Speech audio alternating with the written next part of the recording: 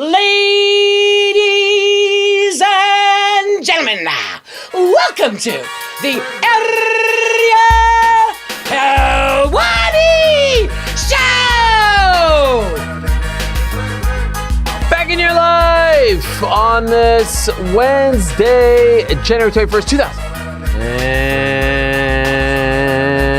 2026. Hello again, everyone. I always have to pause just a little bit to tell myself it's not 25, it's 26. It's not 25, it's 26. And so here we are. The streak continues. I have yet to mess it up. It's great to be here on another frigid Wednesday in New York City. We are inching ever so closer to the big return of the UFC. Everyone very excited now. Everyone very, very, very excited, it seems, for UFC 324, which, as we've discussed time and again on this program over the last couple of days and last couple of weeks, it's a very good card, despite all the subtractions. Massive week for our friends over at TKO, because not only is it the return of the UFC on Saturday and the debut on Paramount Plus, it's also the debut period of Zuffa Boxing, and that is on Friday on Paramount Plus. So that's a massive, massive week for the company. In the midst of everything going on with the company, there's Royal Rumble coming up next week, and we'll tell you about our coverage surrounding that. Another Uncrowned Saturday on the same day as UFC 325, and Teofimo Lopez, Shakur Stevenson. Next weekend is going to be fun, but we're focused on this weekend for now, and we've got a tremendous show. Another great three-pack of guests on this here Wednesday. 2:30, we're going to be joined by one of our favorites, the former reigning, defending UFC middleweight champion, the one and only, the last style bender, Ariel Adesanya. One of my favorite videos with my daughter back in the pandemic days when we were doing our Clariel show, the Claire and Ariel show, was when I was trying to teach her how to say Ariel Adesanya. And she kept saying, Adesanya, Adesanya.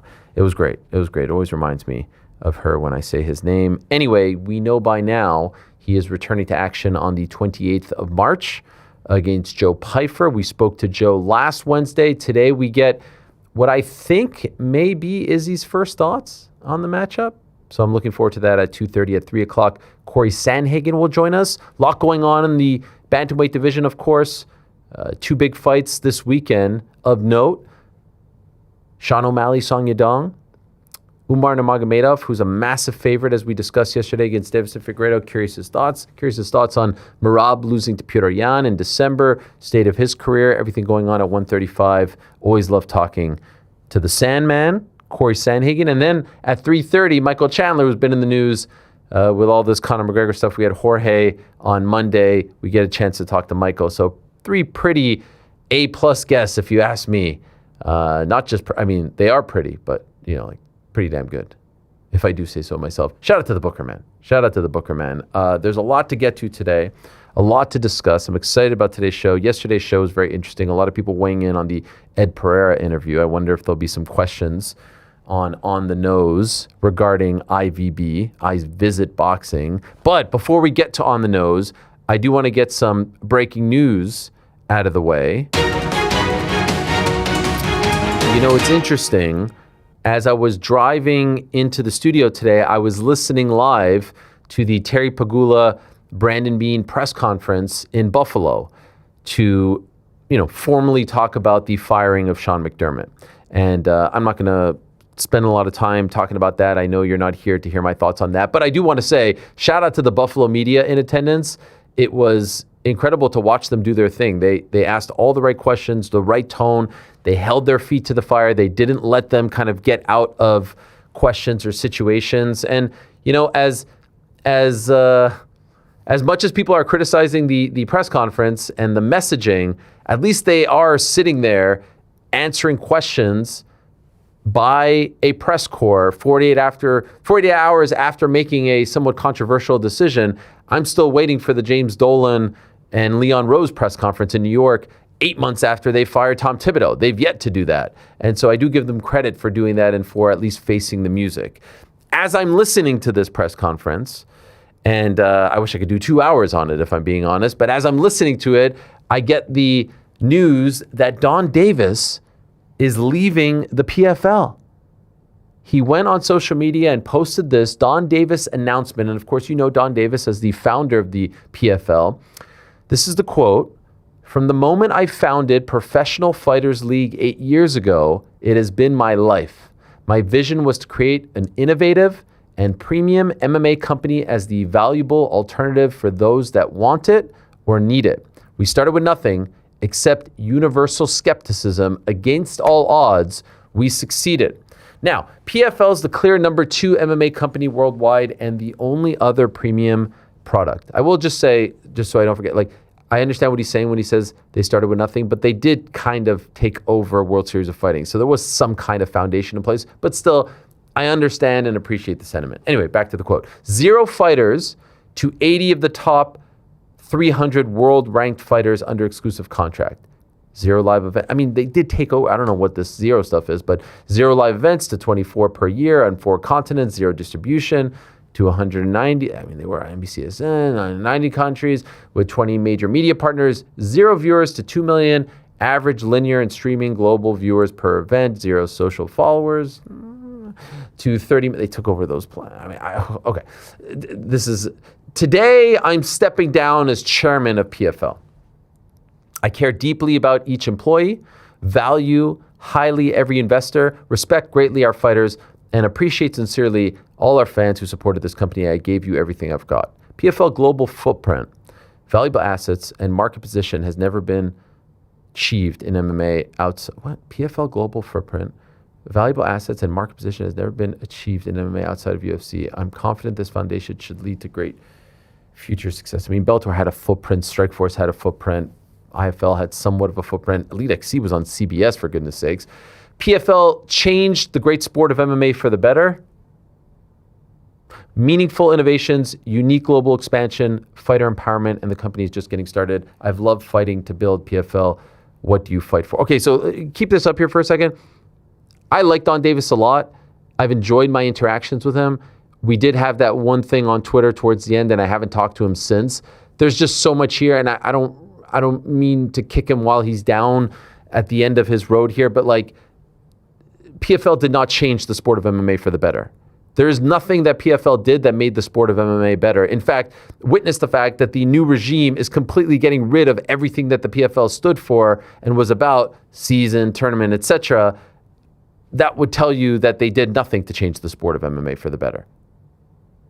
Meaningful innovations. What were the other ones at the end there? Unique global expansion, fighter empowerment. The company is just getting started. The tagline at the end is great. What do you fight for? Is amazing. A salesman until his final hours. And again, no animus whatsoever, but there's just so many inaccuracies in this statement. And so moments after this statement came out, the PFL issued this press release. Professional Fighters League completes successful strategic capital raise position organization for exponential growth. Transaction strengthens balance sheet, funds future growth, and establishes lead ownership by Nighthead Capital Management LLC and 885 Capital. The PFL today announced the successful completion of a strategic capital raise that strengthens the organization's financial position and ownership structure as it enters a pivotal year of growth. The newly raised capital will be used to retire existing debt and fund ongoing growth and operations, providing PFL with enhanced balance sheet strength and increased operational flexibility. As part of the transaction, certain affiliates of Nighthead Capital Management LLC and 885 Capital have expanded their ownership stakes, reinforcing long-term support of PFL's global strategy, premium live event model, and international expansion. I'm not going to read the whole thing, but I will say this is why he's out. He's out because there was massive debt. I've heard in the range of around 350 million, and this new investor group comes in, pumps a whole bunch of money out. His stock, his shares in the company get completely diluted, and now he's kind of essentially left with nothing. And so this was part, you bring in John Martin, new face, new voice, the board puts him in place, and the old guard is out. And that's why you saw Ray Sefo out and others behind the scenes as well. And I suspect more to come as well. This is a brand new regime and a brand new start for the PFL. I mean, they might as well be called something else at this point because it's a completely different company now. And it goes to show just how hard it is to do this. And, the UFC is a real success story. What the Fertittas did and Dana White did in those early days, bleeding money, not that much, but a lot, is a real success story. No one would ever question that or debate that. I was talking to one person who said, the deal to buy Bellator, which, wasn't a monetary transactional deal. Like, they didn't pay millions of dollars for Bellator, but they did dilute it. They did dilute the stock as a result because it was an equity deal. Perhaps in hindsight was a big mistake. I know people are going to point to the Francis Ngannou deal. That did not lead to any of this. The guy fought once for them. And yes, there was PFL Africa and all this stuff, and I'm not trying to say that this has been a home run. I'm not. But if you think that the Francis Ngannou deal is what led to all of this, that's absurd. It has not proven to be a successful deal. It has not proven to be a home run, but there have been a lot of big mistakes. Sticking to this tournament stuff, all this, I think that's part of the reason why it hasn't grown. What is the PFL? Does it have any sort of brand recognition, any sort of cachet with the audience? I don't know. The bottom line is this: the next 355 or 45 days for the PFL are make it or break it. They have a rights deal that is up with ESPN at the end of this year, and they've got to hit a grand slam here to survive as a company, because these guys who are coming in aren't going to want to bleed more money. This is it. This is the moment. And so you see them paring it all down. They still have PFL MENA in Africa. We'll see how long that lasts. The PFL Europe stuff is going away. There'll still be European events, but my understanding is around 16 or so events, and they're just going to try to make it the best product possible. Like the event you're seeing on February 7th, which I think is a fine card. And then there's the Madrid card, Pittsburgh card, etc. Those are the ones that have been announced. Make it or break it. So Don Davis, who was sitting in our old studio not that long ago, talking about them being the co-leader, talking about how bullish he was about the future, is out. Crazy. And so it was weird to digest all of this as I'm listening to a press conference where, the team that I'm loving, so for so many years, the Buffalo Bills that I adore, talking about their regime change. I'm like, oh, wow, you don't see regime changes in MMA. You don't see this type of stuff in MMA. We've seen sales, but few and far between. This is a big story. Obviously, it won't be as big as UFC 324 or anything UFC related, but, to his point, they are the number 2. I would argue they're the number 2 by default. And there is a good question and a good debate to be had about just the state of MMA. As I've said time and again, the UFC is on fire, and I said this before the $7.7 billion deal.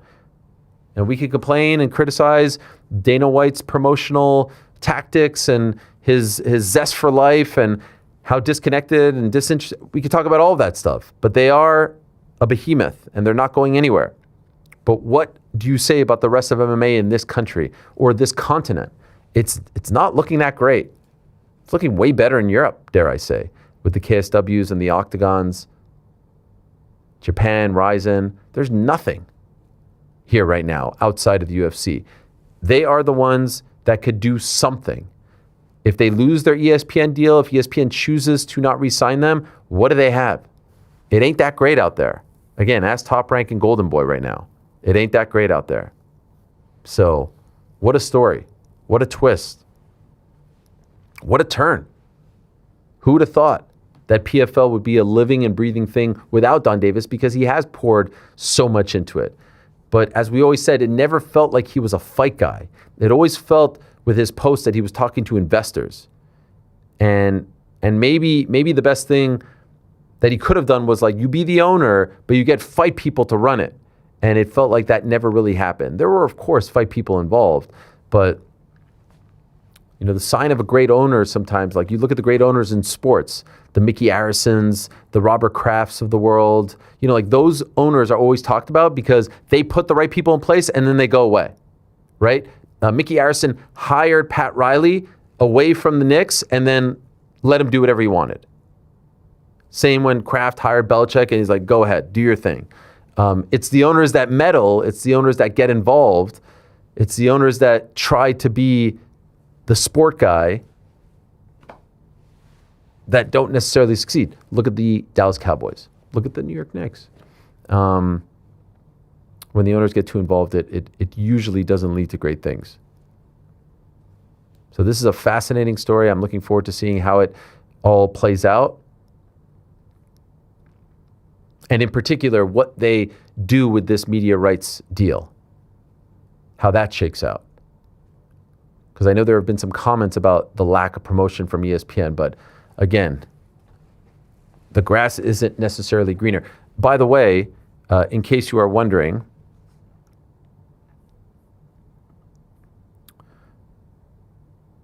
what I'm hearing is that, whatever affiliation, business-wise or not, that Jake Paul and his team had with the PFL, I'm hearing that is no more. So that is, something that kept being brought up regarding would he fight, would he not, promotional. That was a big thing that they did a couple years ago. I'm told that term has come to an end. So take that for what it is. All right, let's go to our questions. Perhaps there's a question or two on this, so I don't want to take up too much time talking about this. Time now for everyone's favorite segment of the week. It is time. It's time for On the Nose.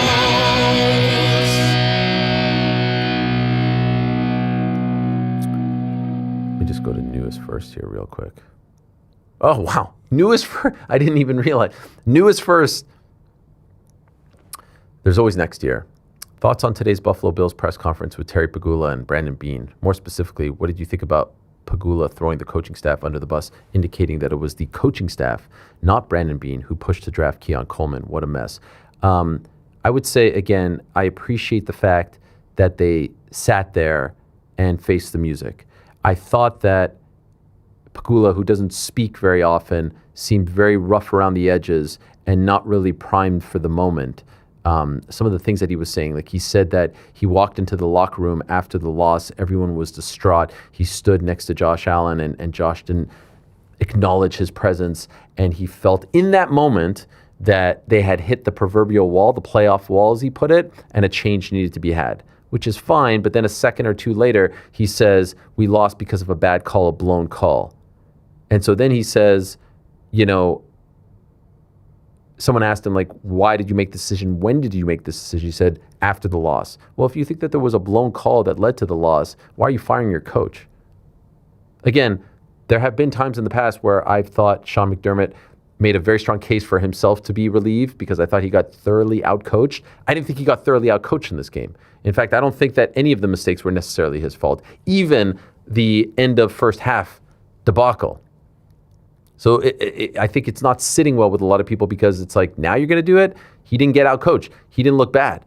Now, I do think that Trevor Lawrence saved him in the first round because I think he should have kneeled at the goal line, run down the clock, and then score. They scored right away, giving them a minute to come back. And then, of course, Lawrence throws the interception. That could have been a disaster, but Lawrence saved him. I thought Beane came off all right. The Keon Coleman stuff, everyone's making a big deal about, but Keon Coleman, who cares? Who gives a crap? All right, Keon Coleman, he was a bad pick. Let's move on with our lives. We're focusing too much on this one irrelevant guy. I know he was a first-round pick, but there's a greater story here.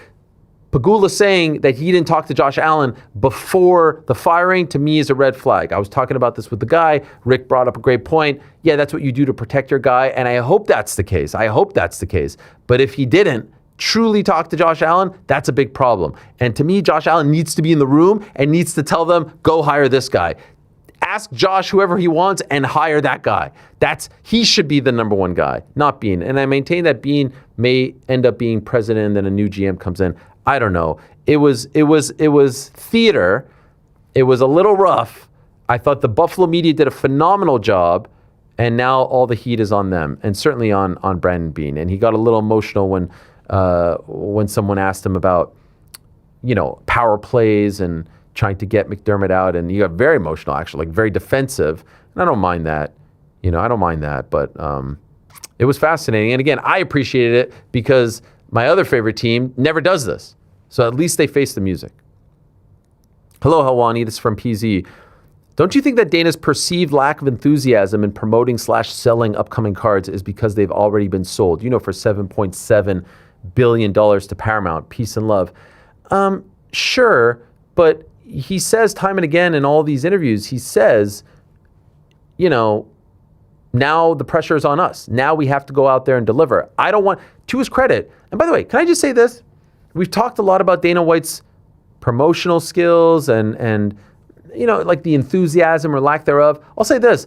I have not seen him do so much media about a UFC card, and a lot of the stuff, like, nothing comes of it. Like, a lot of it is very, the one yesterday with TMZ, like, there's a couple of nuggets in there, but like there's nothing there. It's all very chummy and hard to listen to, if I'm being 1,000% honest. But at least he's out there like pounding the pavement, and I appreciate that. I do think he deserves some credit for that. We haven't seen this from him, and I don't know if it's because there's been such a big break. I don't know if it's because he wants to at least offer some kind of promotional muscle to the debut, but we have seen him do a lot. Came to New York, was in LA, so I do think that he deserves credit for that, and he also deserves credit for saying, like, look, I don't care about the money.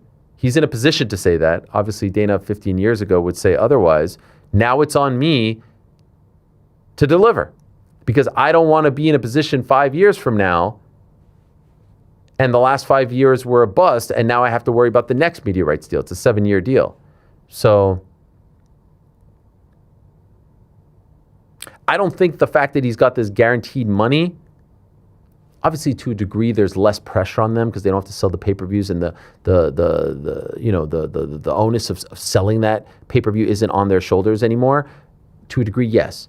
But I do feel like the general malaise is because of the fact that he's been there, done that. He won the race. He's very, very successful. And that fire, it's impossible to keep it burning the same way as you were when everyone was doubting you and you were bleeding money. That's just human nature. I've never said, by the way, that I don't get it. I've never said that I don't get it. It's just very apparent. I understand it.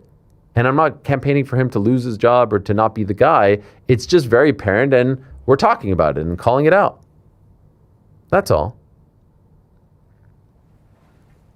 Here's slanging and banging. And by the way, Rick and GC are here. I kind of Hi. started off hot. Yeah, sorry guys. Hello. How are Hey, you? what's up, man? Hey, what's up? We're a little bit in mourning, like Over what? Don Davis, caller Oh. to the show. It's a rough day for our boy Don, but our hearts with him. Tough. I was wondering actually if his first comments Official will comment? be on the program tomorrow. Find out tomorrow. I'm imagining there will be. He now has more time to call in. I do hope that he will continue to call in because those are some of my favorite moments on your Same. program. Does the Axeman tattoo get better or worse with this? I have to say worse, right? I mean, if you think he got the axe. Can we do a cover-up for whoever will be in the cage? I think it's a moment suspended in time. Okay, I think fair it enough. gets Better. Fair enough. Wait, what were you going to say? You cover the tattoo with a Oh. new, figurehead who's going to be. Maybe it's John Martin. Maybe you just cover it up. I think you have to keep it? adhere to the moment. The Yeah, Davis yeah. boys. Yeah. Alfie and Don. By the way, in case you're wondering, the face is John Martin, the guy who will be doing the press conferences and all this stuff and it's John Martin. I think It's always everyone's okay with that. It was always weird in the previous era, right? Because they had Don out there. Don's doing a lot of media stuff. You had Ray Sefo as a bit of a figurehead as well. And then you also had Peter Murray. So you had all these different people who were kind of representing the promotion. Also had Coachman. Don't forget. And then you had, don't forget, Coachman. If you don't hear it from him, Which was the ultimate debacle. Yeah, I think you're going to hear from one person now. And I think that's a positive. I think it's John Martin. I think Mike Hogan is obviously still around. They've got their promotional matchmaking team. They've got a fighter/talent relations team. They've got a PR team.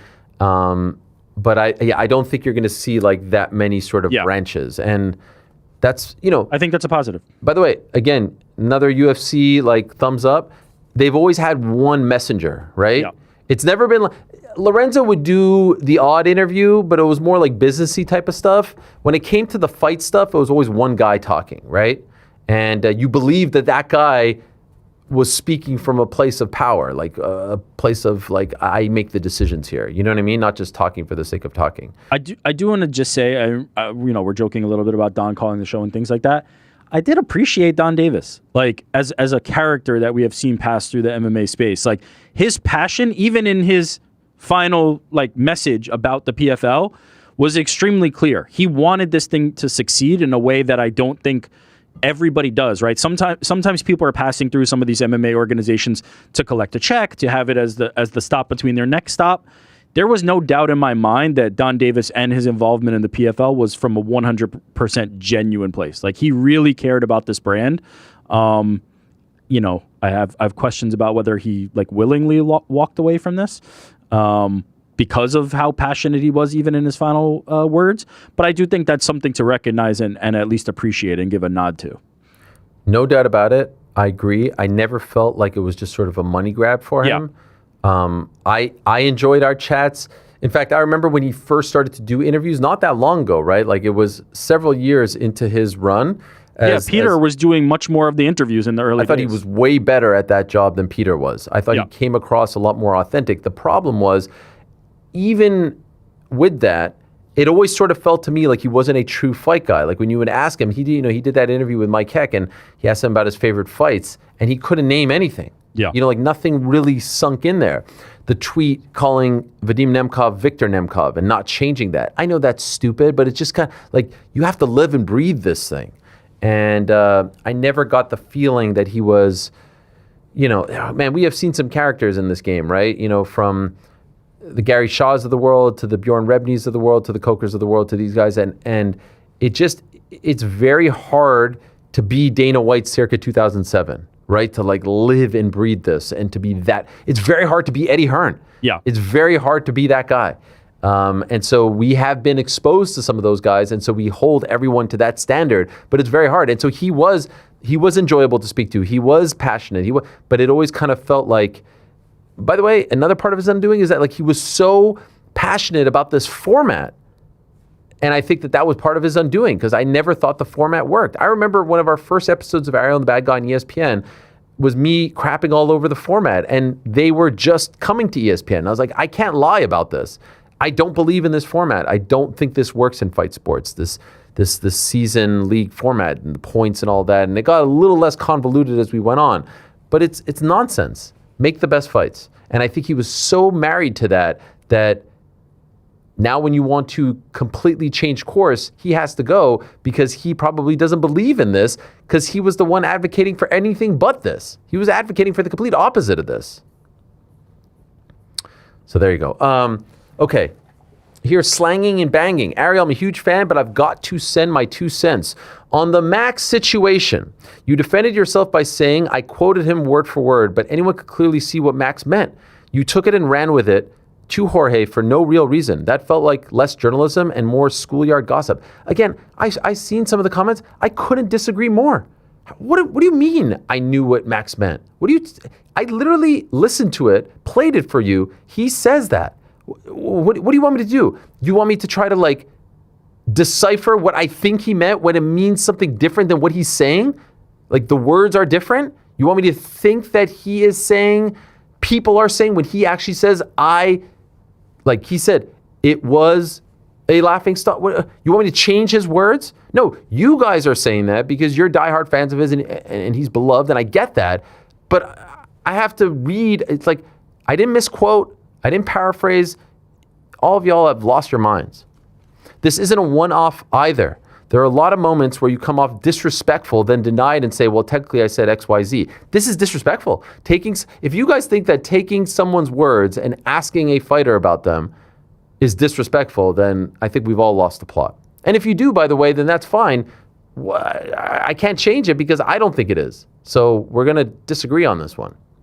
When everyone can clearly hear the tone, I don't have exact timestamps, but when something happens over and over, you don't really need them. What? If one person says this about you, maybe it's a lie. If 2 people say it, maybe it's coincidence. But when dozens and dozens of people are saying the same thing, maybe it's just you. A couple of examples. On Monday's show with Sean Strickland and Nick Diaz, when you said something like, oh, here's 2 great minds coming together, you were obviously implying they're unintelligent. No. Last week's show with the man in the hat was also hard to watch. You were shitting on his team. Oh, come on, bro. What is this? You got way too deep into this really bad question. Jesus. Listen, you don't like that I asked that question? So be it. How many questions am I asking every freaking week on this show? And so if you don't like one out of the 200 that are coming out of my mouth over the course of a week, I can live with that. I think this is all much ado about nothing. He didn't like the question. Much respect, so be it. I didn't like his response. We're going to agree to disagree. I think we're all big boys and we can move on. But this is absolutely absurd. This is absolutely absurd. If my biggest crime in this situation, if my biggest crime is that I quoted him verbatim, I can live with that. Pecan Pie up in this. Hey, Ariel. Am I the only one that has no interest in Conor McGregor versus Jorge Masvidal in 2026? Dana shut down McGregor/Chandler because that matchup was from a couple years ago. Well, McGregor-Masvidal is from 6 years ago, so where's the logic here? If we're revisiting any of Masvidal's old foes for the White House card, it should be Leon Edwards. Don't disagree with that last statement, by the way. In case you're wondering what this gentleman is talking about, here is Dana White on with TMZ yesterday, and he's asked about this rumored Jorge Masvidal versus Conor McGregor fight. This Saturday, when this fight ends, Monday, we will be matchmaking. Monday, Tuesday, Wednesday, we'll be building the White House card. I think we'll have it dialed in by the second week of February. We'll have everything done. In. Yeah. I'm sure you've heard the new talk is that Conor McGregor, Jorge Masvidal could be a potential. No, What's your thoughts? Oh, you haven't heard this? No. This is the biggest thing on social media now. Everyone's talking. Yeah, that Chandler's out and Masvidal's in, and it's By the way, I love how this dude. You know what's I love how funny? this So dude in my- asks Dana, "What are your thoughts on a fight that he would be the one making?" Like he's asking me. Like the question is there any validity to the rumors of you guys trying to move on from Conor versus Chandler and trying to make Masvidal versus Conor? That's the question. But anyway, fascinating little insight here from Dana in the response. Algorithm on Instagram, I have nothing MMA. Right? Literally nothing MMA. I don't listen to any of the goofy No. that goes. No. Is that considered goofy? That's goofy shit. Yeah. Okay, so that was a good follow-up. Is that considered goofy shit? It's goofy shit. That would, I think, imply that he is not interested in that fight and there's no validity to them making it. So in the end, we got the answer to the question we were wondering. I do think it's interesting that the president of the UFC, the algorithm works based on what you're consuming, and I'm not saying he should consume MMA-related content 24/7, but just by virtue of the fact that he's the president of the UFC, you'd think he'd be interacting with UFC content and whatnot, fighter content. The fact that the algorithm, if it truly doesn't feed him any MMA content, is wild. I feel like the way he's positioning that is more of a shot at the MMA media. I think the way he kind of deciphered all of this is that the MMA media came up with this because he always wants to take a shot at the MMA media. But I don't know. I don't know where it originated, to be honest. But needless to say, it sounds, unless you guys think he's bluffing, it sounds like we can move on from the Masvidal-Conor idea, right? Yeah, but it also sounded a week ago like we can move on from the Conor Chandler idea. Like, I don't know what to make of any of these things at this point. Can I tell you my theory? Yeah. My theory is Gaethje will be in play if he wins. Patty will be in play if he wins. Max will be in play if he wins. And Charles will be in play. Is Michael Chandler in play? I think he is still in play, yes. And I don't understand why. I don't. I know that's why he's on the show today. But, he keeps saying we're going to wait until after this weekend. Well, why are you waiting until after this weekend? Yeah, I don't know. I don't understand it. Justin. Patty versus Conor would be a gigantic fight. Justin versus Conor would be a gigantic fight. And yes, I know what you're thinking. Wait, aren't they the interim champion? Who cares? Who cares, right? No, I was not thinking that at all. Okay, maybe you're... That's a Mickey Mouse belt that I have no care or concern for. Would you say it's laughingstock, Bill? You know what was interesting about that interview? Oh. When Dana White says it's goofy shit, and then the guy says, "You said it's goofy shit. Is this goofy shit?" you don't want to quote somebody and ask them about something immediately after they say it. Like, that would be bad form journalistically. I'll be honest. All those are fine. I'll take, as I said this to GC on Boys in the Back last week, I'll take Conor McGregor versus a broomstick. I don't care as long as it's Conor McGregor. Jorge Masvidal isn't a bad Conor McGregor opponent. I don't know why this idea of like Michael Chandler's a fantastic opponent and Jorge Masvidal is like a dog shit opponent. Like, it doesn't make any sense to me. Couldn't agree more. Like, Jorge's perfectly fine in that spot, but I'm open to anybody, truly. I just want to know who he's thinking, because he's saying they're looking to have McGregor on the White House card. How about Chandler? Nah, that shit's old. Nah. How about Jorge? Goofy ass shit. So then who? So who is it? Yeah. I want to know. Do you guys, by the way, do you guys think it will be a 55er moving up to 70? Because I don't think it could be, well, I think having him fight a natural 70-pounder, that's a big dude, right? Like, look at Shavkat, huge guy. Look at these guys at the top of the food chain, unless it's, Islam. But I feel like the names sort of center around 55ers who can move up to 70. Do you know what I mean? Yeah. 55ers with big names and are later in their careers. And the other thing about it, you mentioned the interim title. I was about to say Mickey Mouse again. I'm probably overusing that. At that point, if it happens at 70, then that title is irrelevant to the conversation as well, so it doesn't complicate things further. So I think a 55er fighting at 70, or even, fuck it. Why make them cut weight at all? Do it at 85. Who cares? I still feel like it's going to be Chandler. I don't see any reason why to divert now, but last week... By the way, my choice is Chandler. My choice is Chandler. The guy's waited. Like, what more does this guy have? He has waited. This guy has waited. He's done the Ultimate Fighter. Like, what more do you want from this guy? Does anyone feel otherwise? Does anyone? Because, I mean, if we're talking about, like, these 155ers, like a Max or a Justin or something, or a Patty being in play, like, these guys are at the pinnacle. They're at the prime of their careers. Like, we have no idea what Conor McGregor is going to look like when he steps back in the octagon. At that point, it'll have been 5 years. I do have one fight I'd like to see more, and that's Nate Diaz. That's the only one. Down. Again, that's big the only name, one. I know. Look, I know it's not going to happen. Yeah, my understanding is who's no the talks name? of that. That's Yeah. the only name. Oh, that would be tremendous. Outside of that, Michael Chandler's as good as anybody. I'll take that. No problem. Goofy shit. Hey, guys, it's Maven here. That's who asked. Wait, is it actually? No, but maybe. Question for Georgia Connor.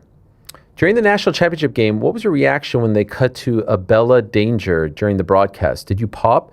Did you point at the screen like that Leonardo DiCaprio meme? Yep. I was just going to say. Did the cameraman know what he was doing?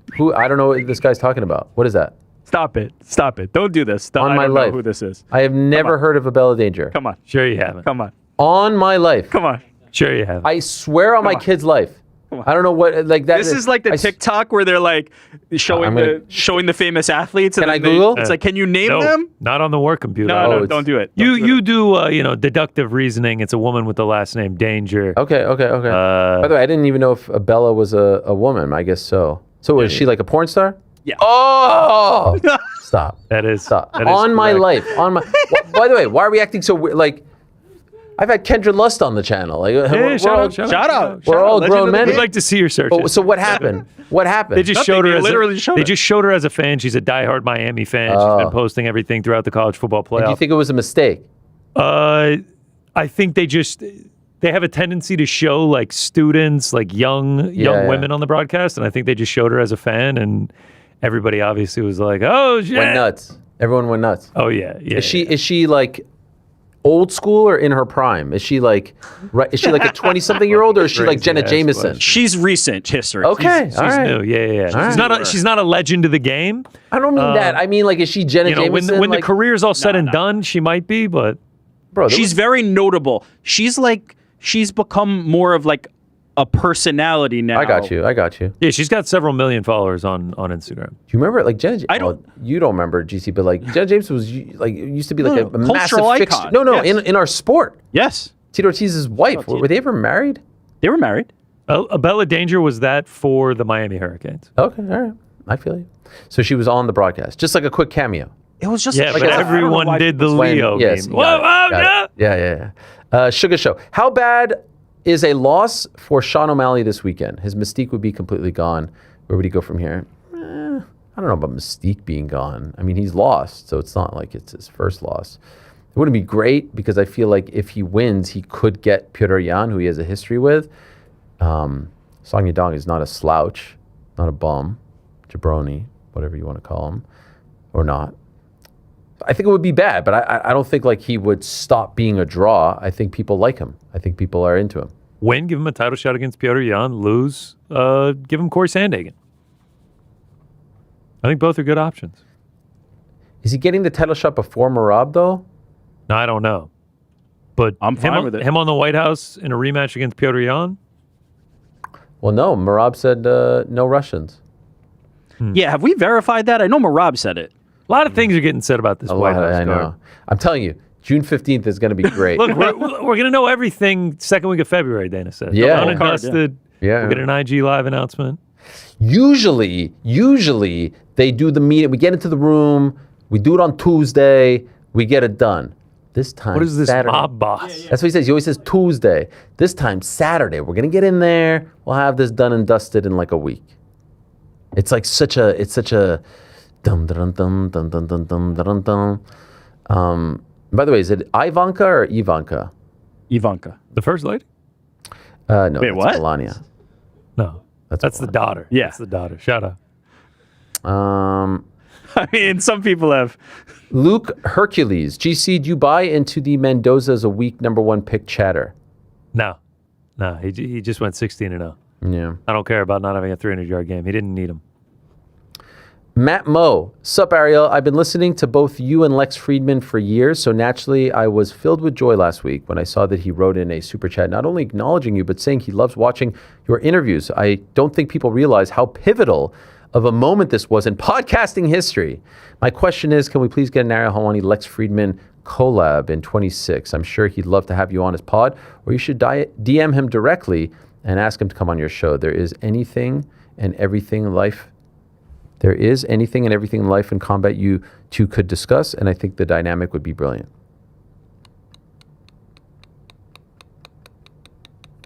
That'd be cool. Can our booker get on that? Yeah, we'll have him work on it. Kenny. Hello, Ariel and team. When Michael Jordan once famously said Republicans buy sneakers too while refusing to publicly endorse a Democrat. Oh, I said, no, I added a question there. He's just saying Michael Jordan once famously said that, which is true. Will there ever be a time when the UFC realizes that centrist, left-leaning, and apolitical fans buy streaming service and event tickets too? Peace and love, peace and love.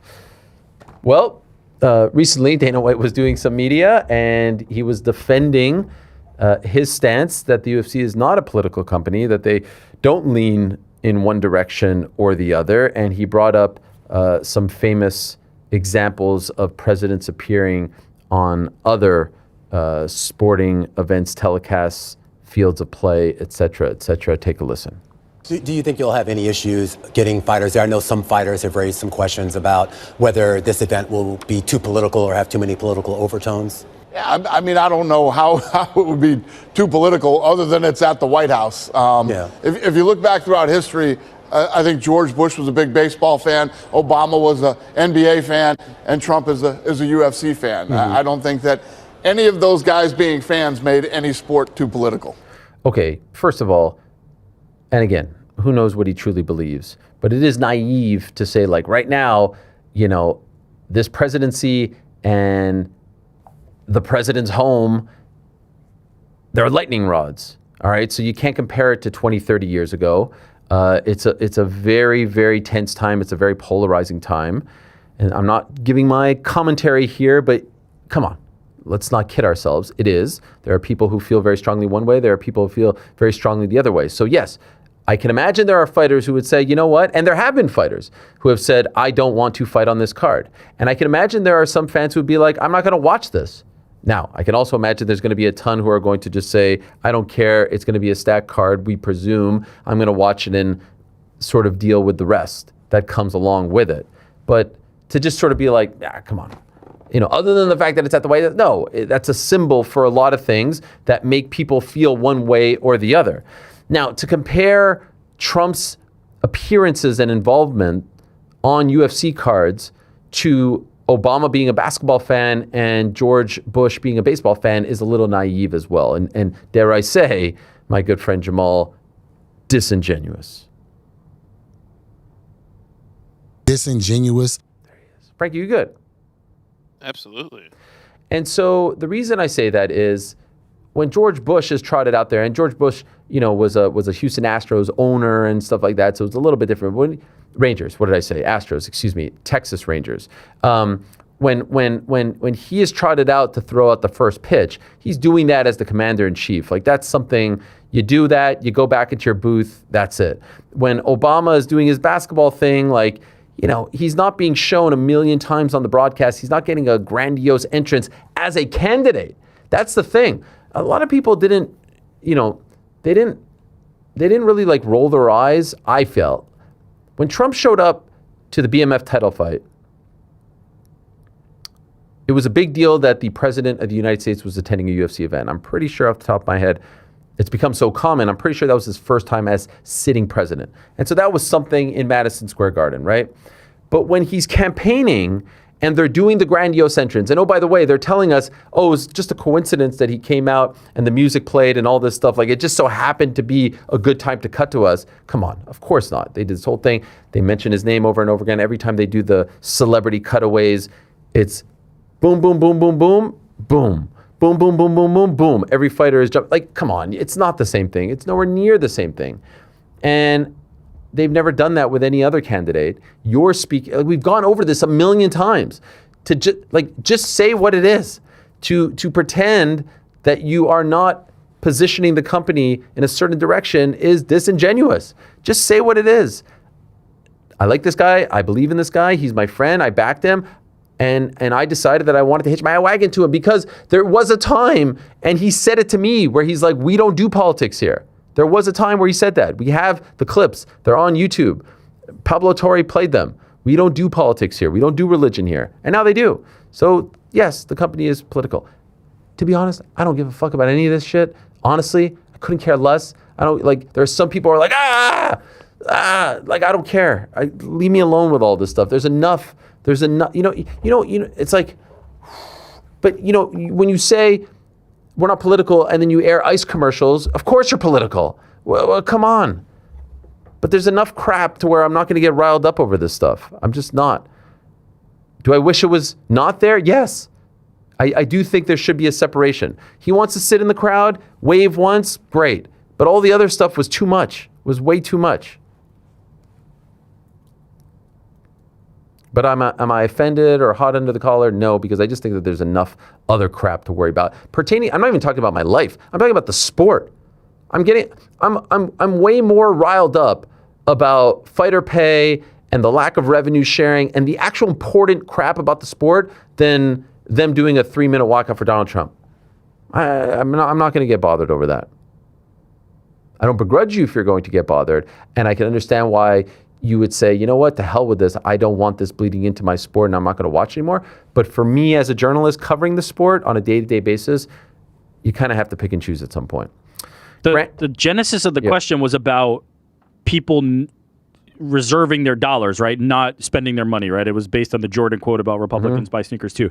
Do you think there is enough people who are saying, I don't want this in my sport, so I'm not going to watch? Because I'm not convinced that there is. I'm convinced that they could do this till the cows come home. In fact, I'm convinced they could get even more political, right-leaning, and no people who have opposite side politics would tune out because they care about the sport.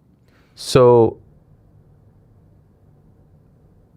I think that there are those people. I think they exist, but I also think that it's not going to put a dent into things. Yeah, it's a very small you know what I mean? Number. Yeah. If you love fights, this is the best fight promotion in the world, and you're going to tune in. 100%. I think most people. I think there's enough people who are like, ugh, and then they're like, okay, let's just keep watching. Exactly. You know? Yeah. What's the difference of like everyone being like, oh, the NBA is too political, I'm not going to watch, and now their ratings are sky high, and they're on like 17 different streaming services, taking as much money as they've ever made. Yeah. You nailed it. I remember during the pandemic, right? Everyone was like, oh my God, this is the death of the NBA, right? And because, you know, they were kind of going the other way. Yeah. And, you know, look at them now. Go woke, go broke, remember? Look at the deal that they scored, you know. So I don't mind, by the way, like John Smith and Tommy Carlos, 1968 Olympics, fist up in the air, Mexico City. Like those are incredible moments, and those are political statements and all that stuff, to a degree, civil rights, whatever you want to call it. But it's like something that extends past sports. I don't mind that. I don't mind when athletes, like, I didn't mind the NBA stuff. I thought that was all dumb that people were like getting all bothered by that. Who gives a fuck? But once the game starts, there's nothing political about anything that we're watching. And I sort of feel the same way about the fights. But then it's the other stuff. You're like, oh my God, guy wins a fight and he jumps over the cage and now he's kissing his hands. Like, it feels like a lot, you know, it feels like a lot. But if someone wants to do that after winning a fight, then God bless. Who knows? Grant Young, which streamers do your kids watch? Hopefully not Clavicular and Sneeko after this weekend's anti-Semitic debacle in Miami. It's scary to think that young kids watch and look up to these guys. Cheers and thanks for your great work. I don't know who Clavicular is. Do you guys know who that is? Yeah, Clavicular. He's What's the anti-Semitic? He's a looks maxing streamer, basically about maximizing his physical appearance. Okay.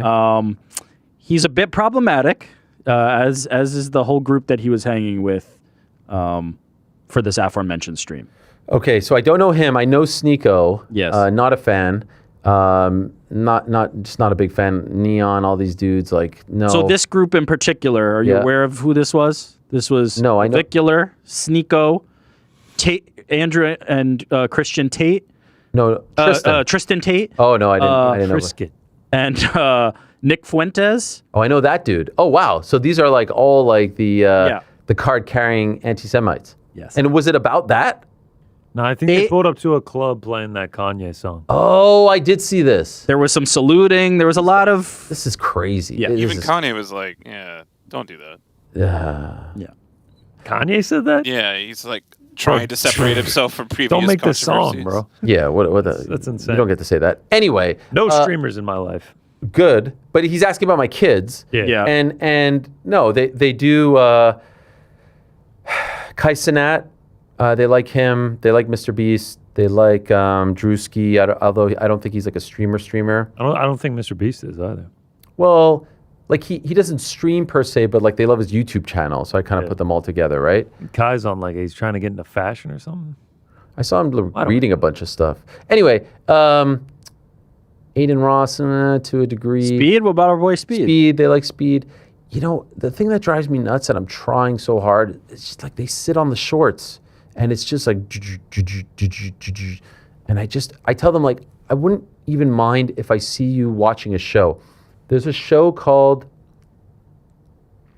Swagger with O'Shea Jackson Jr. Did I talk about this on the show? You said they loved it. That's all you Yeah, so I was actually happy they were like binging it. And I'm like, okay, this is a show. It kind of reminds me of a show that I used to watch. It's a basketball show. I'm fine with that. I watch I'm not going to be the guy who's like, don't watch on your iPad or on your TV or whatever, or on the TV, in the den. I just don't like when they're sitting there like scrolling through this nonsense. That's the part that gets me, a little annoyed. You're a den over living room guy. Meaning, what do we call it? Yeah. The TV is in the den. But aren't those two different things? I grew up calling it the den as well. The living room is like that other room with like the chairs and stuff. Does anyone sit in that room? Actually, my daughter likes to sit in that room because she gets annoyed when we watch sports. So like that's her room to sit on the iPad. I think growing up, my living room was actually the computer room when you used to have a room dedicated to the PC. I appreciate the fact that you are still old enough to have a computer room. Oh yeah. I thought that like you entered the world when old giant wall. Wasn't that the best? Unit. Wasn't that the best? Gateway. Yeah. Compact. The best is like when you were well, it's not the best, but like you actually had to have like I would get into arguments with my brother about whose turn it was to go on the computer. Yeah. Yeah. Me and my two brothers argued relentlessly. Yeah. Okay, gents, we continue. A reminder, Israel Adesanya at 2:30, Cory Sandhagen 3, Michael Chandler 3:30. A very fun thing we will do at 2 o'clock, so stay tuned for that. Persian Apothecary.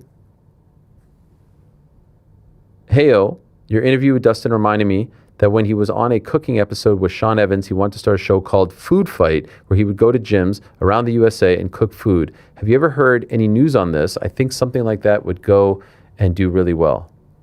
I have not, but it is a good idea. Have you guys heard about this? Okay. No, I haven't. Saul Various. Hey, Ariel. During the interview yesterday with Ed Pereira, a lot of what he said seemed to have little info behind it. A lot of in talks and conversations and ideas, but little solid plan. A free event quickly becoming a paid thing. If you'd want anything besides basic access to watch a screen, probably the chat, myself included, felt like it seemed very fake. Many Fire Festival jokes were made. Ariel, what is your unbiased true opinion about what he said at that event? I'll be honest with you. I did not come across impressed. I did not come across a believer that this was going to be a thing that would come to fruition. Number one, I'd listened to a lot of his early interviews, and a lot of his early interviews said, we're going to have an event that's free to the public. Very, very small amount of tickets sold. VIP, very small amount, but the vast majority will be free. He tells me yesterday 50%. 50% of 140 is 70,000. Let me ask you this. If your person's 75,000, why would you buy a ticket to something that another 70,000 people are getting into for free? How could you then distinguish? You know what I mean? Why would you buy a ticket to something if there's a whole bunch of tickets being given away for free? It's not going to work. You have no fights attached to it. You first get the mega fight, then you sell the tickets, then you promote. You don't say, I'm going to do this, and I bet you bottom dollar I'm going to do it, and then get the fights. There's no promotional outfit attached to it. I don't believe the YouTube deal is what is being made out to be. I'm not trying to be mean. He seemed like a very, very, very lovely man. But like the Times Square event is nothing to really hang your hat on. And even if you do want to talk about that and the logistics behind it, or Dubois, Joshua, or any of those other Riyadh events that he talked about, like how much did he actually truly do? From a marketing perspective, great. But that's not putting on the event. That's not putting on the event. When you start talking about 12 iconic events, what does that even mean? And why would any of these promoters give them their fighters? Why would they do that? Why would Eddie Hearn say, yeah, okay, it's one thing for Eddie to be like, yeah, Anthony, go fight on Netflix, the biggest streaming platform in the world, against Jake Paul. That's one thing. And DAZN will be okay with it if they pay them X amount. Why would he give up anyone to just go fight for these guys? There was and that's just scratching the surface. A million holes. So we've heard this before. We just went through this with GFL. I'm skeptical. I'll put it that way. By the way, saw a report from Usyk's team saying that they're talking to Zuffa. Did you guys see that? Let me tell you what. I did, yeah. That, again, not an up-and-comer, but if they get Usyk, I mean, this is all happening a lot quicker than even they predicted. They're talking about like up-and-comers. Usyk, Jaya Pataya. Yeah. You know, Dana said in an interview that I saw yesterday, maybe with the TMZ guy, like in 6 months, I'm going to call Terrence Crawford. He doesn't believe that he should be retired. Like now you're talking about three of the very best fighters on the planet. Yes, but my confusion at all this is my understanding ahead of time was major boxing fights with the biggest names, one-off events, and then building the league format where we have guys locked up under contract. I don't imagine that an Usyk, Crawford, Jaya Pataya is cool with just like, I want to fight the people on the Zuffa roster and only the Zuffa roster and win the Zuffa belt.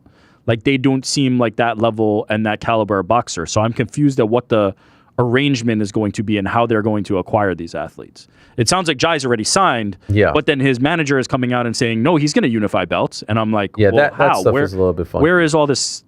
How is this all coexisting? I don't understand. Is there someone told me their theory, which was like he's going to win all the belts and then he's going to bin them, right? Under the Zuffa banner, he's going to then go out and do it? Yeah, first of all, that's going to take a year or two to win all the belts, right? And number two, why would any of those sanctioning bodies, why would any of them put him in a fight? Correct. If they know he's going to put their belts in the garbage can. Yes. The whole Zuffa thing was we're going to revolutionize boxing. Right. No more belts from these sanctioning bodies. So why, if I was a sanctioning body, would I put Jaya Pataya against one of the champions holding one of those belts? I'm confused about how this is all going to work because I wouldn't have thought these would be the names. Usyk in a fight maybe as a one-off, but like Usyk signing with Zuffa doesn't feel like what I was imagining before. So but I if don't you know. can sign him, oh yeah, sign him. Of course. How many fights do you get out of him though? 2? I mean, still, you're still getting him. Look, then you get 2. By the way, you put those fights on Netflix. Netflix wants the big fights. They have the ability to make big fights. Like I think they're going to try to do AJ Fury on Netflix and be involved in it. And these are the Zuffa is, you're saying? Yeah. What's their involvement? What do you mean? On which side of that fight? They're just putting it on. Riyadh, AJ's tied to Turkey. Tyson's no longer tied to Top Rank. Let's go. So we're putting it on. Dana's there, takes credit for it. Other people are paying, and they'll have to work with other people. Just like Canelo had his own little team, and Terrence has his team. But they're trying to put on the biggest events and be attached to the biggest events. So I think there's going to be a little bit of that and a little bit of what we're seeing this weekend. I get what you're saying, but would that not be Matchroom and Queensberry, or Top Rank rather? How would they get into the equation? I don't think Tyson is with Top Rank anymore, and I think that they would just cut a deal. Every man has a price with Tyson, and they would be the promoters. Yeah. All right. Nick Khan did the Top Rank deal with ESPN. He knows all of this very, very well. He is very, very, very clued into the boxing scene. And I wouldn't be surprised if you start to see more of these guys. Like Keyshawn Davis, Abdullah Mason, all those great young Top Rank fighters, they don't have a home. And they can keep like putting them on other cards, but at some point that's going to come to an end. And those are perfect guys for Zuffa Boxing. You know what I mean? Those are the guys who I thought would be the roster for Zuffa Boxing. Those guys make sense. Once you start getting to Usyk, Tyson Fury, that's where I'm like, how's the worst thing you do for now is count these dudes out. Like they should not be counted out. The only thing that we could say is like the messaging is a little funky. But again, as I said yesterday, I think this time next year we'll have a much better sense of who they are and where they're going and what they're doing. But I'm not going to sit here and count them out. It's the freaking Avengers of fight promotion coming together. Yeah. WWE and UFC, they have their producers working on this as well. It is not going to fail anytime soon. It could fail in the long run. They have immensely deep pockets. They've got the platform. They've got the ability to put shows on Netflix. They've got the ability to cross-promote. It would be shocking if it failed anytime soon. And by the way, right now, sorry to interrupt, but right now, it sounds like they're about to get the Ali Act stuff over the line. Yeah. What timing, right? 2 days before their debut. But this is my confusion and why I'm not understanding the strategy, right? I'm with you. I would never count them out because there's too many bright minds when it comes to this and too many people who have been successful in the combat sports space. But if you're doing fights with Tyson Fury and Usyk and all these fighters, let's say Terrence Crawford, Jaya Pataya, and you're like, yeah, you can go fight, for other people's belts. You're allowed to. If you're the fighter who's signed to Zuffa and they're like, nah, you got to only fight for our belt, why would you accept that? Why would you go enter this world? It doesn't make sense. I think it's like with the UFC. If they started all of a sudden saying, hey, you can go fight PFL fighters. Yeah. Why would anybody ever just only fight for the UFC? I think Dana White is going to walk in there and these guys are going to walk in there and sell them on this dream that this is the future. That you don't need these guys that are going to try to mooch off of you and take a percentage. We're not going to do any of that. Come fight here. But why am I doing that when this guy at the top is allowed to go fight whoever he wants for whatever belt? You're not that guy. Yeah, you're not that guy. You got to pay. Callum Walsh can't say shit. That feels like a hard sell to me because then you could just go to Eddie Hearn. By the way, one day you will be that guy. Yeah. We see it in the UFC. Like, you're not Conor McGregor. You're not John Jones. Floyd. Yeah, we see that in the UFC because the UFC doesn't allow the biggest names even to do that. There was one exception, and it was Conor McGregor, and it's never happened since. Yeah. If the exceptions here are Usyk and Terrence Crawford, there's not much you can say. Man, I'll just say, like, I do not doubt Zuffa Boxing, but if I was Eddie Hearn, if I was Frank Warren, I'd be licking my chops at the idea that they're going to try to pull that wool over people's eyes. I'd be ready to take everybody in. That's what makes this so interesting because I think they are licking their chops, and I think Eddie's down to you're going to treat them like shit while the top guys get to do whatever they want? Come to me. There are 2 American entities without a TV deal right now. Yeah. That's a problem. Yeah. And they're like vultures just surrounding them. And I don't mean that in a disparaging way. I know what you're saying. You know what I mean? Like they're up for grabs, and everybody can get into this game. Yeah. It's going to be fascinating to watch. By the way, speaking of all of this, good time to bring up this little clip. Mauricio Suleiman, the WBC president, was speaking to Boxing Social yesterday and came out swinging when talking about Zuffa Boxing and TKO. I thought he threw a couple haymakers there, and as expected, because they're kind of coming after him. Here's what he had to say. It is very unfortunate. As I say, there's no need for so much negativity in our sport, but that's their decision. That's the path they want to take, and the history behind the WBC, the WBO, the IBF, the WBA is so rich. This is the way boxing is all about. It's like in American football, the NFL is a major league. There have been so many attempts of minor leagues that are coming in and they say they're going to take over the XFL and I don't know how many others. Those are minor secondary leagues as they're going to be, TKO and Zuffa. They're a minor league. I wish them well. I hope they give work to boxers. But the way they have presented it, it's completely against the benefit of the boxer. Minor league. I wish them well. I love it. Do you really wish them well? No, I don't think he does. Mauricio, do you really want them to succeed? Oh, I love it. Coming out swinging. Gents, I want to come out swinging right here and now. I am very excited to announce something. I am very excited to announce that we are partnering with the good people. Frank, some breaking news music, shall we? We are partnering with the great people over at Arena Club. Arena Club, my friends. Do you know what Arena Club is? Let me tell you what Arena Club is, and we're going to do something very, very fun here. Look at this. This is great stuff. Arena Club is revolutionizing the trading card experience by making what used to take weeks happen instantly on their platform. You can get authentic, graded cards instantly and then decide whether to hold on to them in your digital showroom, trade them, auction them off, take an instant cash offer, or ship them to yourself for your collection. The best part is Arena Club's transparency. What does that mean? Well, you can see exactly which cards are in each pack and the exact odds before you buy. Okay, so I mentioned that instant cash offer just seconds ago. Arena Club will offer to buy back your card at 90% of its value as soon as you buy. I did this with my kids. We got what do we get? A Kevin Porter card, and then we just KPJ. We just sold it back at 90% of its value. Wild stuff. A real card. Right now, you could get 20% off your first slab pack or card purchase at Arena Club by using code UNCROWNED at checkout. Again, that's UNCROWNED. arenaclub.com/uncrowned. 20% off your first slab pack or card purchase using the code UNCROWNED. We spoke to these people, love their enthusiasm, love the idea, love that they're partnering with us. That means a lot. We're in the trenches together. I've told you about growing up collecting cards.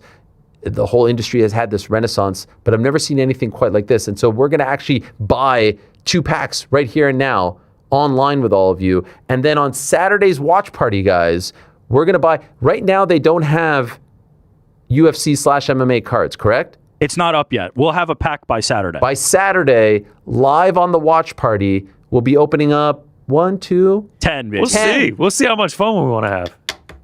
And then, okay, so this is, by the way, this ain't no gorilla eating a cupcake.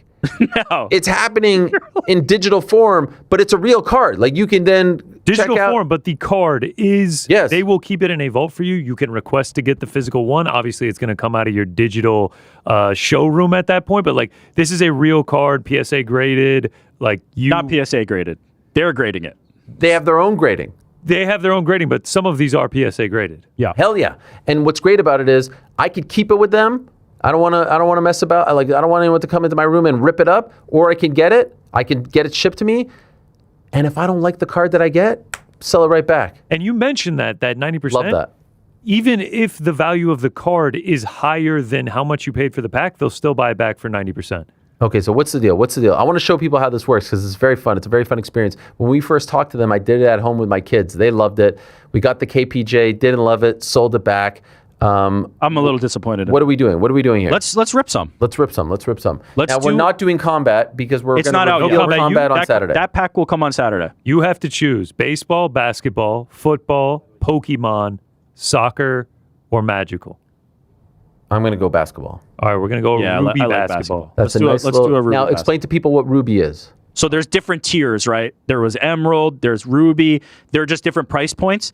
And what's great about them, you talked about the transparency, is like, this is the pack that you're going to open, and you can see all the cards that are in this pack. Like if we scroll down here, you see the Grail, but then you can also see this entire checklist. So we're opening this pack. We're getting one of the cards that is here. Sick. And so like Grails are the rarest. Like this one is LeBron James rookie card, Steph Curry, KD, championship one, a Jalen Brunson. One of the Grails is a Jalen Brunson.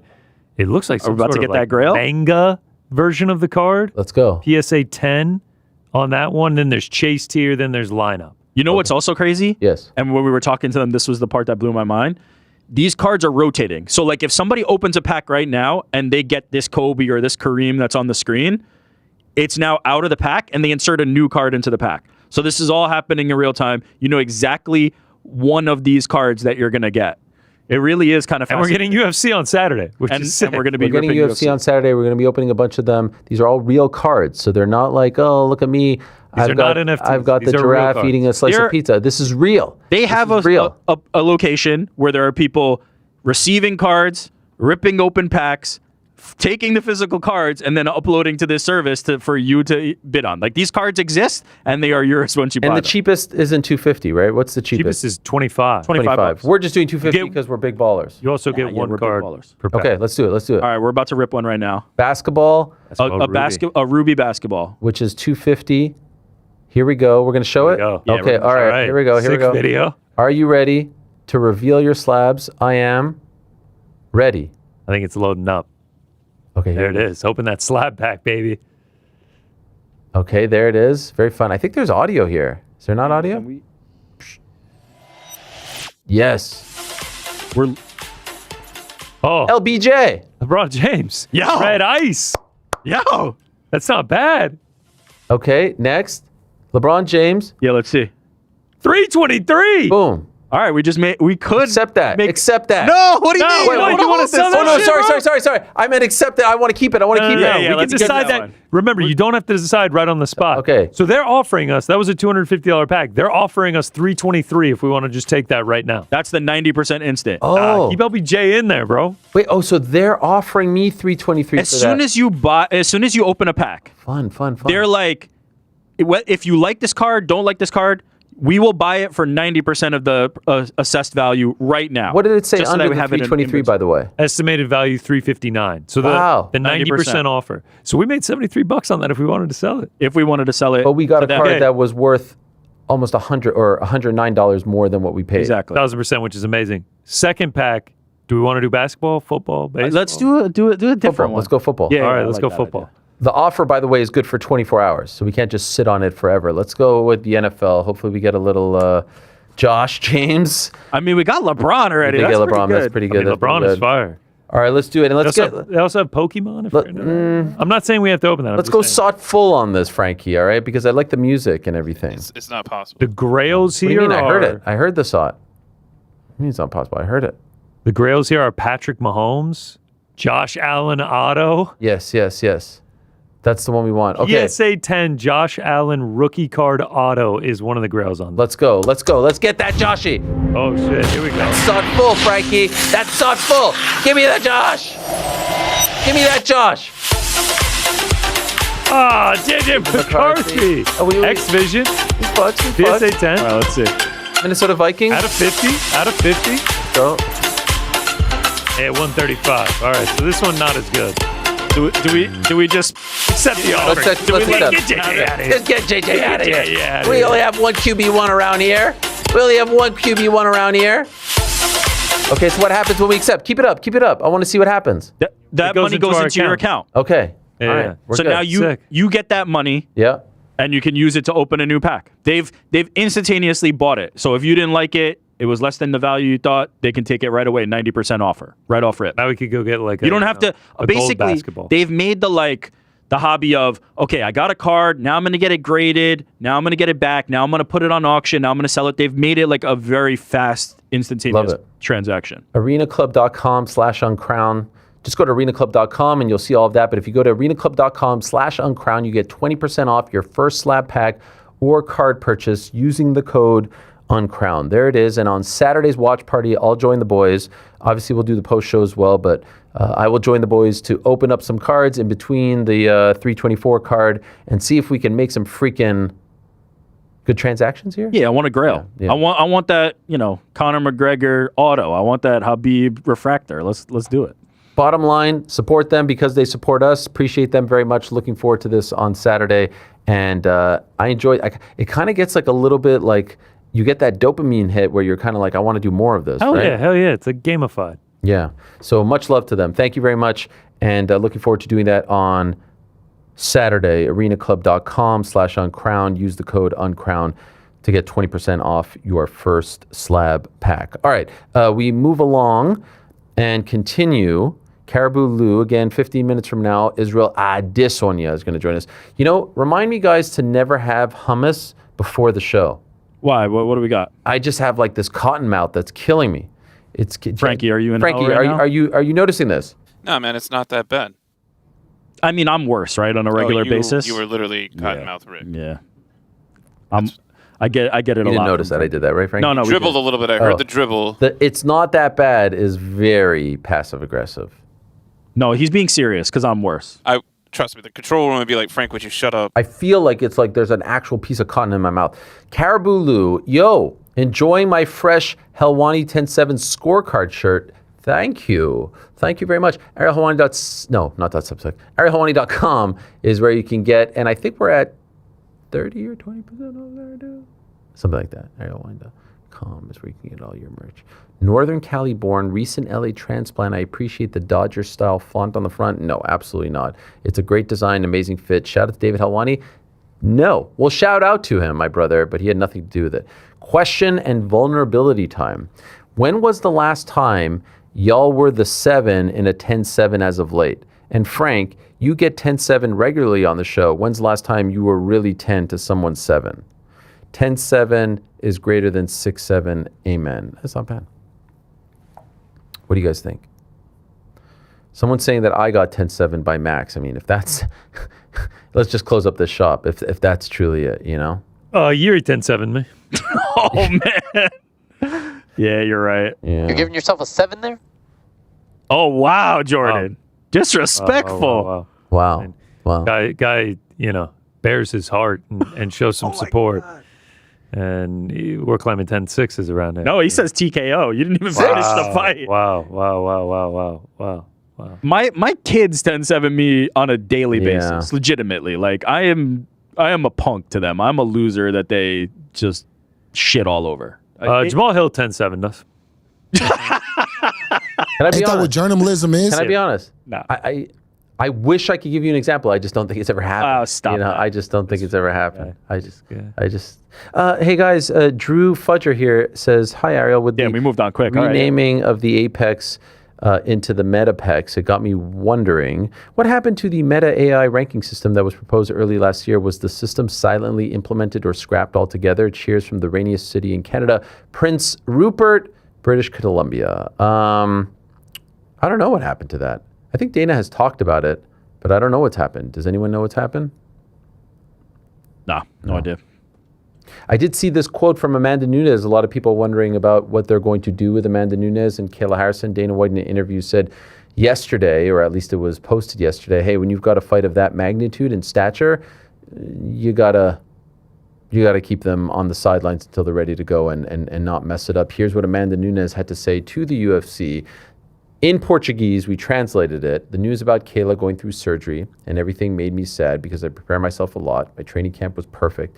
I was super prepared physically, mentally, spiritually. So it's hard not to get sad with all of that.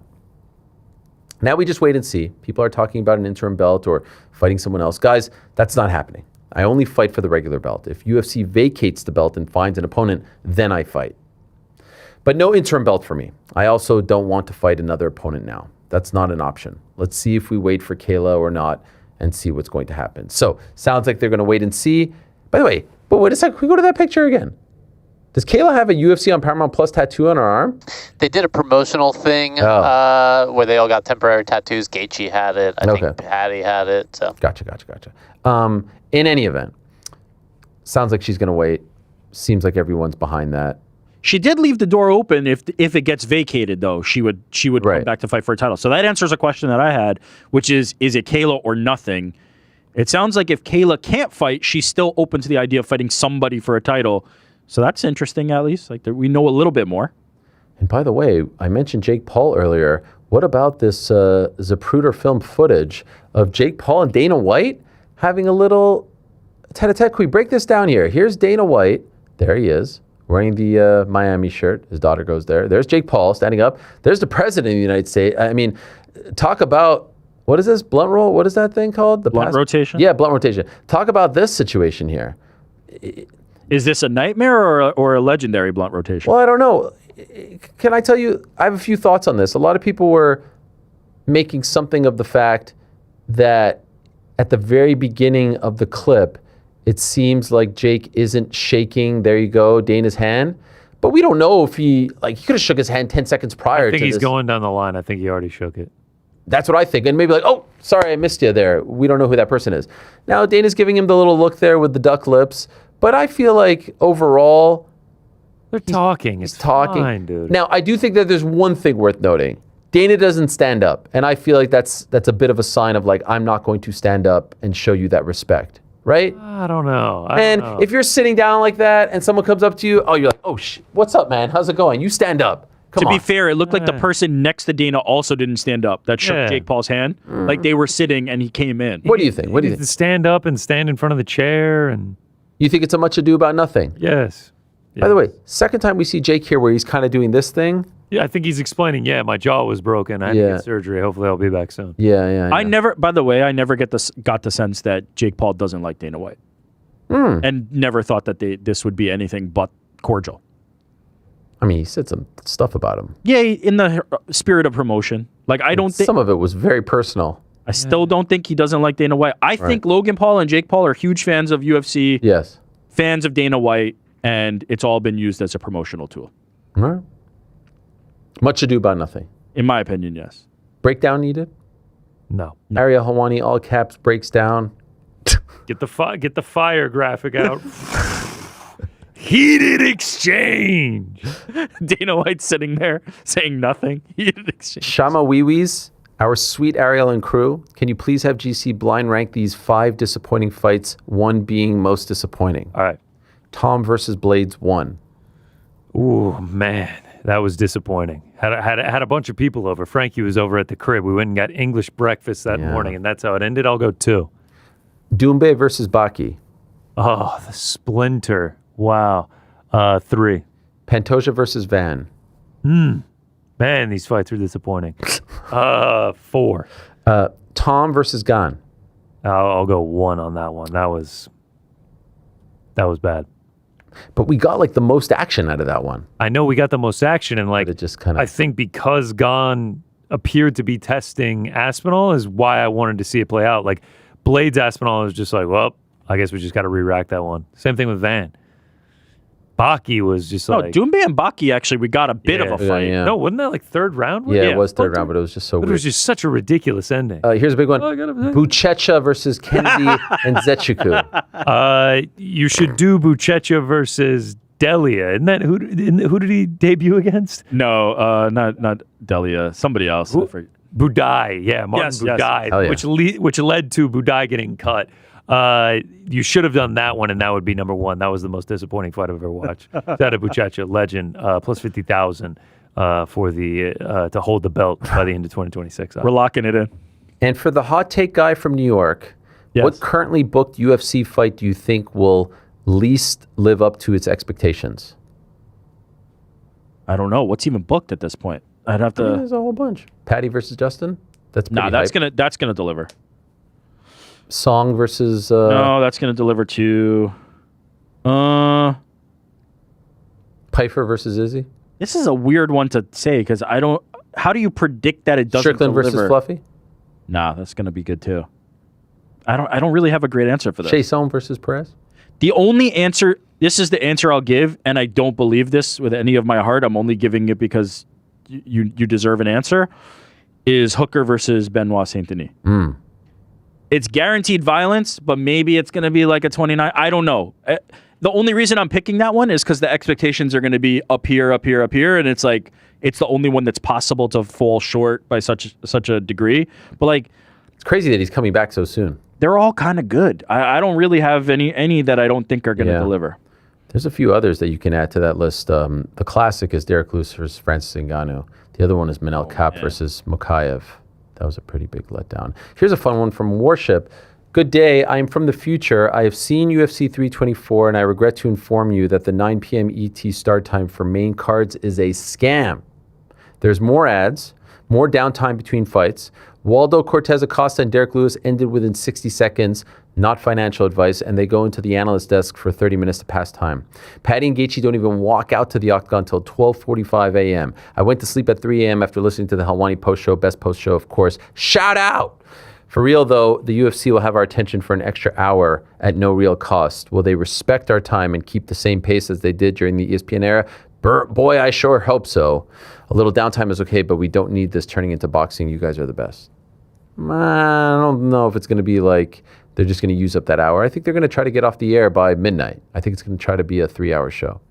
But if they can get off at 11:30, great.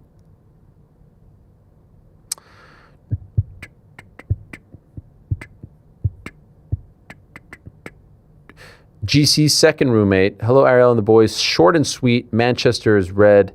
GGMU. Big win for them last week. I wish PT was here to talk about it. PT under the weather, in case you're wondering.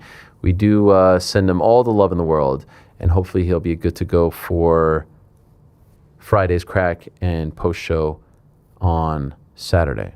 Get well soon, PT.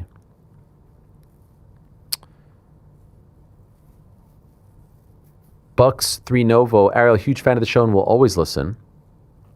You are the standard in MMA media, but please, you have to stop going on these tangents and long-winded soliloquies when addressing Dana, Max, etc. All you have to do is address the Max situation, play the video of him saying what he said, and move on. It does take away when I'm listening to it for 15, 30 minutes and you're belaboring the point again and again while also very much getting a jab in at the very end after literally just saying you want no beef. I've never posted before, but I've literally thought this the last 4 or 5 times you've gone on and on about Dana. All right, fine, Bucks. Fine.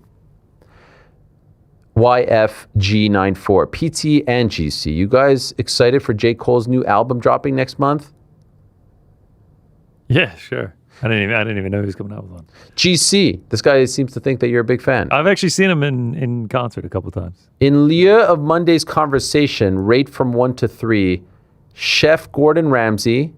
Okay. Legend. So do you need all 3? Do you yes. All 3. We're blind ranking chefs? Yes. Gordon Ramsay is much more of a legend than I realized. He has like 18 Michelin stars. I'll go 1. James Cook. Okay. 2, Dog, legend. Baker Mayfield.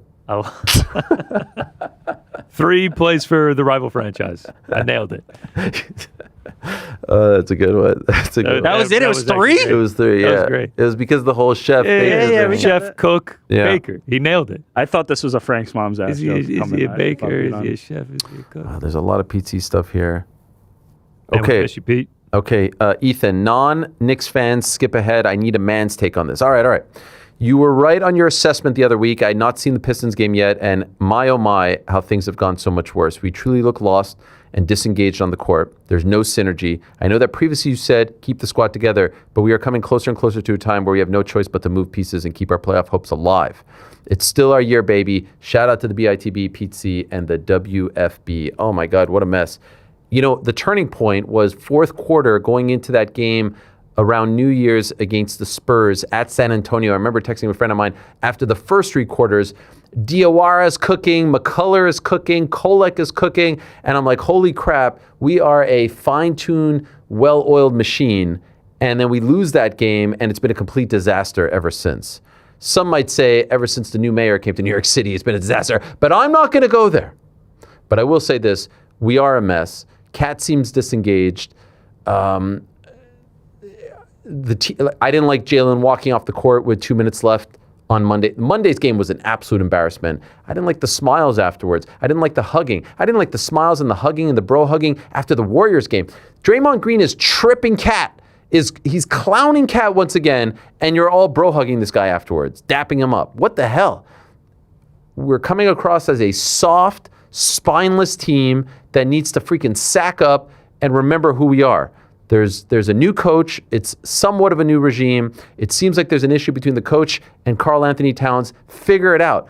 You want to trade Cat? Fine. His stock couldn't be any lower right now. His stock could not be any lower. Who's taking that guy? Who's making that trade? We have what we have. It's still a very good team. Are they the number 1 seed? Maybe not. Should they be 2 at worst? Yes. 3 at worst. But I don't think they should be 3. Pistons are good. Pistons are playing great. They should be 1 right now. Let's go, guys. Have some freaking self-respect and pride. You play for the New York Knickerbockers. How did I go? In mid-October, guys, the Jays were rolling en route to the World Series. The Knicks were just starting out their season. Vibes were incredibly high. New coach, new regime, new voice, new leadership. All these new additions. Great bench. Yabusele, Jordan Clarkson. Everyone's feeling good. Bills are doing their thing. Now here I am sitting in mid-January. Knicks are in absolute shambles. Bills are in absolute shambles. Blue Jays just lost Bo Bichette. I'm in shambles. The Knicks will be all right. The Knicks will be all right. This is I know you like to do the thing that Knicks fans overreact.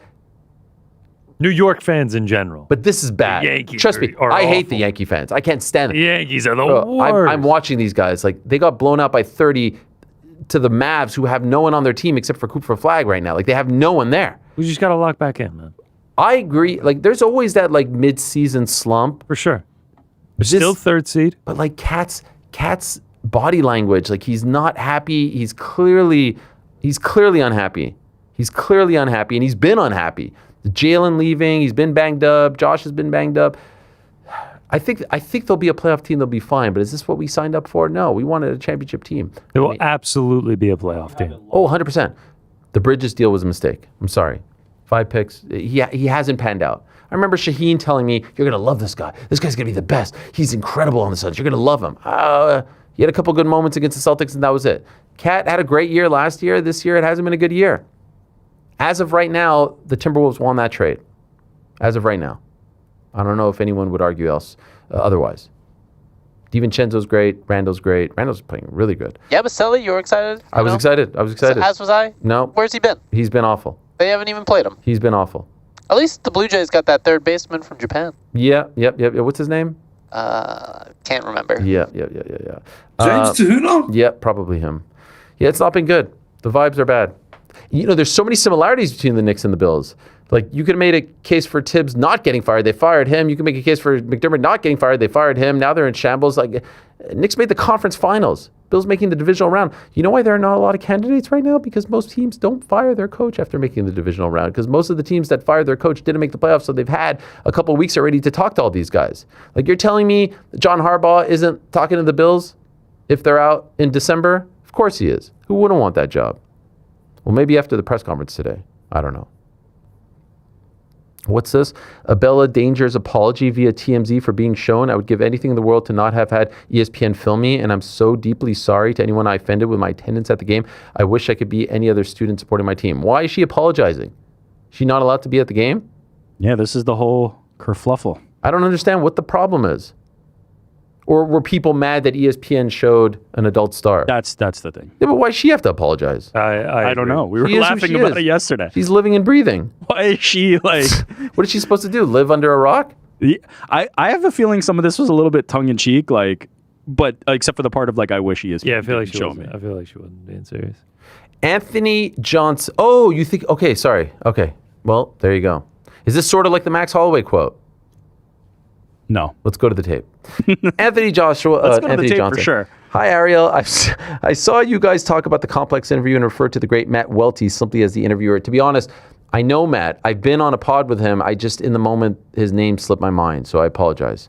Matt and Joe LaPuma, host of Sneaker Shopping, have referenced your show multiple times on Complex Sneaker Podcast. I've been on it. I was on it during the pandemic.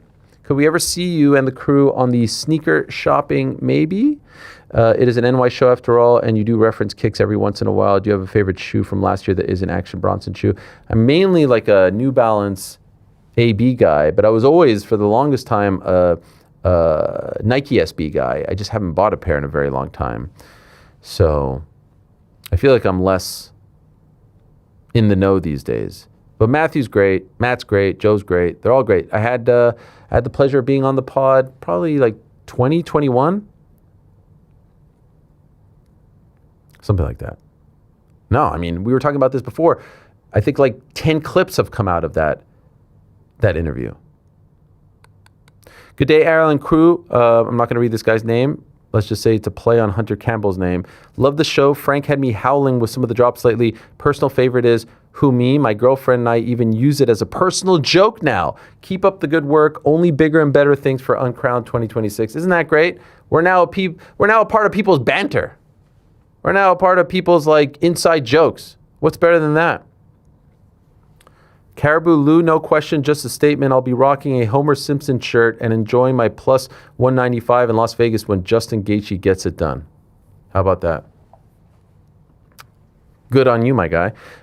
More of these questions to come. For now, though, we go to our first guest of the day. What a great pleasure. What a great honor. And what a treat it is to have this man on. It has been a while since we've talked. It's been a while since we had him on the program. It was around this time last week that we found out when and where he is coming back. And of course, against two. It's the 28th of March in beautiful Seattle, Washington. Main event, 5-round main event against Joe Pyfer himself. It's the one and only, the pride of Nigeria, the pride of New Zealand, the pride of the middleweight division, the one and only, the last style bender. Ariel Adesanya is here. Is he there? Is he actually there? Oh, he's there. Yeah.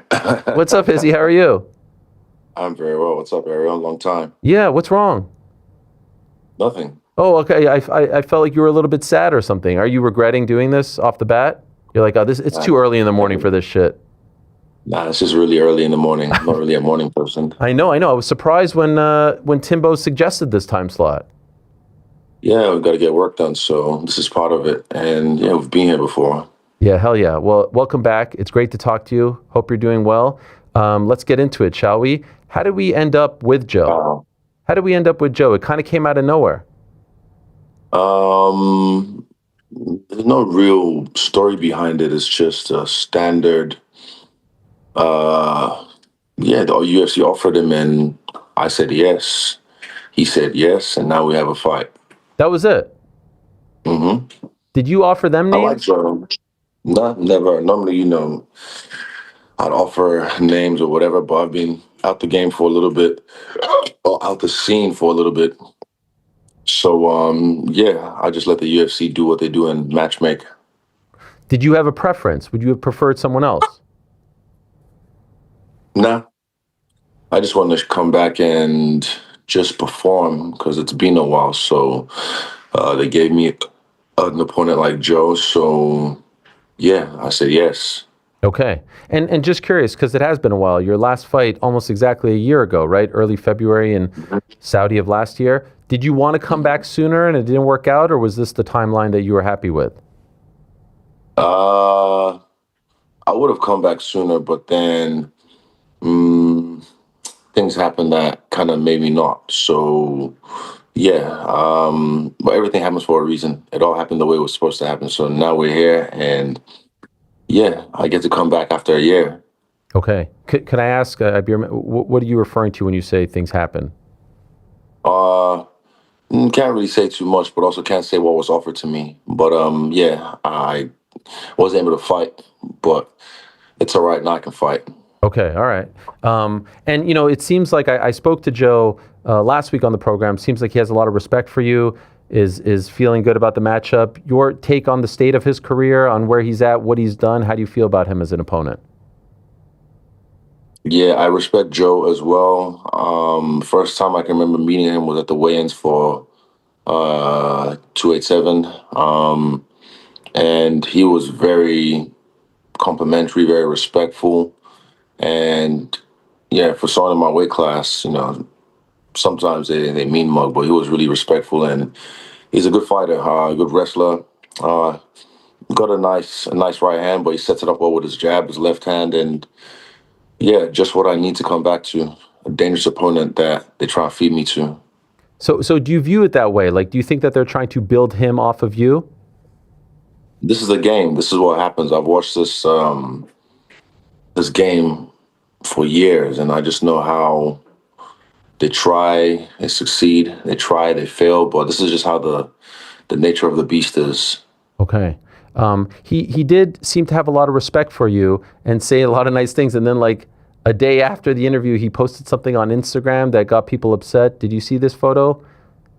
I didn't see it till 2 days later. I reckon if he wanted to really be about it, he should have done it with his knee on my neck or something. That would have been funny. Oh gosh. Okay. I'm still that guy. You're still that guy. I presume you weren't offended by that, or were you? Nah, it's just fucking AI. AI is crazy these days. It's another demon we have to deal with, so you can't really take things too personal. I mean, is he a cop? I don't think so. Oh, it looks like one. In that picture, yes. Yeah. Oh, you mean like in general he looks like one? No, I thought in the picture. Okay, yeah. Fits in very well, you can't take offense to things like that. I mean, people can say anything and make anything these days. So if I get inspired, I'll think of something creative, but I'm not really on that type of time. So, we'll just fight. It's funny.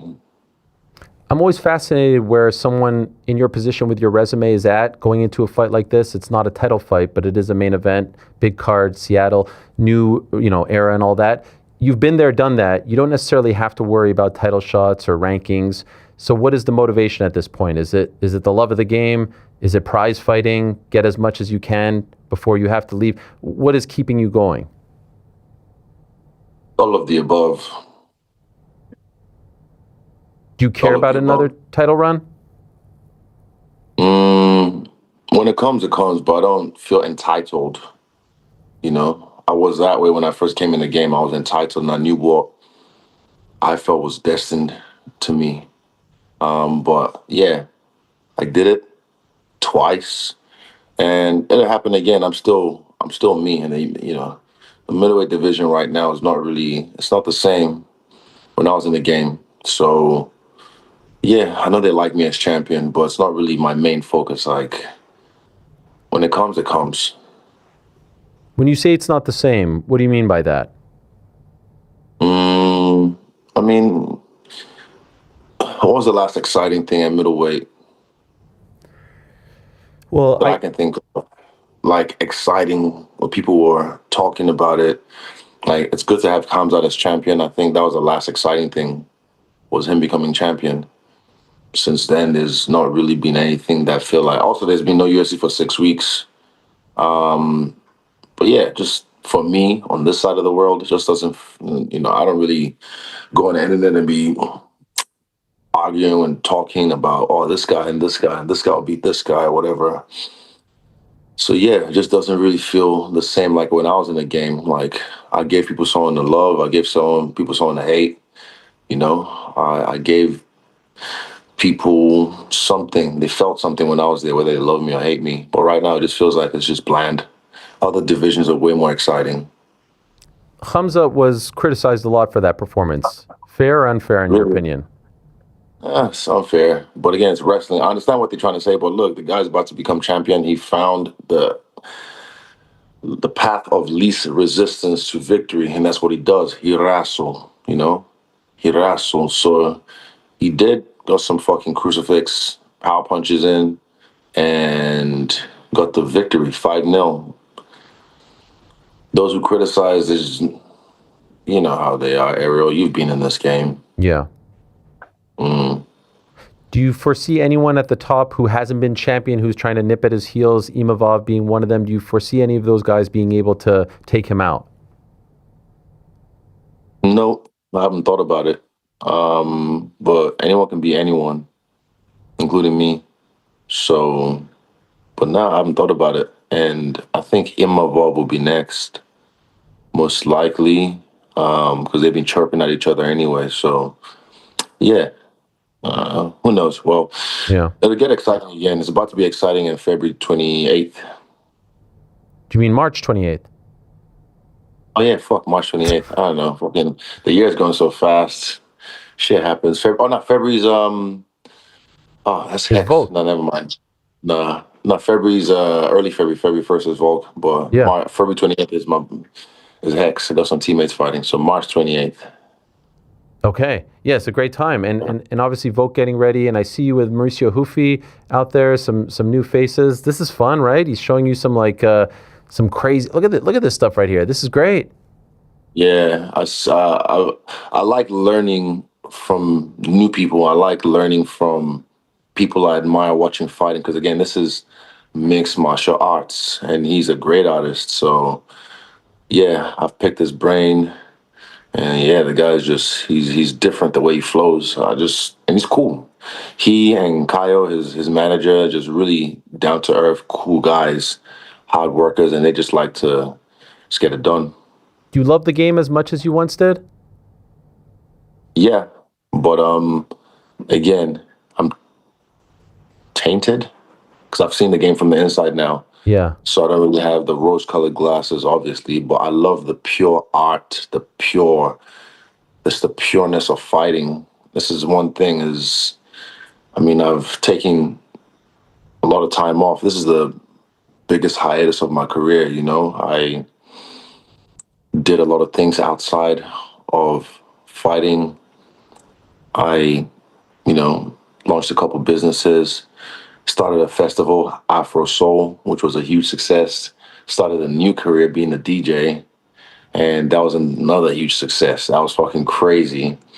So for me now, the story, it's always about stories for me. I come in to the UFC, and it's what story am I going to write? So right now, the story I'm going to write is how is he going to come back after a year off, which is never done, and just show off like he always has. That's the story I'm going to write. That's the story I'm telling myself. I like it. Are you thinking about the end? Is the end coming? The end's always around the corner. Fuck. We could all go outside and get run over by a fucking bus. The end's always around the corner. So I just try and live in the moment and take each moment as it comes. Mm-hmm. Yeah, enjoy the moment, really soak it in. So I can do that now. There's no pressure not to worry about other people. I just worry about myself. I was thinking about you and your situation when comparing it to either like a Volka champion or even like an Arman who's out there trying to scratch and claw to finally get his chance at the belt. And you have the benefit of sort of like being there, done that, and you don't have to worry about the politics of the game. Like, yep, this is my date, this is my opponent. I could just worry on the assignment, right? You don't have to worry about defending the belt and the politics that come with that, pay-per-view points being taken away. You don't have to worry about trying to convince the powers that be to get a title shot. You just have to kind of worry about the job. And I feel like because you've accomplished so much, I feel like there's a great benefit to that. Yeah, freedom. I feel freer than I ever have. And I know the game, so you can't be mad at the game. You can't be jaded. Like I said, I'm just tainted, but also I'm blessed that I got to see the game from the inside, and I got to see that at the very top, the tippy top. And I'm still right there, but I understand how the game works. I understand how the game is played, so I play accordingly, and I play it very well. This is just a new level that I haven't hit yet, so just play my part. Last week, after the announcement, I kind of went on a bit of a rant about what I perceive to be the lack of promotion in the sport right now. And I thought your promo was great because not only the one that you posted, not only did it highlight you, it highlighted Joe. It felt like a promo that the promotion would put out rather than like, I'm back, I'm the man. That's what most fighters would do, right? John Silva just had a great promo, but it was all about him and not knocking him. But yours felt like an actual, like promotional piece that came out, and I love that. And I said, like, look, I'm glad that there are fighters who care. I'm glad that there are fighters like Izzy, and I know you've been doing this for a while as well, but I'm glad that there are ones who are saying, I'm not going to rely on the UFC to tell my story. I'm going to tell the story of my fight. Can I ask, what is the mindset? What is the thinking in doing that? And do you feel like there is something to be said for that? Do you feel like more fighters need to do this because for whatever reason, it doesn't feel like the UFC is giving us those promos that they did about 10 years ago?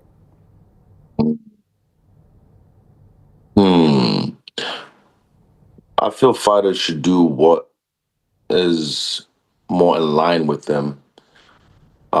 This was in line with me because I've always kept the same energy, and I have a great team at Freestyle Bender, and the GOAT of editing, Luca, aka Stay Hydrated. He is just, because I just finished training, right? And I get home and I get a video from him, and it's just the details area. The guy knows, he just knows me, but also he just knows so well that it just hyped me up. I was around my crib just screaming, and I sent him a voice message and just frothing at the mouth, telling like, I fucking love this. I just finished training. Because you get the endorphins when you just finish training and you just hype. So that got me hyped. I wish I had my reaction, but I was hyped. So yeah. And the UFC, look, it was 10 years ago. The company this is the first weekend where the fight is going to be on Paramount Plus. And in New Zealand, I'm really excited that it's going to be free to air on TV for the first time. So I guess my fight, that means way more eyes will be on my fight. And yeah, not everyone can afford the cable, or as you guys call it, Sky TV over here. So it's a new era. The promotion aspect, they'll find their ways, and I'm sure they'll take in what was said and maybe change it around, because Dana's done that for me before. When I complained one time about one of my announcements, and then the next time he I was at a fight somewhere. I wasn't fighting. I was watching one of my teammates, and he's like, "Come, I just want to show you something," and then showed me like a real sick promo. I think it's for the Jared Cannonier fight for International Fight Week. And he's like, "You happy with that?" I'm like, "I'm happy with that." So yeah, again, they're the promotion, the fans, the clients. They'll listen to them, and then they'll behave accordingly. I believe so. Every fighter seems to, or at least the vast majority, want to fight on this White House card. The timing could work out as far as you fighting in March and they're putting it on in June. Do you have interest? They're probably going to go for the biggest and best names for that card. Do you have interest in being on that card? Maybe. It'll be cool to fight somewhere historic that no one has ever fought before. That's why I really love Fight Island. Well, not many have fought before, but this is even more exclusive, and I wouldn't say no, but I'm not I hope there's some fans there, like some actual MMA fans. I don't really want to fight in front of a bunch of suits who don't really care about MMA. They just want to be there for the show. So, and I get they're going to be there, but I want fans to be able to go to the fight and watch the show as well. Yeah. But I wouldn't say no. The timing does line up well. But, I mean, you know me, I focus on the mission at hand, so I'll get this done first, zip it up. Alex Pereira and John Jones are campaigning hard to fight on that card. Can I ask, how do you think that would play out? If they fight? Yeah. That's going to be a hard fight for Alex. But Jones can't get touched by that man. Jones will avoid. He's smart. They prepare very well for every opponent. But yeah, how it'll play out, I haven't thought about it. And when it happens, I'll let you know on Freestyle Bender's breakdown. Hell yeah. The breakdowns are great. The reactions are great too. I always love it because you're watching. You watch in the morning over there, so it's like you can see the sunlight and you're like under the covers and stuff. Yeah, sometimes in the morning, sometimes in the afternoon, depends on where they are on the planet. But yeah, I mean, shout out to the fucking Freestyle Bender fan base, man. They've just been really clutch throughout this whole year that I've had off. You know, a lot of people are used to me fighting so actively, but now, things are different, and they've just been really supportive and really just fans, just real fans. So I really am, I'm very appreciative of them. At any point during this hiatus, did you have any sort of soul searching that you did where you were like, do I want to come back? Did that question ever come up? Nah, not that. Nah. Fuck no. No. I mean, trust me, DJing was fun. When I did that, I was just like, fuck. This is so fucking cool. This is so not easy. I made it easy because it was like, how many, it was 4 months I learned. And they advised me, how about we just create a set for you and then you just, do the, I was like, no, I want to learn. And then when I learned, they said, okay, how about you make a whole set and then you play it, but then on the day, just for any errors, we'll play it for you. And I was like, no. And I'm glad I did, because even the first 4 songs, shit hit the fan. My songs weren't loading on the next track because I was trusting Starlink. And I fucked up because, rookie mistake. Download your songs, fresh DJs. And then, had a stroke of genius, and I told Simi, yo, can we hotspot my phone to the laptop? Boom, boom, boom. And then, that was another little fucking adrenaline rush. Because I just, bro, you know me, I said I want to perform. I want to perform on March 28th. But also I love performing for people. And I said on the way to the stage, I became a fighter just to be a UFC champion. And I became a UFC champion just to do this shit. And I felt that because I just wanted to show off. And again, it was all fucking set up, lay up. I've had offers different places now to play, crazy places, and even to bring Afro Soul to crazy places. But I have these violent tendencies that I can't express anywhere else. And yeah, it's been a while. And like, I'm goofy, Brian, stupid. And I know what the game is going to bring to me. Like, I have a really tough opponent in front of me. So, yeah, I really want to express end of March.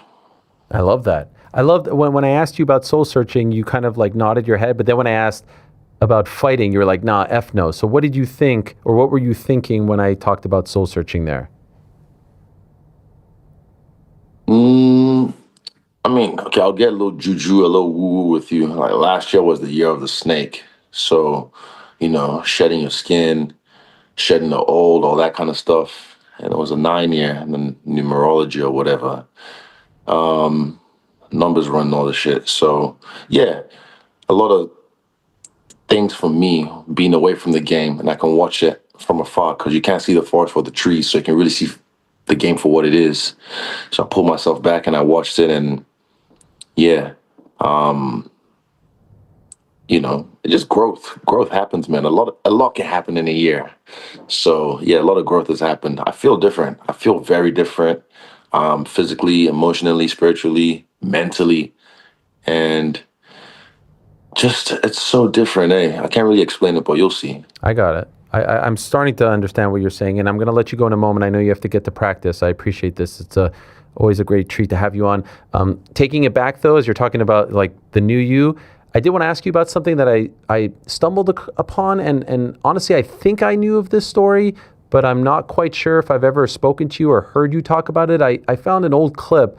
Someone posted it somewhere of you in a kickboxing match, and you don't go to the corner in between rounds. Oh, yeah, okay, I can explain. This is freaking amazing, man. You stood there the whole time. Look at this. This gave me chills. Look at that. Ready to go as your opponent is in his corner. Can you tell me the story here? Because I got chills when I saw this. Yeah, the narrative is I had no corner, but that's false. I had Eugene in my corner. This is in Adelaide, Knees of Fury, run by Ethan Shep, a really famous show from those ways. And I was fighting Kim Loudon, who we fought twice. This might be our second time fighting. But yeah, anyway, Eugene and I did this actually in the King of the Ring, my first ever fight in King of the Ring, my first round. We did this as well against my boy Slav. And then, yeah, for this fight, I just told him I was going to do it, and he agreed, and I just did. And it was just, I know how to breathe well, I got the nose, and I just know, like Miyamoto Musashi shit, just like laws of, the 48 laws or whatever. I just, stood there and just let him turn around and see me. And I remember his eyes when he saw me just standing there. I got the reaction I wanted. Have you done that in other fights? Yeah, King of the Ring, my first King of the Ring fight, first round. After the first round, I did that.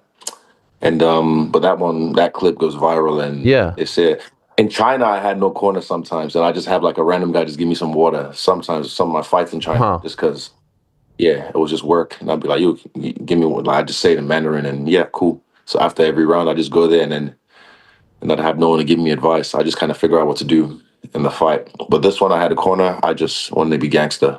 It was. Yeah, the story was that you didn't have a corner, and it kind of makes for a better story, but I appreciate the so many stories on the internet, Ariel. You know how they are. Yes. God's internet. And now with AI, goddamn. It's scary. I've stayed away from AI when it comes to like, actually, no, I fucked around a little bit, but I just kind of I don't use it to think for me, because I've been learning how to play chess, but I'm actually using my brain. I'm not trying to, let me share my chessboard. I think it's pretty cool. Oh, yeah, let's see it. Oh, sick. Wow. Yeah. What are those guys? Those are different tribes from different countries of Africa.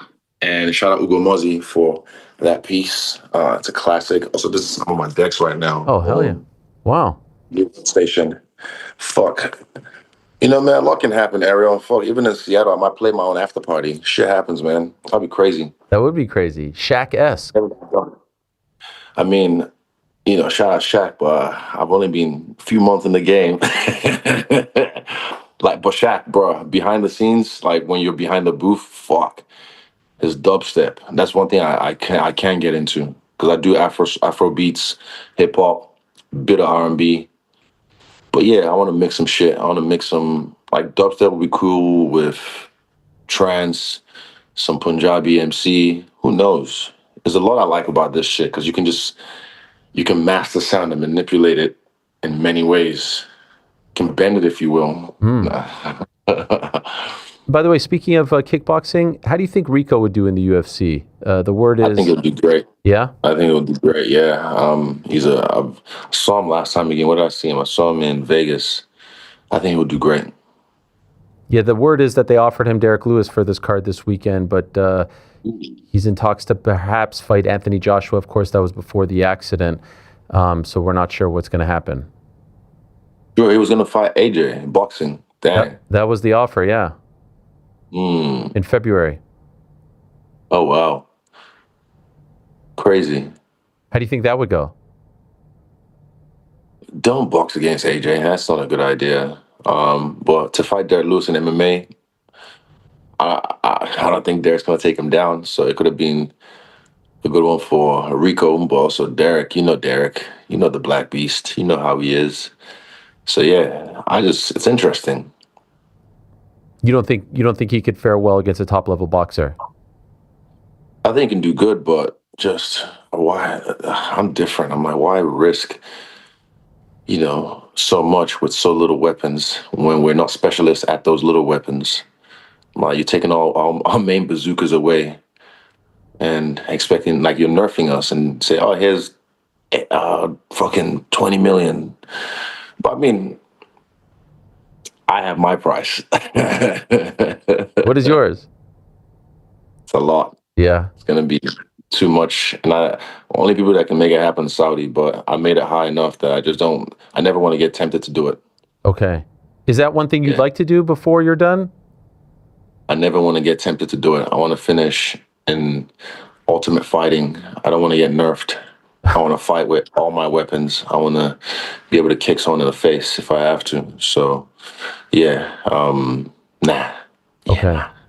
And by the way, one more. Sean Strickland, there was talk of maybe doing that one again. Is he still on the hit list? Is this something that still motivates you? Or not really. It's just, if not, then every other person I've beat can put me on the list. I tried because it was, fresh at the time, but it's just like a lot's happened in a year, bro. Get over it. Okay, all right. Yeah. Oh, not you. Like, people just got to get over it. So, because I know that won't hurt people because it's like, no, you're so much better. But he's smart because he's just like, nah, I got mine. So that's it. And that's good on him. He became champion, had his moment. And yeah. So I don't even know what he's doing. I haven't seen him much, but he should be on the White House card. That would be crazy. Yeah, if anyone should, he should. He's fighting Fluffy Hernandez on February 21st. Oh, no way. Where? In Houston. Fuck. The pay-per-view or fight night? Fight night. Oh, yo. Is headlining? Yeah. Mad. Okay, cool. Man, so you're really kind of disconnected right now. Like, you'll watch when you need to, but you're not, like, following up on everything. Barely anything MMA on my feed. Maybe only on X, but I only use X like once every 2 weeks, or when I'm overseas and there's proxies. But yeah, just living in the moment, living here, trying to tap away from the matrix, trying to not even use my phone as much because your attention span dwindles the more you're on the feed, the more you're attached to the matrix. So I'm trying to gain more so that way I can expand my attention span more. And so we're all human. We all fall into the trap. So yeah, fall out the trap. And by the way, in conclusion, shout out to the dude on Twitter back in December who did ask you to fight in Seattle. And it seemed like you obliged. He said, I think you should headline the fight night in Seattle just so I can see you live. Oh, that's funny. And then you wrote, okay. No. So I do remember this. So at the time the fight happened, and what's his name? Cory. Yeah, shout out Cory.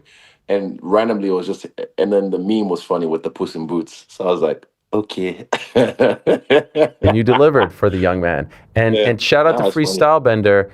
They posted a reel, or I guess a carousel, of all the songs that have you sort of referenced in their lyrics, and I picked my favorite one. I don't know if you agree with me. I think it was... I like it. No, it wasn't this one. Could we go to the... that one. I never let Oh yeah. a bitch do me like Adesanya, leg kick the shit out of a hoe if she taller. I thought that one hit. Yeah, that's a bar. See, even you rap real good. Doesn't really work if I'm reading it, but that's crazy, man. That's We went through all of those. There's like 20 songs that have you referenced in them. Fuck. Hey, fucking, it's crazy. Global, even like different languages. Some that I wasn't able to pick out, and a lot of them is the first time hearing them. So for me, it's humbling. It's cool to see that you're part of pop culture in a big way. So yeah, shout out those guys and keep them coming. Yeah, if I like it, I fuck with it. And the ones I haven't heard, let me hear them. You're the man. Thank you, Izzy. Appreciate it very much. Appreciate you doing this. Good luck in training. Good luck to the team over the next few weeks. I know some big fights coming up. And of course, most importantly, good luck to you on March 28th. Really appreciate it. Of course. Thank you so much, Ariel. This is fun. Thanks for keeping it cool. And I will see you after school. Yes. Much love to the great Israel Adesanya. Great to have him on. Always appreciate the chance to talk to him. Always enjoy it very much. All right.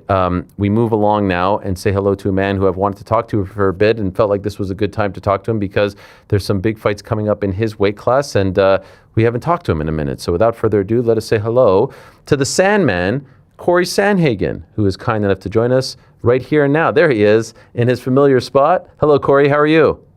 What's up, Ariel? I'm doing good, man. How are you? I'm doing great. Great to have you on. Which hoodie are you rocking, by the way? This is my own. Yeah. Sandman, Denver, Colorado. Yep. We're about that life over here. This was just yesterday, by the way, on our program. My producer, Connor, rocking the Sandman.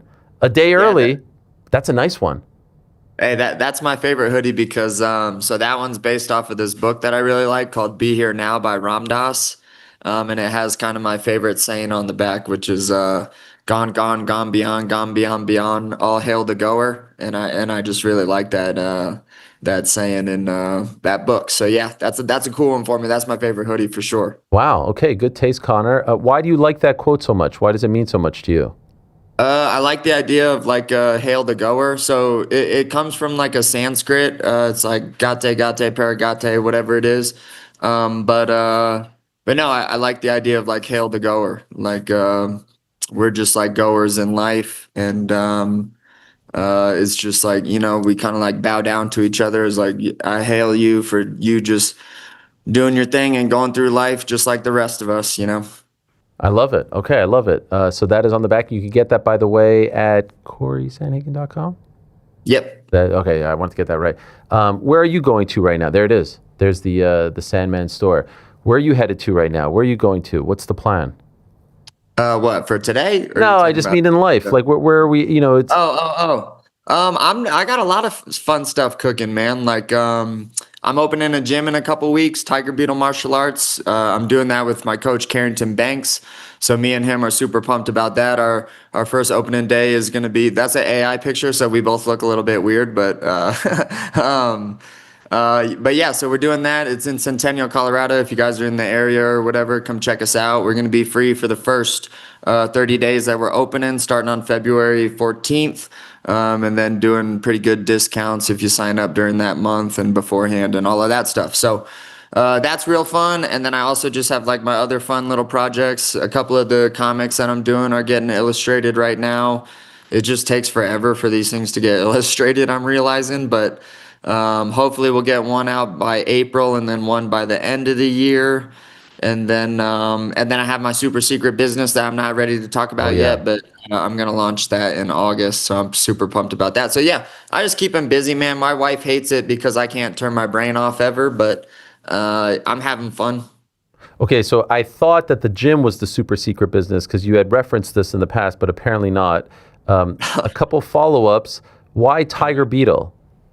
Yeah, so I'm still kind of working on my elevator pitch that's like condensed with why, but there's a type of beetle that is endemic to, I think that's the word, but it only lives in the Great Sand Dunes National Park. So that's like one of my favorite places to go to. But tiger beetles are just really badass beetles. They're super fast and really good hunters and stuff. But they make little cute cartoon characters too, and I like them individually as little symbols. Like the tiger in martial arts is obviously really iconic, just being fierce and courageous and all of that. And then beetles just always being kind of a cool symbol to me, as like shedding off new skin and transformation and all of that stuff. So yeah, and me and Banks are a little bit funky, so we wanted to choose something funky.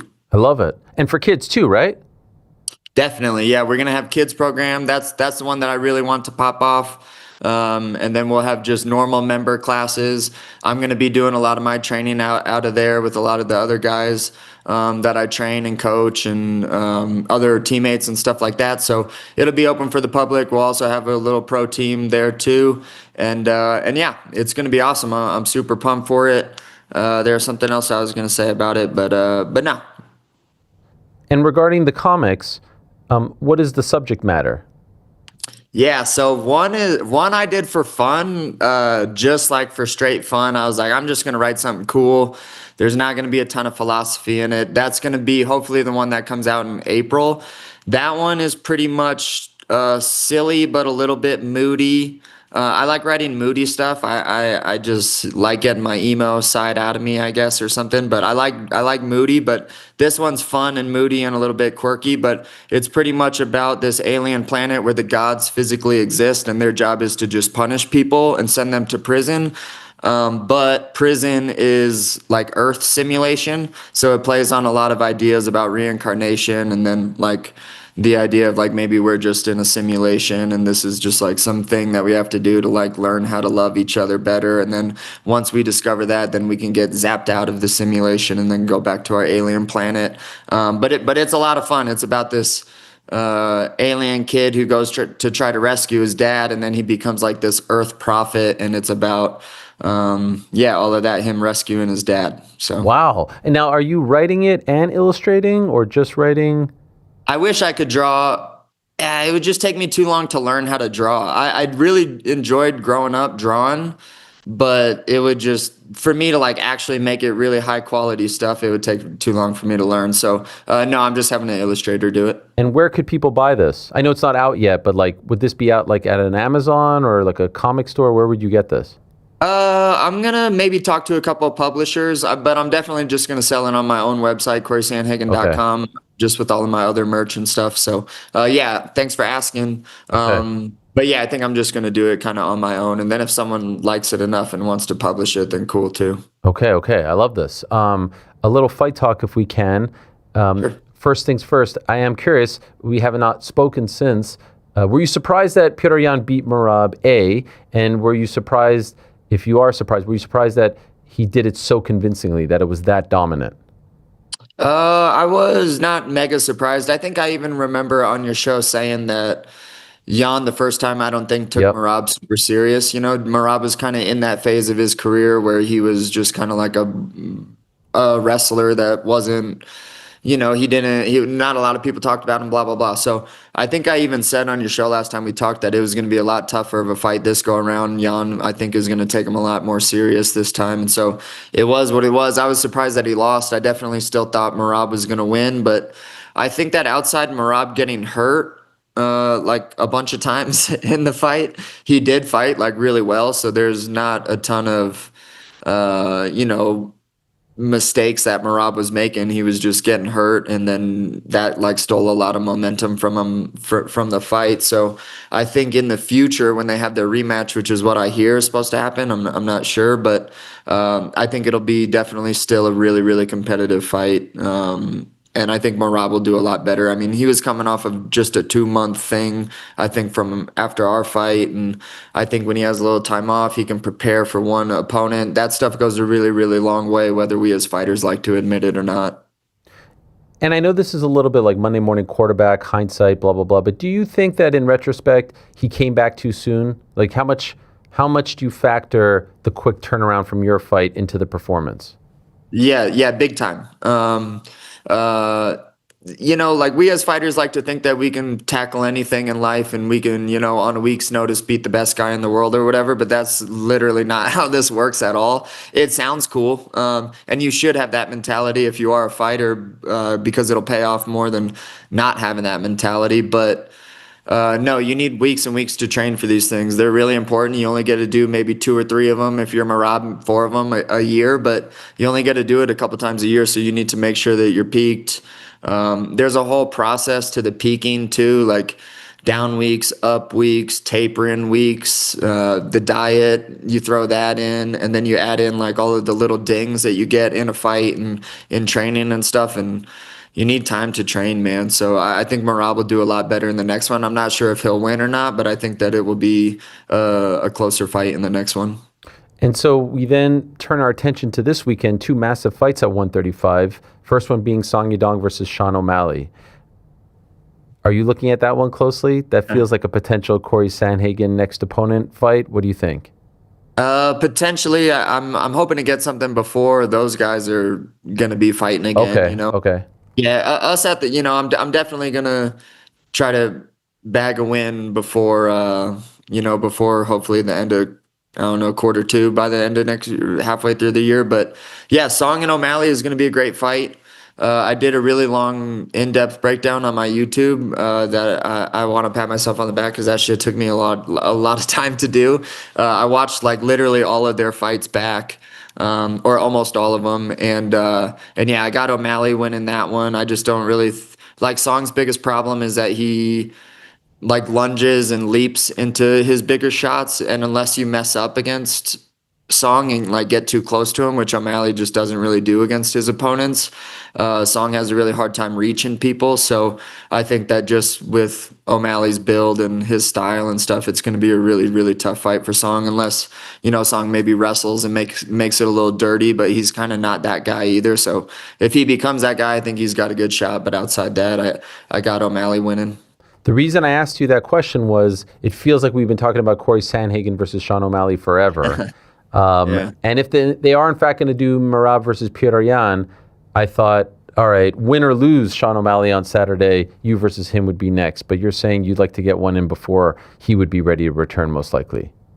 I'm definitely not opposed to it for sure. I think that the whole world has been asking for me and O'Malley to fight, and we're both, I would say, pretty close to the peaks of our careers, if not right in the center of them. So, I don't know why we wouldn't fight, but Sean's also kind of one of those guys where he'll bring me up, but he doesn't bring me up in a way that's like he knows how to talk to people, and he knows how, like what's going to get tagged and what's going to get quoted and all of that stuff. So he does. I notice he doesn't say a lot of stuff about me that is too controversial where it would become that for him. So I don't know how interested in a fight he is with me, but if that fight doesn't happen, I promise you it'll be because O'Malley didn't want to fight me, not because the other way around.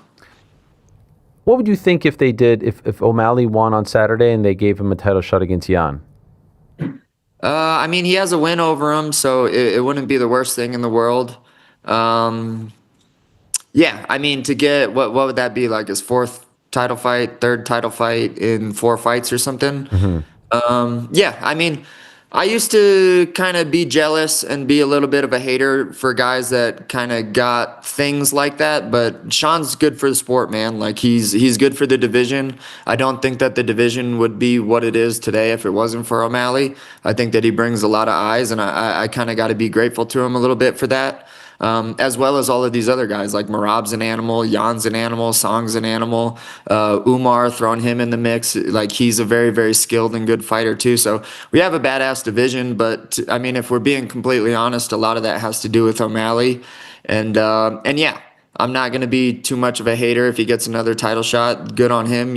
I got a title shot off of just one win after beating Figgy. So I got my chance and I lost. So now I got to start working my way back towards it, and I don't really get to bitch about who gets it next. That's fair. That's totally fair. Speaking of Umar, he's a massive favorite going into this fight against Figgy. Like, Figgy's like a plus 1,500, and I don't really care about the odds and stuff like that, but I'm just wondering, based on your expert opinion, is it that one-sided? Is there that big of a gap between the two of them? Sounds about right. Okay. Yeah, I just when I think about fights, I'm like, okay, well, how is this guy gonna win? Like, what's his way of winning? And Figgy just doesn't. He doesn't use a lot of footwork. He waits for guys to make mistakes. he doesn't like wrestle or grapple super great, and Umar does. I mean, he does do them good, but not at like the scale that I think Umar is. So, I mean, yeah, I have Umar winning that one, maybe with about those odds, but who knows? I might be wrong. Okay, very interesting. I know in the past I've seen you train with Justin. He's fighting in the main event. Did you train with him for this fight?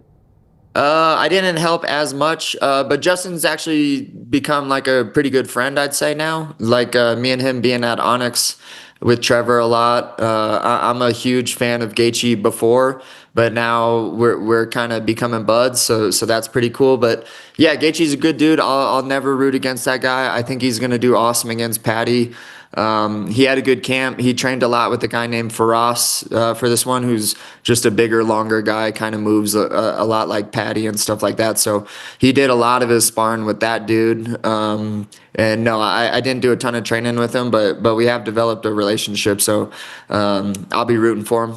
Faraz Ziam, right? The Frenchman. Yep. Yeah. He's very good. That was very impressive, by the way. How long did it take for you guys to figure out the timing on that one with the? Dude, I used to be on a jump rope team. What? No way. Did I tell you? I never told you that. No. I know, dude. It's a little incredible.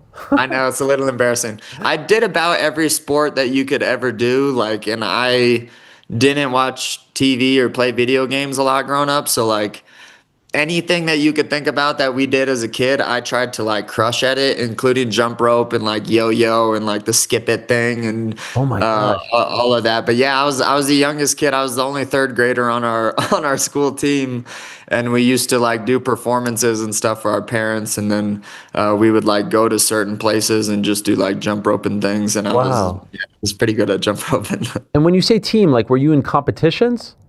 I mean, like we had to try out. We didn't. I didn't compete in any competitions, Okay. but we would do like shows, like choreographed. Wow. Shows. Yeah. How did you get into that? I just liked doing everything. I was at daycare from like 6 a.m. to 6 p.m. because both my parents worked a lot, so and traveled a lot. So I was pretty much just hanging out at school, just like being entertained by whatever daycare staff we had, and that's just what we did. We didn't watch a lot. Like we weren't allowed to play video games really a lot, and computers were boring kind of back then. So it was just like play games and dodgeball and basketball, like all of the sports. That's just what I did growing up. And only a year? What, on the team? Yeah, third grade? I think I was third grade, fourth grade, fifth grade. Yeah. Oh my gosh. Oh damn. I was good, dude. I was good. I was like freaky good at that stuff. Yeah. I'm not as good anymore, but I was good. Did you teach Justin?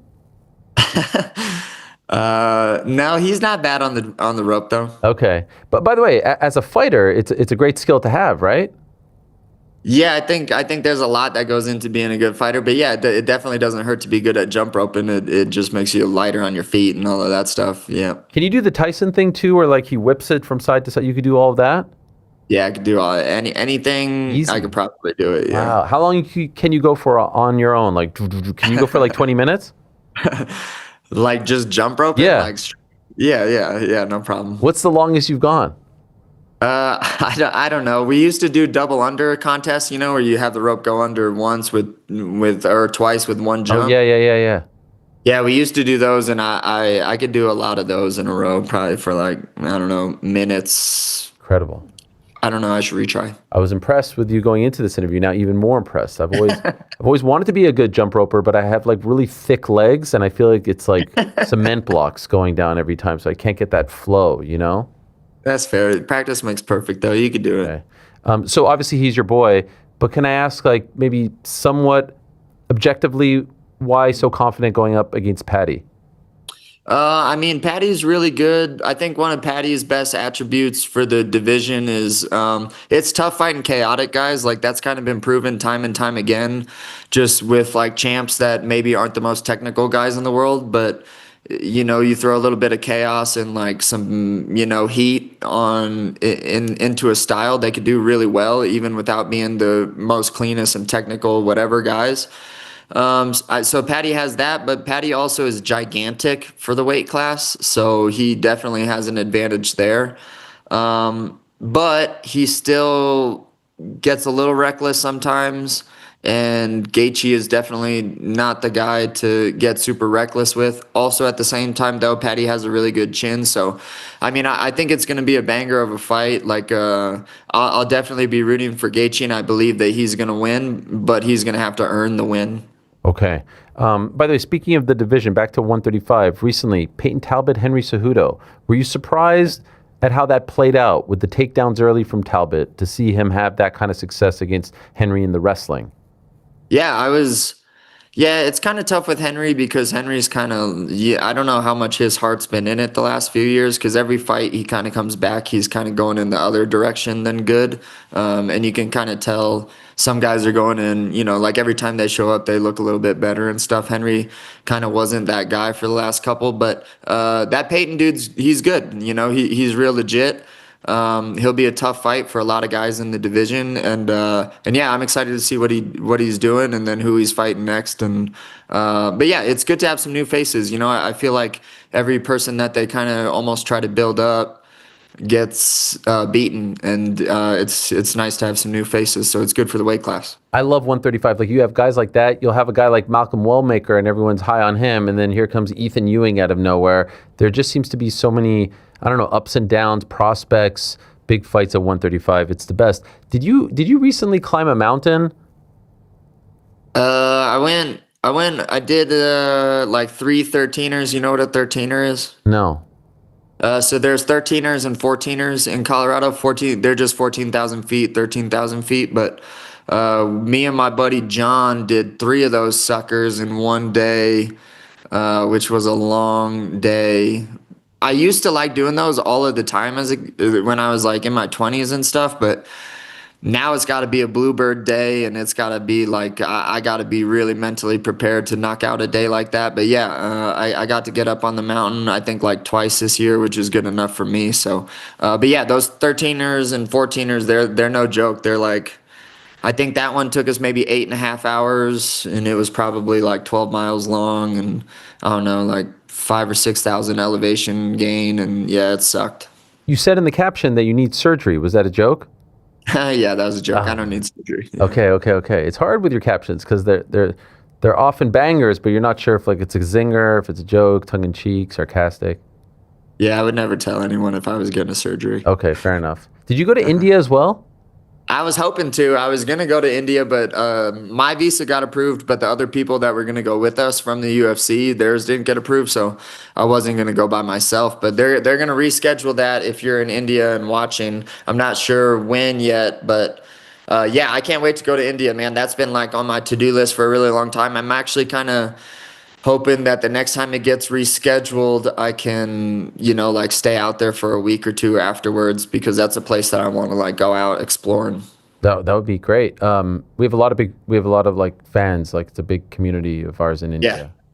Yeah. Yep. That's that one of an illustration group from India is the people that are illustrating the second book, which is like the more moody one. That's going to take probably to the end of the year, but they're badass, man. Like, it's been fun working with them because they are seriously doing a killer job. At first, I was like, this book's all right. And then I was like, oh, this could actually be like pretty solid with this type of illustration. So yeah, India, man, I can't wait to visit there. I saw you with GSP and Aldo at 322. That wasn't your first time meeting those legends, was it?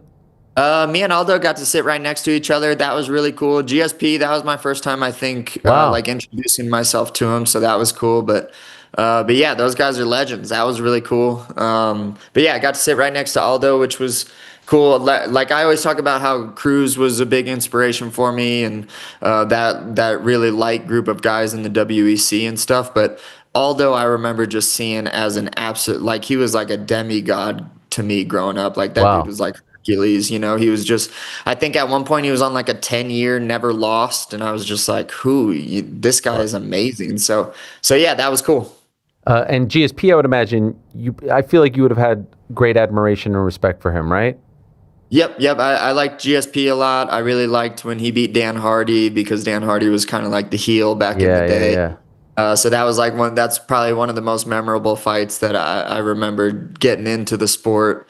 GSP versus Dan Hardy, and GSP was just and then I think he would come to Grudge every once in a while, which was in Colorado. So I always had this like idea that I would maybe one day meet him, but I guess I got to freaking 20 years later. Yeah. So for you, you say you want to get one in relatively soon. Is there a month in mind? Is there a time frame in mind? I'm just waiting for them to tell me. I'm squirmy because I can't say too much, but hopefully we'll have a date pretty soon. There's something. There's something in the works, you say? Yeah, I mean, definitely. I wouldn't be sitting on the bench since October without anything in the works. So. And there's an opponent? Huh? Is there an opponent as well? I won't beat it out of you. I won't beat it out of you, but I'm just saying if there is one. Is there one or not? We're talking about it. That's going to be so awkward when you fight a guy who looks exactly like me, Ayman Zahabi. You cut out there, what? Am I right? I totally guessed that. I'm just looking at the rankings here, and you can kind of figure it out. Oh, yeah, you're cutting out. All right. Wow, that's a good one. Wow. I just got really excited. This kind of came to me at the end of the interview because we're rounding third. It's 3:30 or 1:30 your time, and I'm like, I actually didn't ask him yet, like about his next fight. Usually, it's that's the kind of relationship we have. I'm not trying to pry information. It's just two pals shooting the breeze. As you pry information. No. This is like my roundabout way of trying to like do reverse psychology to let your guard down and let you know. I know what you do, dude. I know what you do. I knew that it was gonna happen. I obviously, and I didn't. I literally. You said nothing. I didn't hear anything that you said. You cut out. One of these days, I'm going to write a dissertation on how the toughest human beings on the planet are always so afraid to announce their own fights. I don't know why that is, but it's just one of those crazy things. Yeah, we follow a lot of stupid rules in life, so, Yes. February 14th, Tiger Beetle, is that the grand opening? Yep, first 30 days are free. 15% off if you sign up before or that month that we're open. Centennial, Colorado. I'll be teaching Tuesdays and Wednesdays. We have these really awesome instructors that we call the twins because we can't tell the difference between the two of them. And then, of course, my coach, Carrington Banks. And where is Centennial in relation to Denver? Like it's a little south. It's like 20 minutes south. Oh, okay. So that's not like Broncos country, right? Like they don't like. No. I think that they might be moving the stadium to Lone Tree, which is directly next to Centennial, but it's pretty close to where the Broncos practice and stuff. But you're not a Broncos guy. I watched the game last week. That was the first game that I watched all season. Oh, perfect. I'm a little bit more of an Avs guy. Me and Nathan McKinnon are kind of buds a little bit now. Wow. He's a huge MMA fan. He came in and trained with us, and then he's been training with one of my guys that I coach a lot. So obviously not in season, but yeah, McKinnon, he's real cool. So he kind of hooks me up with tickets to the Avs whenever I want. So we were at that game Monday, on MLK, so a couple of days ago, but he's real cool. I really like that guy. Nathan McKinnon, who's going to bring the gold back to Canada in a few weeks. Yeah, like our generation's Wayne Gretzky just happens to be a really big Cory Sandhagen fan. That's incredible. Cool. I know, yeah, he's a cool ass dude too. He's got a great sense of humor. I love so if it's USA Canada and your boy's playing for Canada, are you rooting for him? In the gold medal? I root for people, not teams. Wow. Not countries even. Nah, not really. I love it. Thank you. Welcome, Cory. You're one of our own. You're the man. Appreciate it very much. Good luck with the launch. Looking forward to that. Looking forward to seeing. I wish there was one of those around my house. I would send my kids there. Looking for a nice little gym for the kids as well. So good luck. Hopefully you can expand and have a huge operation with 50 locations across the country. That's what I wish for you. Good luck with the upcoming news, whatever it may be. And always appreciate your insights. And I want to urge everyone to go to the merch store and also check out the YouTube channel for the breakdowns that he referred to for UFC 324. Thank you, Cory. You're the man. Awesome. Yep. Thank you, Ariel. I'll talk to you next time, man. There he is, the great Cory Sandhagen. My pencil fell on the ground. That's crazy. Nathan McKinnon is like one of the best hockey players in the world. Jordan, tell the people about Nathan McKinnon. Absolutely incredible. Most likely going to be MVP this year on the best team in the league. In 47 games, I think I just looked up, he has, 38 goals or 37 goals. So he's just impressive. Is he better than Connor McDavid now? We just put it into basketball terms for Rick, and we said it's like Shea Gilgeous. Best player on the best team. Yeah. No, like that is... Like almost perfect comparison. Yeah, but a little bit older. right? Sure, a little bit older, yeah. He's 30. He's 30 exactly. wanna get He's into, also some- extremely intense and like really cares about like his health. Like doesn't eat any sugar, kind of Tom Brady-esque in that way. But you know what? Shay's 27. For some reason, I thought he was a little bit I younger. thought he was like 24, honestly, Shay. Yeah, no, that's what I mean. I thought he was a little bit younger. Both Canadian. What a time. Yeah, he won the Hart Trophy, Calder Trophy, Lady Byng, Ted Lindsay. By the way, who is the favorite? Canada's the favorite, right, to win gold? Yeah, just barely. Over above US? Yeah, Yeah, It's that's like gonna be plus 110 sick. Canada, like plus 130 USA. Plus money on Canada. Plus money on Canada. Unbelievable. All right, let's move along as Tom Aspinall falls down. I didn't realize that. Okay, yeah, here we go. We'll talk more about that. Let's go to our next guest. He's a very busy man. He's doing big things over in Cali, I do believe. We've been talking about him a lot, and so it's a great pleasure to say hello to Michael Chandler, who's kind enough to join us for a few minutes here. There he is. Hello, Mike. How are you? What's up, Ariel? Doing good, man. It's Hanging good. out. Yes, I am in LA at Samcom for Anheuser-Busch Form Energy over there, meeting and greeting and talking about big 2026 plans. What is this? Is this like motivational speaking stuff, or is this? No, this is just Anheuser-Busch's sales and marketing. Like pretty much every distributor, anybody who's anybody in the alcohol space, beer space, obviously the energy drink space, with Anheuser-Busch's stake in Form Energy. So we're out here having a good time, man. It's good. And then we go straight to Vegas for the fights. I'm not going to say specifics, but I do want to ask. Funny story. I don't think I spoke about it. My family went away on vacation. I'm landing. I get a text from you saying, hey, are you at this place? Because someone said they just saw you. I was at that place, that same all-inclusive resort in Mexico. We were like two ships in the night. The day I'm landing, or the moment I'm landing, you're texting me, how was the trip? We could have been at the buffet together. We could have been having meals together. We could have been doing workout sessions on the beach. I know. It was a great vacation. Thank you for asking. And it was really funny because, it was you brought your kids, like brought your whole family. Yeah. It was more of a family-friendly place, right? My wife and I love to travel, and we'll go to some swanky all-inclusive places when it's just us. But we were like, well, hey, we're going to find a nice place that's more like kid-friendly. And you saw they had all kinds of events and stuff happening every day for the kids, and it was very fun and entertaining. But there was, a lot of people who obviously recognized me, and then they were like, hey, did you know Ariel Helwani is here? And I'm like, no. So you had met a bunch of people, the great famous Ariel Helwani. Everybody was pumped up that you were there, but we just missed each other by like one day, which would have been really funny because we could have posted some photos. We were on family vacation together, get everybody chattering, like the MMA media and the MMA guy. Sure. Yeah. Running on the beach, workouts. By the way, is that annoying when you're kind of in the fishbowl of an all-inclusive and people are coming up because you can't like really hide there? No, you couldn't. And it was, in most of the time, I mean, it comes with the territory, man. Like I'm a lot different probably than a lot of the guys that you talk to. We've been at this for a very long time. I was in Bellator for a very long time, and not a lot of people knew who I was, even though I was working just as hard as everyone else, fighting tooth and nail, putting on some of the most exciting fights and exciting performances, but I just didn't have the platform, so I didn't really get recognized a ton. So now I just enjoy it. Actually, this weekend will be my 5-year anniversary of my UFC debut, so it's only been 5 years. But still seems like, we've gained a lot of ground in these 5 years, and it just comes with the territory, and I enjoy it. My kids kind of enjoy it a little bit. My wife enjoys it. So it's all good, man. All right. So let's get, people don't want to hear us talk about vacations. The world exploded, Mike, when Dana White did an interview and he was asked about the state of you versus Conor McGregor. Just for the record, I want to play this clip. It's a very quick clip, and then get your reaction, ask you the follow-up. Here's Dana White talking about it too complex. January 23rd is Zuffa Boxing. January 24th is the first UFC. And then after that card, we'll start working on the White House fight. I know there's like all the talk of Michael Chandler and Conor. Do you see like that as like a realistic thing No, happening? I mean, that was a couple years ago. Yeah, so that's not nothing you'd entertain for the White House? No.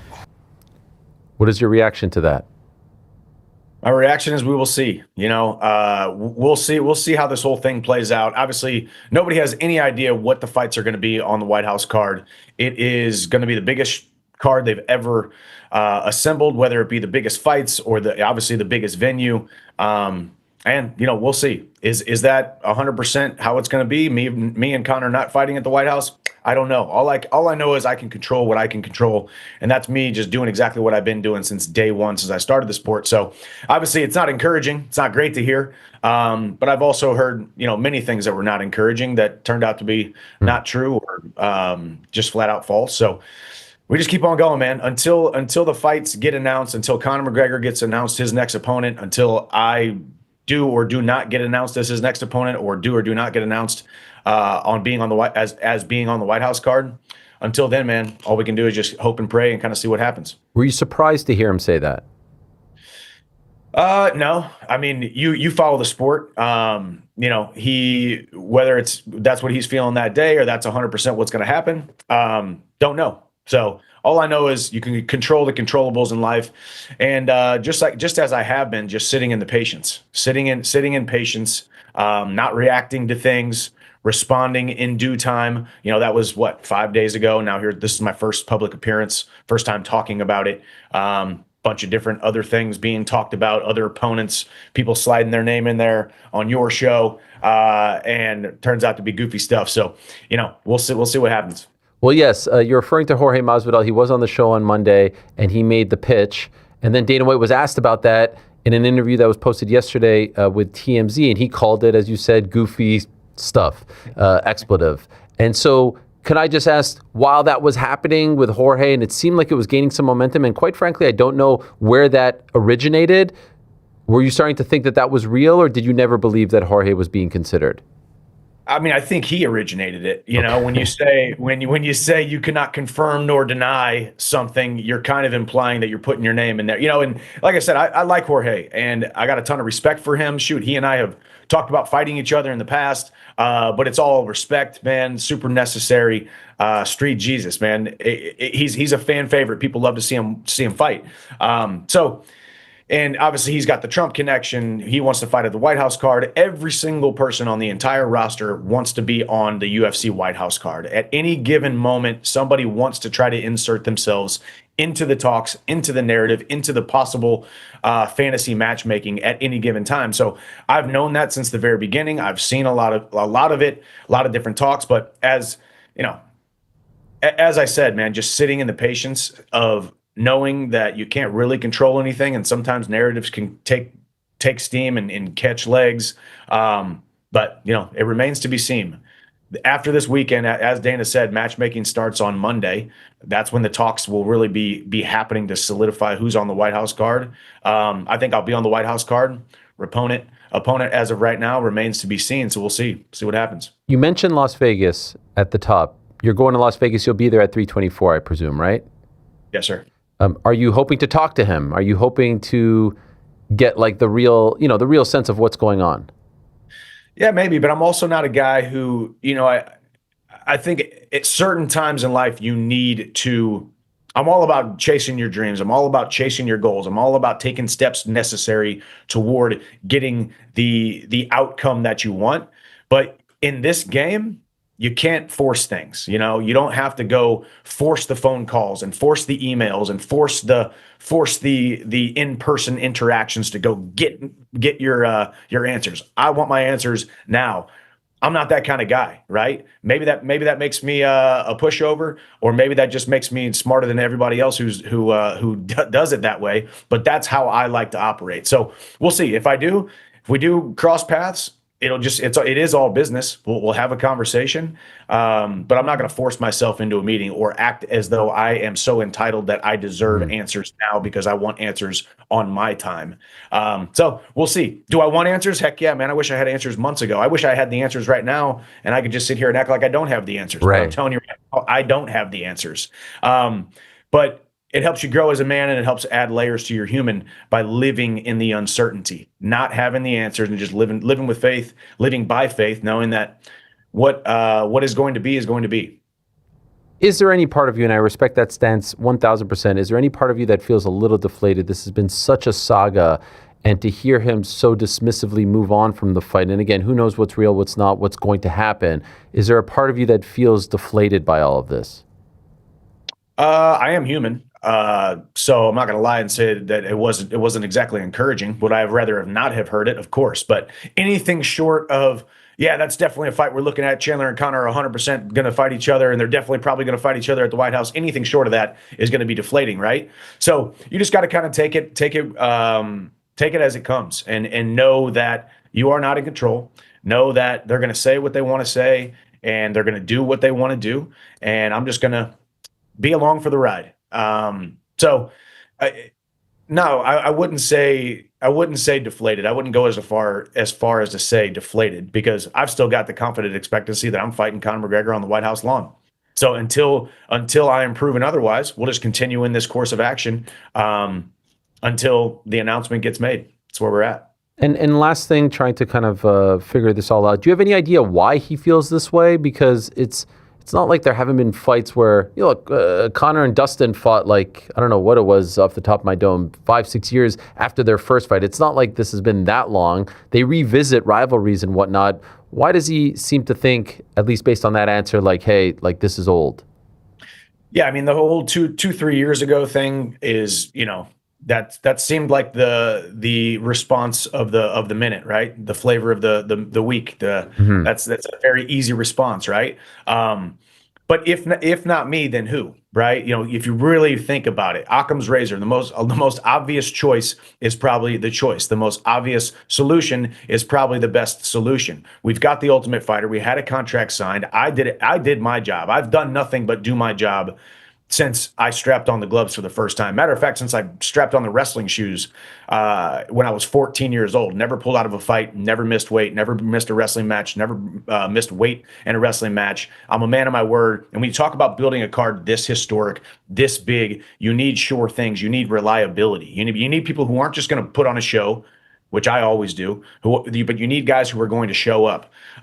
You've got a guy on the other side of the octagon from Conor McGregor, who's definitely going to show up if I'm chosen for this fight, if I end up getting that slot. So we'll see. Reliability over everything. And yeah, we'll see how it plays out, man. I don't think that answer necessarily means it's 100% off. Okay. So we'll see. Conor sort of tweeted about this and alluded to it, I think, just basically saying, like, bring on anyone.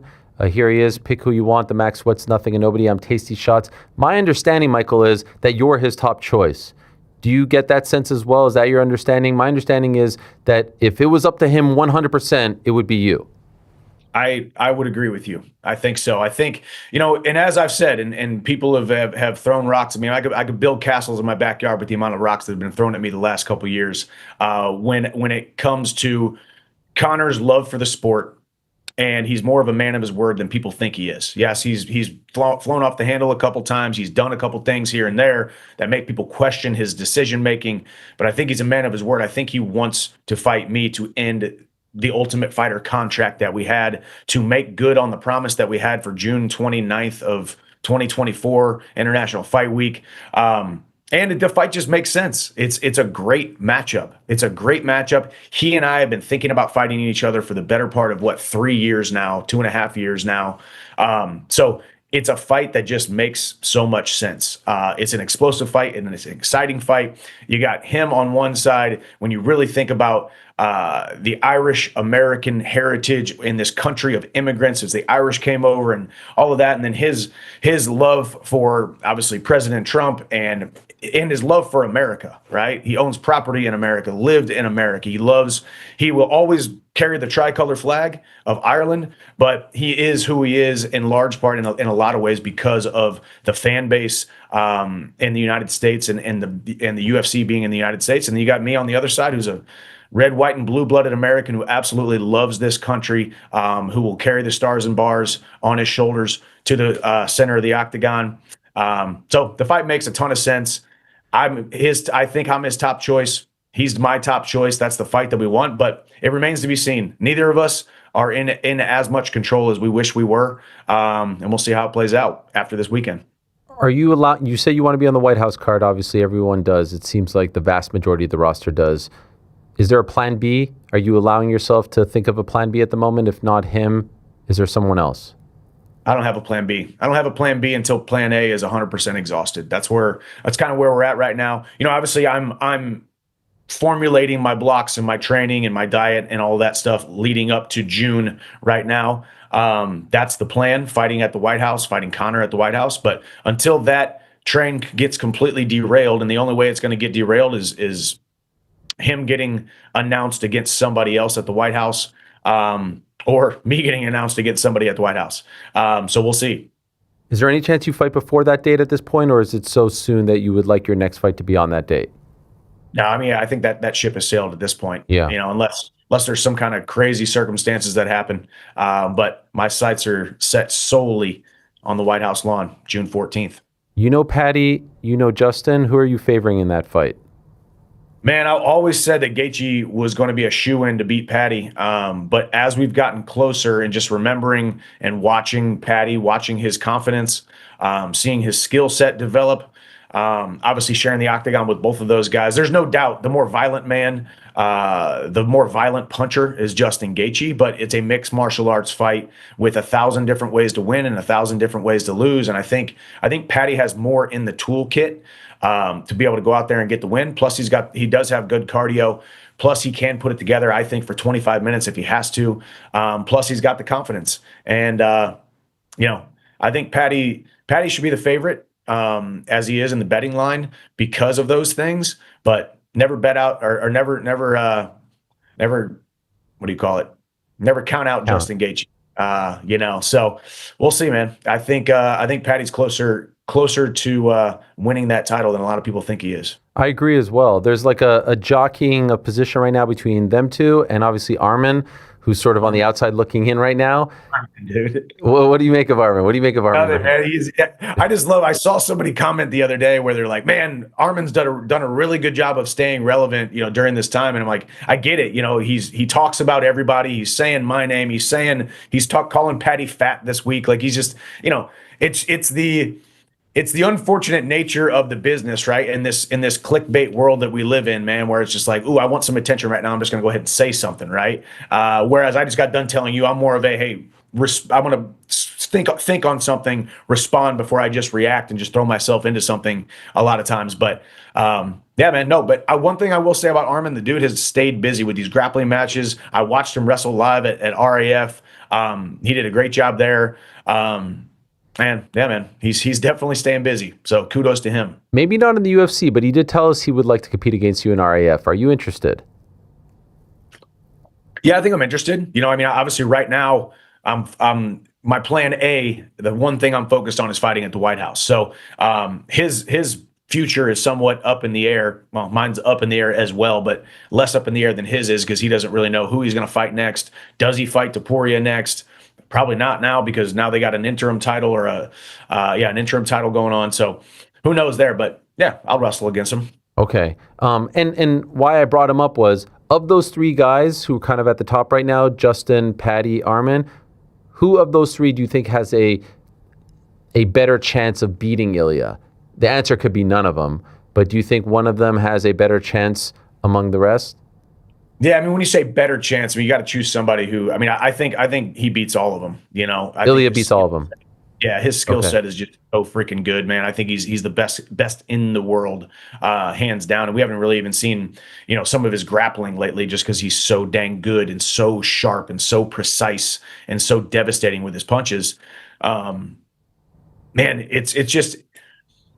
I think Patty's got a ton of tools. I do think Arman probably has the most tools when it comes to that because I think Arman's wrestling is a little bit better than Patty's, grappling a little bit better than Patty's, and I think his hands are a little bit better. But the big body of Patty, the length would be a problem for Ilya, I think. So, and Patty's good about staying away from the big power punches. Obviously, I'm a power puncher, and he was able to thwart off that attack pretty decently against me. So, Patty's length, but I think Arman's full skill set. And by the way, speaking of RAF, did you enjoy your experience and do you think that they have longevity? Can they actually be sustainable and be a thing in the wrestling community?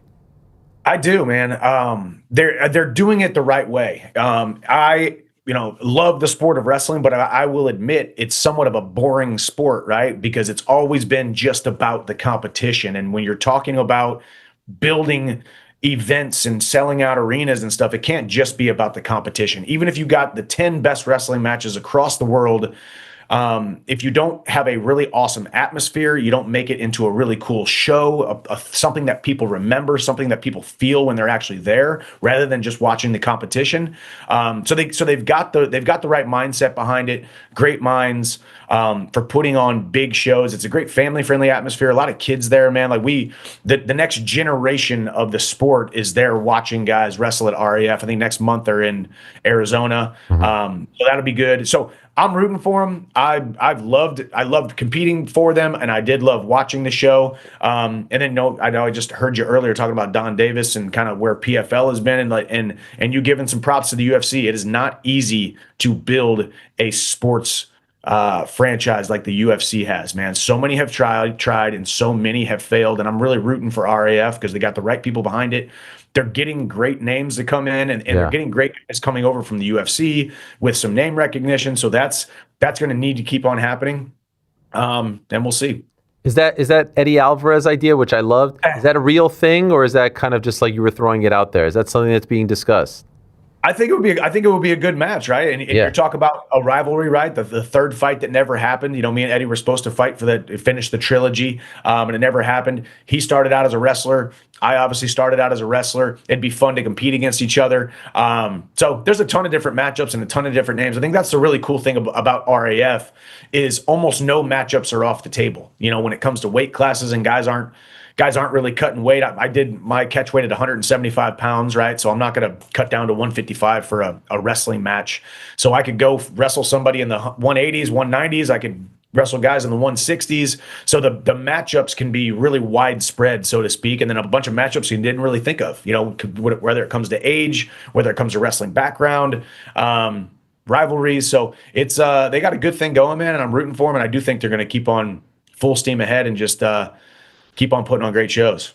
Two last things. I don't want to keep you very long. I know you got a lot to do out there. Your take on the Bo Nickel decision to not compete against Yoel when Yoel came in overweight. Do you agree with Bo? I know he took some heat for this. What do you think? I love that you asked that question, and I took some heat for defending Bo. I did love what he said about, you know, in mixed martial arts, we've made it a thing where guys can just miss weight and give up a little bit of money and then go compete. But to preserve the sport of wrestling is special. And not that the sport of mixed martial arts isn't special, but the sport of wrestling is special, man. And it is the most dedicated, most disciplined, hardest working people on the entire planet. And I do agree with Bo that it's disrespectful to the sport for somebody to come in 8 pounds overweight and then just think that, you know, everything's going to be fine. I'll show up 8 pounds overweight and everything will be okay. And Bo, you know, people are always going to be upset because they want to see Bo compete. And I'm sure RAF was, you know, upset because they want to see Bo compete as well. But at some point, you know, you got to put your foot down and be like, hey, man, if you don't weigh in, you don't wrestle. You know, if you don't make weight, that is the prerequisite. So you can say that Bo made a cowardly decision or you're mad at him, but really you're just mad you didn't get to watch him compete. But really, what about Yoel Romero not coming through and fulfilling his end of the bargain of actually going through with the prerequisite to wrestle? So that's where I'm at. I can't say whether I would or would not have taken the match, but I don't disagree with Bo that he said it's disrespectful to the sport to come in 8 pounds overweight. Okay. Yeah, it's a tough spot. I think he made the right call. Who the hell am I? But I kind of feel like he's got a lot to lose right now. This is his sport. He's in the prime of his UFC career. Why take that risk? One last thing before I let you go. Tom Aspinall on his YouTube channel was speaking to Paddy Pimblett. Paddy had some harsh things to say about you. Have you heard these quotes? No. Just for the record, I just wanted to ask you real quick. I like Chandler, he said. Chandler's a proper nice fella, but in the cage, he's a dirty bastard. Have you seen the amount of punches in the back of the head Chandler does? You know what I mean? Back of the head punches, effing fingers in people's mouths. What's your response to that? Did I punch Paddy in the back of the head? Can't remember. He says he tried to do that to Dustin Poirier, and he bit him because he tried to do that eye pokes. He volleyed me in the balls right up the middle. It was the most blatant one ever. I went to kick him, and he just went up to the middle. F off. Like he said, he tried to teep me. I was like, come on, lad. So what? We threw a kick at the exact same time, and I kicked him in the balls. That happens in 26% of fights. So I mean, I'm not really that worried about it. Guys throw punches at the exact same time. Guys throw kicks in the exact same time. Me and Poirier have already buried the hatchet, and we explained what happened there with my fingers in his mouth. Yeah. I was reaching down to grab his chin. His mouth was open, so I grabbed his mouth guard instead of his chin. And when you're in there, you can't exactly see what's going on down there when you got someone's back. So things happen inside the cage, man. I don't really care what he says, and people don't really actually understand what the back of the head is either. So if you're catching the ear, it's not a back of the head shot. So I'm not really that worried about it, man. But thanks for bringing it up. Fair. No, I understand. I know it's not the nicest thing to hear, but I did want to give you a chance to respond. I mean, I guess, but yeah, he said it's a blatant kick in the balls. Yeah, if you go back and watch a instant replay, you're going to see a blatant kick in the balls. But bodies move. We're kicking at the exact same time. It's just it's what is going on inside of an octagon. You're making split second decisions while a guy's trying to take your head off. So, man, good luck to him, man. And I think it's kind of bush league and somewhat beta male to bring up a lot of this stuff anyway. So I'm not really that worried about it. Okay. And by the way, do you mean beta on my part or his part? Not you. Okay. Not you. No. Well, I mean, no, you're just doing your job. Right. I could have pulled a Sandhagen and be like, "What's that? You cut out. You cut out." That was good by him. I think it's just somewhat of a beta thing to bring up that stuff. So by some of the toughest fighters on the planet, but whatever, man. I genuinely and sincerely hope this works out. I hope we see you on June 14th fighting Conor McGregor. You deserve it. You've earned it. You've put in the time. You've been very, very patient, more patient than most would be. And so hopefully it all works out after this weekend and you get that good news soon. Thank you for doing this, Mike, and good luck out there and good luck traveling over to Vegas. You got it, man. Top. There he is, the one and only Michael Chandler coming on to give his side of everything that is transpiring. It is quite the... it is quite the saga between him and Conor, and I'm curious, and I think we all are very curious to see how it all plays out. I suspect there'll be a few more twists and turns. Oh, by the way, Conor McGregor saying, I do need to negotiate my contract. We need to talk about that one. And I don't think that will be the biggest hang-up. I think he really does want to fight on that card, but it is worth noting that is something that he said not that long ago on a Roblox stream, of all places. Now, there is a bunch of breaking news that is transpiring while we're doing this program, and that's what we do. We keep our finger on the pulse. We are, a daily show. There was once a time also that when I said that word, it was automatic. It was a bunch. I wanted to let you get through it. There's something going on in Washington right now. Congressional hearing regarding the rejuvenated, they've used a bunch of words, but this Ali Act amendment. New York Rick, let's go to our correspondent, New York Rick, for more on this developing story. Yeah, this is too much pressure for me. Let's take a step back here. Let's pump the brakes on correspondent. But I am following along with Luke Thomas, former colleague, who is at the hearing and is kind of providing updates via Twitter. Essentially, what it boils down to was there was a hearing to amend the bill before it hits the House of Representatives.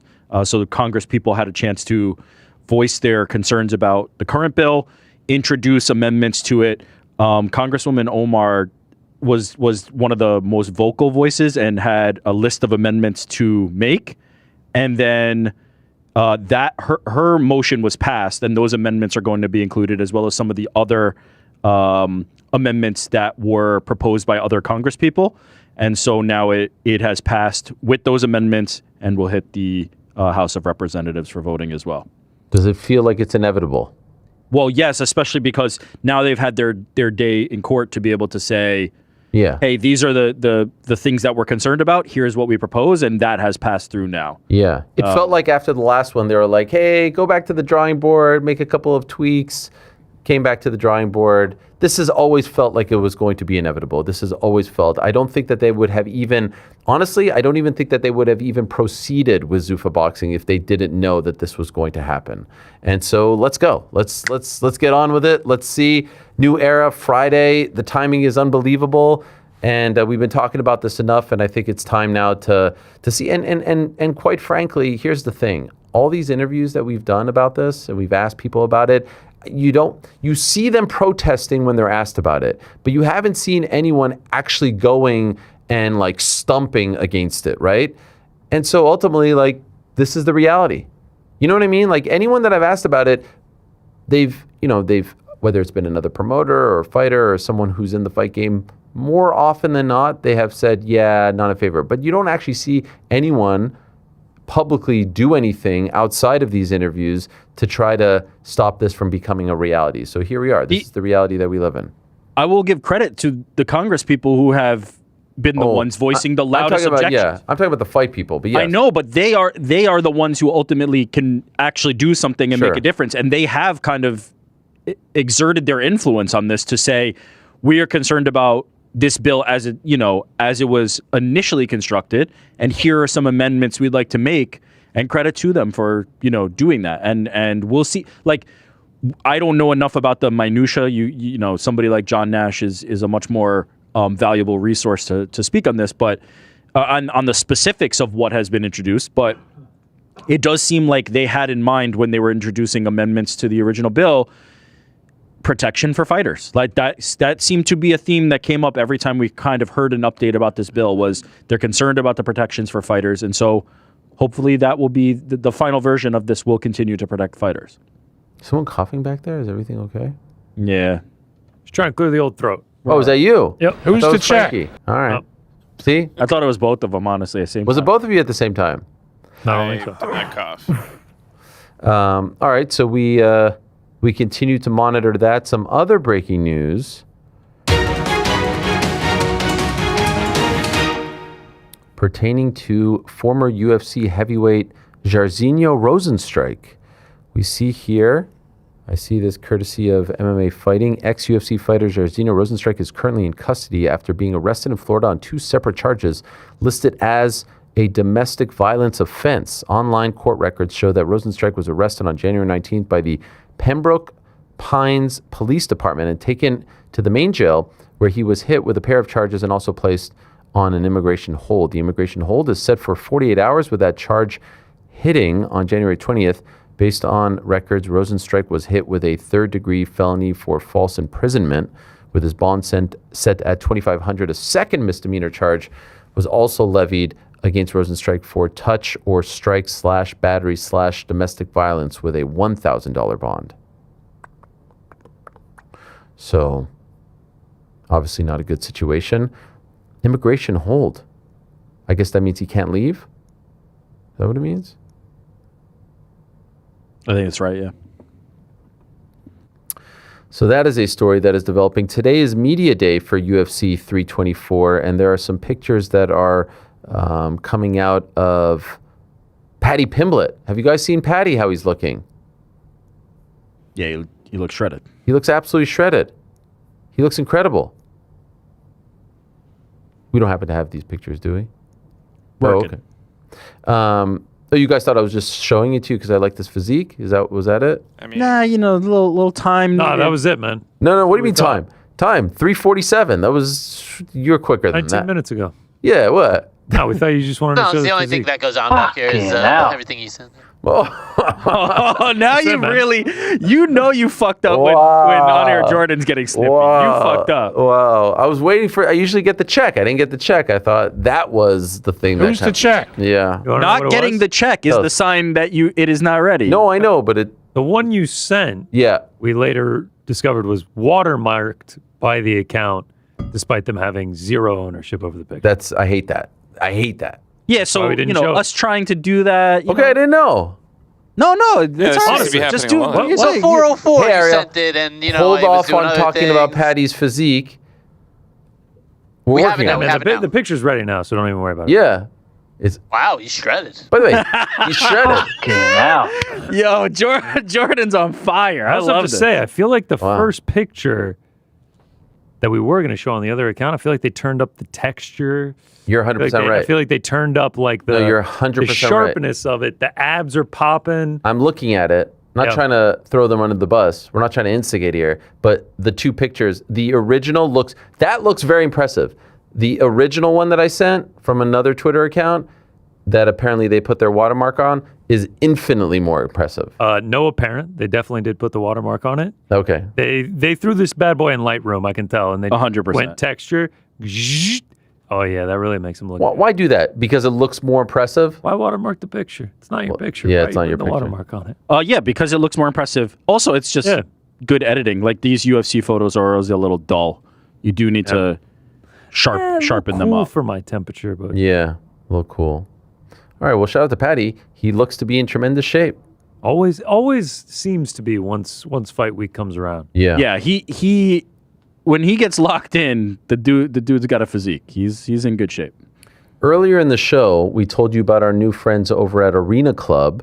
We opened a pack in which a LeBron James card was revealed, which I think they were saying they were offering like somewhere. And we opened this pack, $250. We get this incredible LeBron James card, and then we get offered from them because they have this 90% buyback system, $320 something. And then I got an email about someone else offering me something. There's a lot of transactions going on here. So what's happening here? Yeah, somebody wants to trade for your card. Someone wants to trade me for my card, and what are they offering? Let's show. They're offering a LaMelo Ball, I do believe, right? Yeah, we're going to show it here in a second. That is like valued at... Okay, so here's my offer. You go into the page, you get a notification, you have an offer. It's valued at $750. There's LaMelo. Look at this. Gem Mint 10. Oh wow. PSA 10 LaMelo rookie. Is that a rated rookie? Whoa, I love rated rookie. That's Rated tops. rookie LaMelo. Well, what do we think? Now let me ask you this. Who is this? Who's LaMelo Ball? No. Oh. It looks like it's from MTTA Cards. Is it possible that it was someone watching us live do that? Definitely possible. Here's the thing. This is valued at $750, right? The other one's valued at $350 something. Why wouldn't I do this? If you had an affinity for LeBron, the same reason they'd want to trade for it. Maybe they love LeBron and want to have that in their collection. It's up to you as the collector. I'm going to ask my kids tonight. I need to ask because my son actually likes LaMelo. I Oh, don't this understand. is a no-brainer then. Yeah, I don't Let me understand. see the LeBron card. Not again. that Can we good. click into it? Let me see it again. I don't know. It's it's a Lakers. No, that's a pretty sick card. It's a dunk with a prism. Yeah. This is my showroom, by the way. So this is where you can see all the cards that I own. How many cards do I own right now? I think it's only 2 because I sent back my Kevin Porter, right? You sold the Kevin Porter? Hell yeah, I sold it. I didn't blink. All right, here's my... You only have this LeBron card because you sold the Kevin Porter. No. Didn't we open up 2? We sold the other one too. Oh, yeah, that's right. I forgot. Damn it. The What was it, McCarthy. JJ Yeah, somebody? McCarthy. We're going to grow a sick collection. Can we get one more? Yeah. Oh, you need to do my... you need my Apple Pay, right? No. We can do one more. You can rip one? Let's go. Baseball? She's like, Pokemon? what are you doing? I want NBA. I want to go NBA. I want to go NBA. Let's do one more. Let's do one more. Ooh, what are we doing? 250? Yeah. Hell yeah. Let's go. Here we go. We're gonna get a Jalen Brunson signed rookie.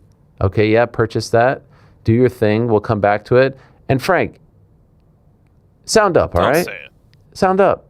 Saw it full, as they say in the business. You saw it. Is SOT the right terminology? It's not a tape. Sound on tape. It was cutting out the first time, so I'm like, look, we'll do it the second time. Frankie's on a headphone like a coach. Like he's got the he mic switched. down. Oh yeah, why'd he switch? He's lounging now. He is completely laid back. He's I'm a glad good 4 everyone's feet relaxing. from the soundboard, just talking, chatting shit. You couldn't be bothered. Here we go. No, Are you he's talking to me? Oh, here we go. Oh, I like this. All right, Arena Club, slab pack. Here we go. Zion. Rookie. Gem Mint 10. This sounds like the Riyadh season song. You know, like... Is it a rookie or is it a second rookie? I can't tell. Okay. Click next. It is rookie. Yeah, it says top right. 187. Okay, they're offering me 187. What is They're offering you 187. What's the estimated? 206. 206. 208, sorry. I'll keep it. Decline. Yeah. Decline that. I would keep that too. I like that. Yeah, okay, we got some nice I got pieces. faith in Zion. I think that's going to be stock up one day. A little old, a little young. For those asking, by the way, these aren't basketball NFTs. So if you're joining us late, these are legit, these are real cards, physical cards. Our new partners over at Arena Club, they are revolutionizing the trading card experience by making what used to take weeks happen instantly on their platform. You can get authentic graded cards instantly and then decide whether to hold on to them in your digital showroom, trade them, auction them off, take an instant cash offer, or ship them to yourself for a collection. So I can get these in my possession. This isn't no gorilla eating a cupcake nonsense, all right? The best part cards is exist in real life. Their transparency. Arena Club has an incredible transparency model. You can see exactly which cards are in each pack and the exact odds before you buy. Talk about instant cash offer. Arena Club will offer to buy back your card at 90% of its value as soon as you buy. You saw it right there. They offered me. I said thanks, but no thanks. And definitely no thanks to Bo Nix. Right now, you can get 20% off your first slab pack or card purchase on Arena Club by using code UNCROWNED at checkout. arenaclub.com/uncrowned. Go right now. You don't have to, it's $25 for one. You get a premium card, and if you don't like it, sell it back 90%. Come on. What's better than that? And on Saturday's watch party, we'll open up a bunch of UFC cards, or slab packs, I should say. Hell yeah. Who's excited? Fuck yeah, I'm ready. Okay, wait. Trying to see. Oh, payment. Okay, I was seeing if someone wanted to offer me something else. All right, let's go back to some questions. A couple more questions. It's been a very busy day here on the program. Great to catch up with Izzy, huh? We're rooting for him. How can you not love Izzy? Yeah. Usually I kind of stop at a certain point and then I pick up where I left off and, well, I close the tab. Ezra Balzer, hey Ariel, last week you mentioned stamp collecting. It reminded me that I recently wanted to show my almost 6-year-old daughter a movie I watched when I was a kid about stamp collecting adventure called Tommy Tricker and the Stamp Traveler. When I mentioned it to my wife, she had never heard of it. I Googled it and realized it was a Canadian TV movie from 1988. As I grew up in Canada, Winnipeg, around the same time as you, I wondered if you had seen it. I have not. And I was also wondering if you and the crew had memories like movies or TV and other things from your childhood that were deeply ingrained that you assumed others had experienced, only to realize later in life, no, it was just you. Thanks for everything you do. Am Yisrael Chai, Ezra. Well, I tried to educate the crew on the McCain fries eating guy, the young kid. But that's a very Canadian commercial. Perhaps you, Ezra, let me know next time if you remember that McCain fries eating commercial. McCain, for the strong, silent type. You guys think I could do narration for commercials? I don't see why not. Anyway, last week I also sang the SeaWorld theme song, and I come to find out that Frank's better half, Tracy, felt some sort of way when I was singing that, right, Frank? That's right. It really put her in a very, very like excited mood. Nostalgic, dare I say. Nostalgic. Yeah. What's wrong with you, Frank, today? Why is the energy so low? What are you talking about? Usually if I kind of tee you up with that, you're like, that's right, she was so excited. That's right. Felt very sort of dismissive. No, don't use my words against me, my actions. I'm calling you out. Why are you upset today? Why are you down? What are you talking about? No? All right. I guess we'll just leave it at that. It's a bit awkward. Anthony Johnson, shout out to you, Pizzi, and the BITB. I was invested in the comments yesterday following the story with you, Jorge, and Max. Well, I don't always agree with what you have to say. By the way, do you think Patty's going to get mad at me for bringing up his comments to Mike? Is it the same thing? I think Patty might already be mad at you. You know, like I think this is a pre-existing condition. That was another sort of a weird time in our lives. While I don't always agree with what you say, I feel like Max put his foot in his mouth yesterday with his follow-up tweet and tried to flip it back on you. He was effectively elevating himself by saying he legitimized the title and took you asking the person who ushered in that belt as instigating. The question would be valid to ask any fighter in a previous BMF fight, and especially Jorge. Wow, wait. Common sense? Common sense. Just like Patty calling Michael dirty, I would like to know what Michael thinks about that. Why is that so bad? I don't have a question on that part, but for my assumption, I'm guessing the BITB said to ignore addressing it like some of the other situations in the past. You don't say. Can you pull back the curtain and let us know what that combo is like? Do you give the guys a heads up and a nod to kick back? Thanks again. P.S. BITB still waiting on the international voicemail options. I've seen others asking too. Before we get to that, I didn't really ask them, should I? I asked them about like a couple things, but I don't think I asked you guys, should I address it, because I was steadfast in my belief that I should. I didn't really ask them their thoughts on it before or after anyway. I think their silence was deafening. Our silence yesterday? No, in general, I think you guys want no part of this, and I totally understand that. Everyone loves Max. You want no part of this. I'm not trying to drag you into it. I think it's very overblown and stupid. I asked a question. He didn't like it. I defended myself. We move on.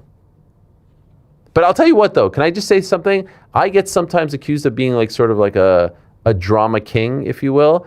I actually think that the fans love the drama. That is 1,000%. Like they'll accuse me of being a drama guy, and well, meanwhile, like they vote with their clicks, right? And they say love the drama. You're an instigator. You're causing drama. The drama that they're participating in and enjoying and living on every reply for. Yeah, every time I checked the chat yesterday, it was, has he responded to Max yet? Yeah. Has he They responded to want the drama, so they're Here's disingenuous. Oh, by the way, international voicemail. You can call it. Just I don't understand. Put the country code. Just do one. Just do one, right? +1 415 sup BITB. One quick question today. You have on all these illustrious champions as guests. When are you going to get a belt stand or two to display their many championships during the interview? They don't all stand very well on their own, and it's disappointing to see them place flat on the desk, excuse me. Also, as a Wegmans employee, just know that the company in general is as devastated by the bills as you are, so we appreciate the solidarity. We're going to get through this. A lot of people texting me about this presser. Yeah, you're all enjoying it. You're all enjoying it very much. I know you're all loving it. But that's fine. We'll be okay. What do you want us to have, like a freaking stand here? What do you want us to have? I think it's kind of cool when it's on the desk. It's like glistening. But I appreciate it.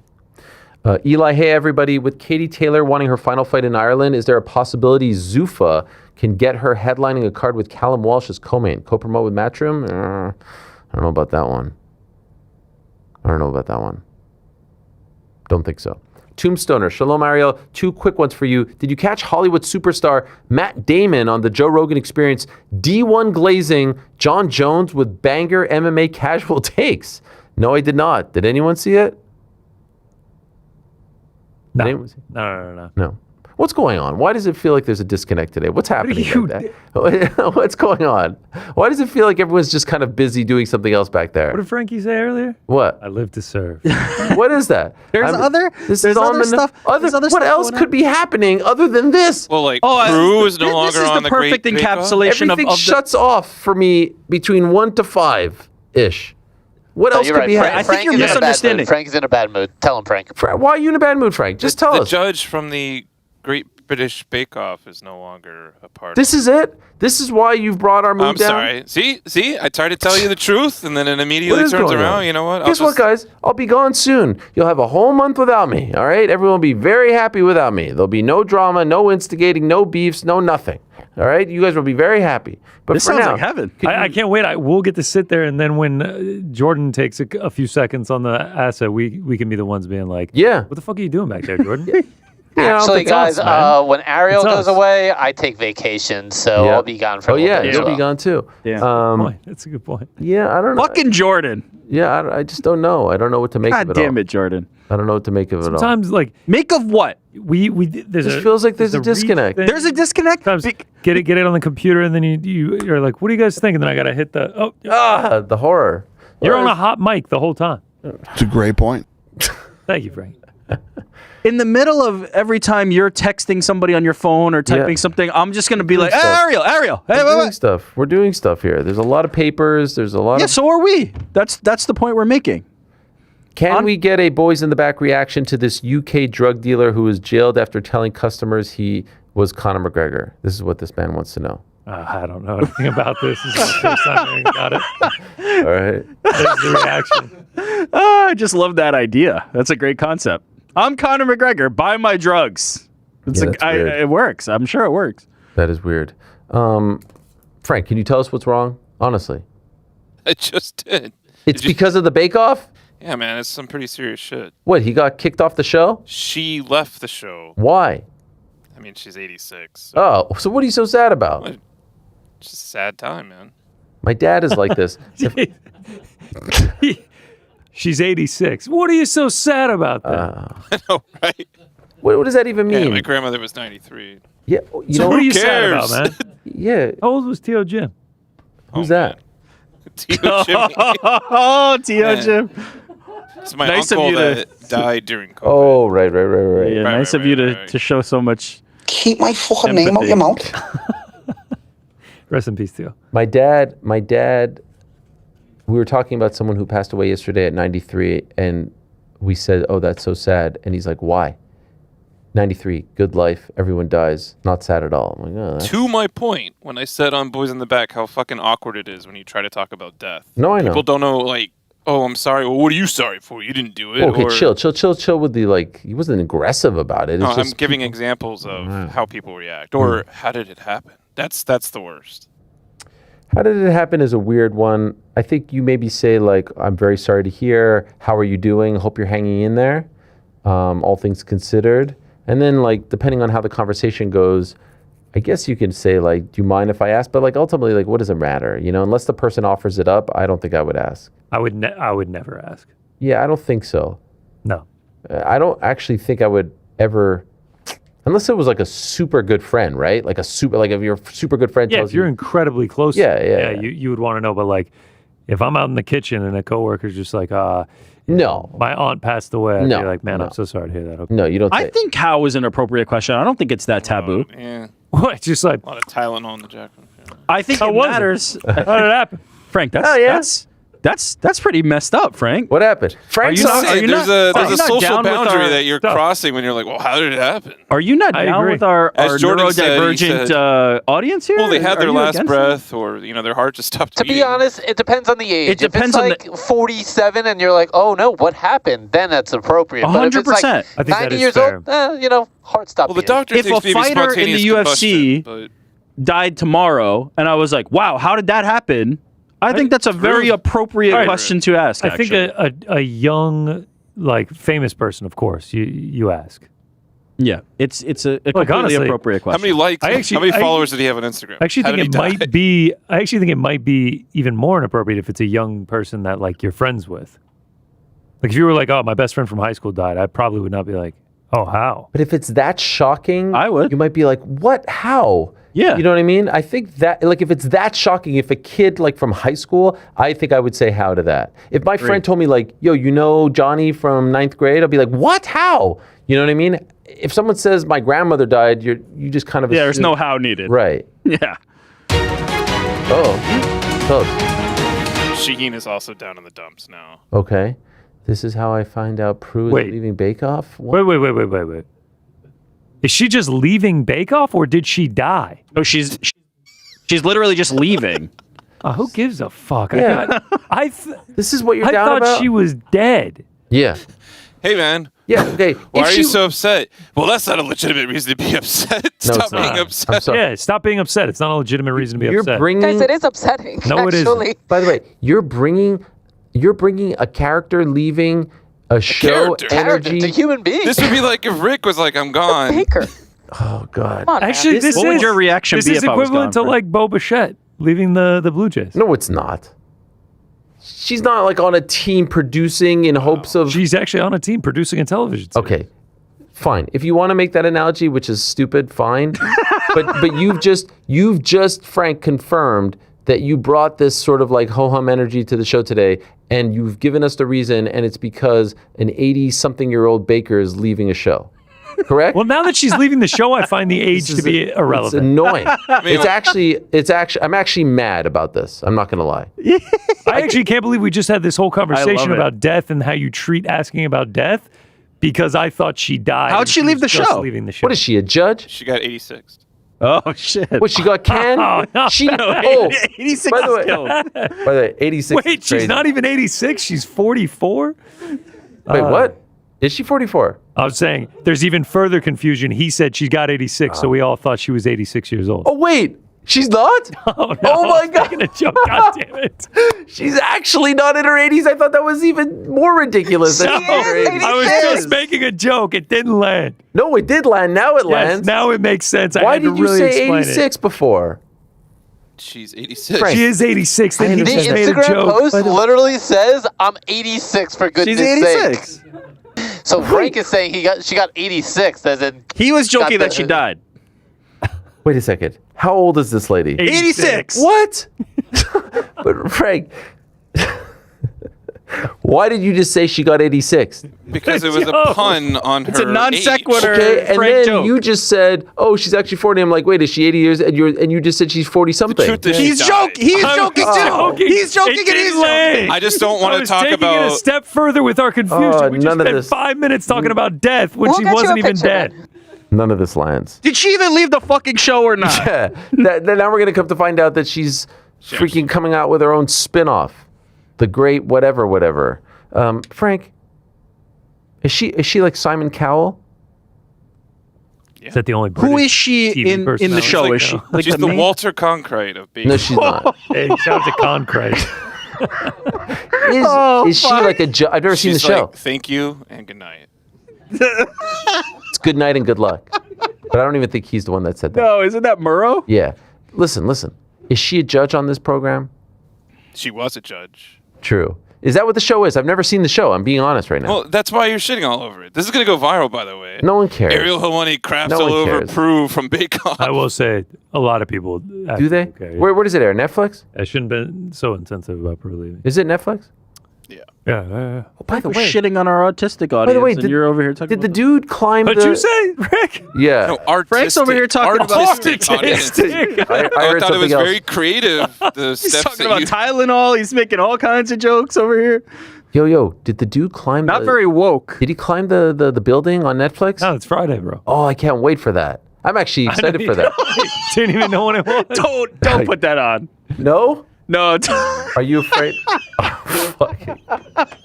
This is which one's Prue? Yo, that low key looks like Which Calvin one's Prue? Finance I mean, guy. After come on. 9 years and judging more than 400 challenges, I've decided to step down as a judge on the Great. Okay, she didn't get 86. She decided. Yeah, we know. I know, it was all part of the joke. Says I'm 86 for goodness sake. Like she's upset.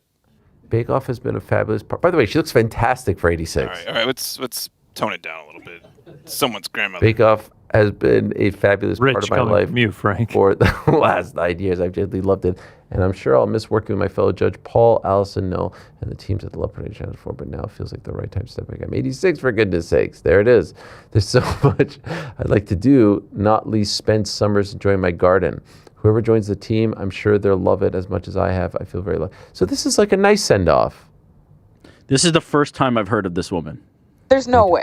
Not only is it the 100%. first time She's I've an heard of this woman, icon. I've First never time. even seen a millisecond of this program. Never. Well, I'm in the same boat as you. Well, I feel bad for you guys. You should watch. Okay, where does Yeah, it air in feels like America? the dividing line. You know, the woke front bench has Yeah, this. listen, there's a reason unlocked why you and guys then- are not in the chat. All Yeah. right? Like, this is the Wait, stuff, all the stuff three we of talk you about. talk about this nonsense? We all watch the show. Together, like you live text? We hold hands. Yep, the whole shebang. Great. Ariel's ability to just put anything down that he's not into. I'm not putting it down. I'm not putting it down. You literally were like, no one cares about this. No one cares about this shit. Don't worry, we don't play video games too. Yeah, that's ridiculous. How old are you? Too old to play video games. Do you stream the video games? No, I'm too By the way, old. now I'm going to get all those people to come after me. That's not a community who want hunting you. No. Someone once told me, who did I come after one time? And someone was like, oh, you're screwed. They're going to come after you. Everybody. Was it the Swifties? No, it wasn't. It was someone else. Fuck, who was it? Kendrick Lamar? I can't believe you're... Yeah, I took those bullets, and look at me now. I'm like BFF with Drizzy. Look at us now. Wow. Anyway, Frank, commiserations. I really appreciate it, man. Sorry. Next time, could we be a little more professional and keep that stuff at home? I'll definitely try. The Buffalo Bills lost. I came here with a pep in my step. Yeah. Lesson to be Did learned. you put a ban on smiling for the day? No, I didn't say that. I was said... like, woohoo. You're like, now it's not the time. Yeah, on Sunday. Come in here, professional. You would never know. You come in here, ho-humming it, walking around like you're freaking Linus. I just want to go on the record. You said we weren't going to talk about the Bills till September, and every day for like every hour we've things are talked about happening. the Bills. Things are happening, okay? I'm dealing with it. Let's move on to the Knicks. Let's talk about Also, the Knicks. did you just say Linus or Yeah. Lioness? No, Linus. That's a Snoopy reference. Oh, I thought it meant the Nunes. Peanuts. Charlie Brown. I thought you were making a Paramount reference. Yeah. Maybe that's it. No, they're on Apple. No, the Lioness show's on Paramount Plus. Oh. Is it about Amanda Nunez? It might be. I've Isn't never it watched Zoe Saldana? Yeah, shout out. I don't know. Hey guys, here's TJ. Hey team, I recently called BITB and left a voicemail saying I just found out my wife is pregnant. Update, we had the gender reveal and it's a girl.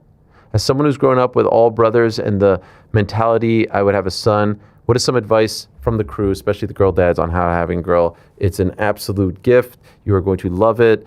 Having a boy and a girl, I mean, they're both great. There's obviously differences in terms of like their personalities and the things that you go through, but it's incredible.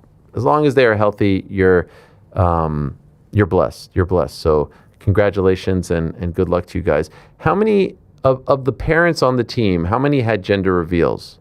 Did not have one. I think. I had one, You but had- it was just the two of us because it was COVID.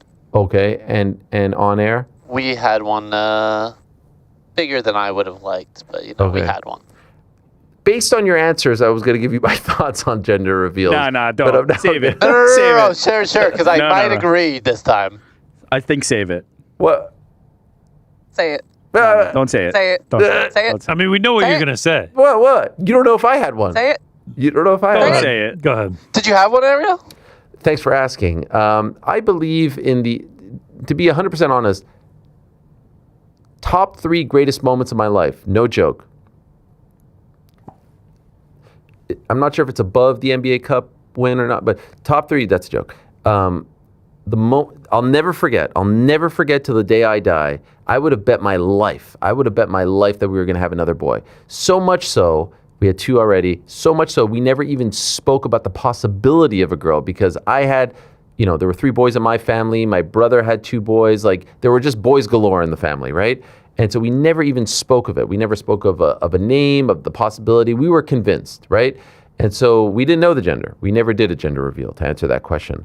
We get to the hospital. Everything's happening very fast. It's October 27, 2016, goes into midnight. And I will never forget until I die, the doctor saying, first things first saying, wow, lot of hair. And the first thing that comes to mind is both of my boys had no hair when they were born. And I was like, oh, that's different. Within seconds, it's a girl.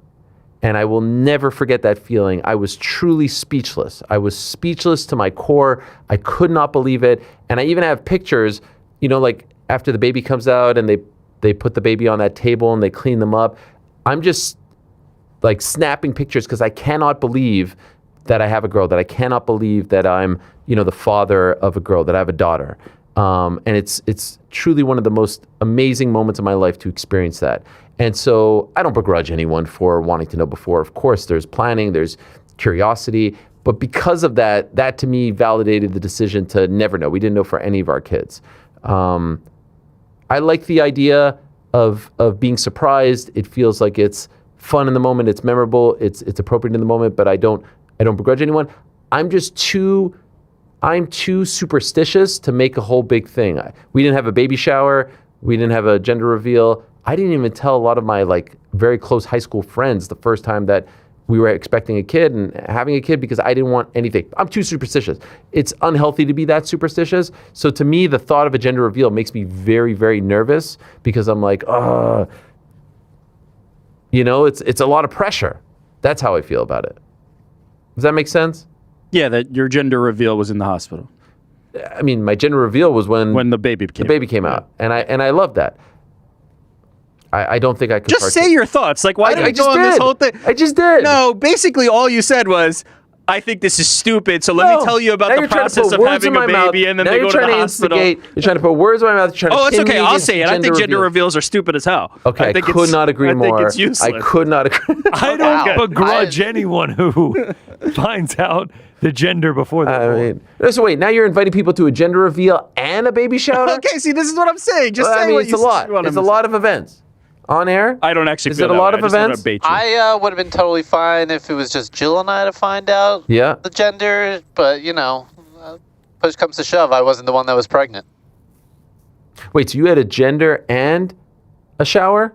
Yeah, the gender reveal was only family, like aunts and uncles and stuff, not many people. Well, too many people in my opinion, but I have a devil's advocate. I actually think gender reveals are like useful, but it feels to me like a baby shower that it's more for everybody else than the people themselves. That's how I feel about like baby showers, gender reveals. It's more for the family to be able to celebrate, and I kind of appreciate that. And I didn't have them.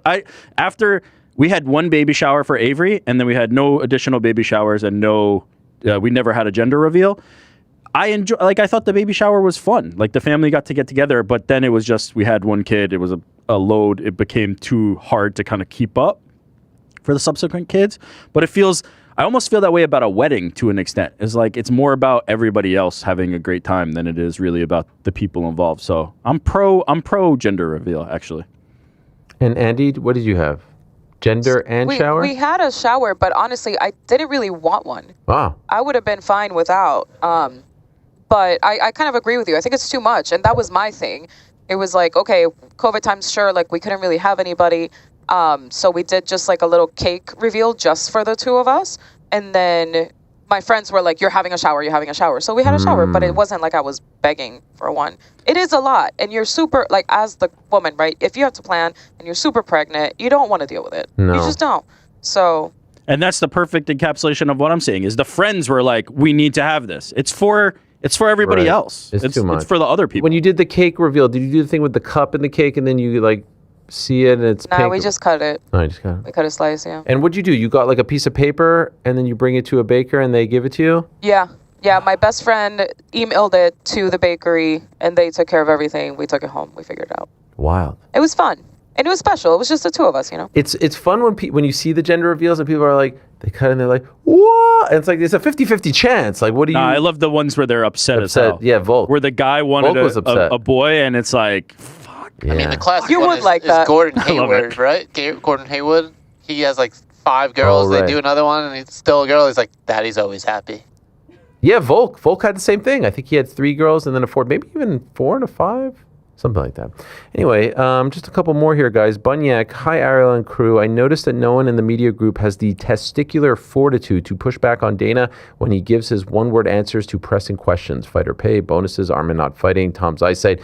Times he's contradicted himself, just to name a few. You don't say, Bunyak. You don't freaking say. Do you think media members should be more aggressive in actually ensuring he answers their questions, or can you not blame them as they don't want to be blacklisted and lose the media credentials? Dana's very particular now with who he speaks to, and I think there's a way to respectfully... I was actually thinking about this as part of the job is to actually listen to all of these things so that I can be informed with the way in which he's thinking, and he'll drop little gems here and there. And you may say, like, that's a pretty sad existence, but I chose this. I cover the man, I cover the sport, I cover the organization. This is the job. This is what I have to do. And so when you're doing that, you're actually being exposed to some different interviewers. And I get frustrated at times because I feel like it's a lot of glazing, it's a lot of nothing questions, it's a lot of wasted time. You don't actually learn. And you may be a newer fan and say you're like, oh man, Ariel's so critical. Do me a favor. Go back to 2009 to about 2016 and tell me face to face if I didn't ask the hard questions, if I didn't ask him what was top of mind, what everyone wanted to know the answer. At very low moments like UFC 112 and all the other moments in between. I always did. Because I always felt like you get 5, 10, 15, 20 minutes with the most powerful person in the sport. Don't waste that time. Don't waste that time. Don't waste everyone else's time, including him. Like, don't waste the opportunity. And I always felt like, hey, there's a way to ask a question. There's a respectful way. There's a respectful way to ask a follow-up. There's a respectful way to ask a challenging question and a well-researched and well-versed question. And I feel like all these interviews don't do that. And it's frustrating.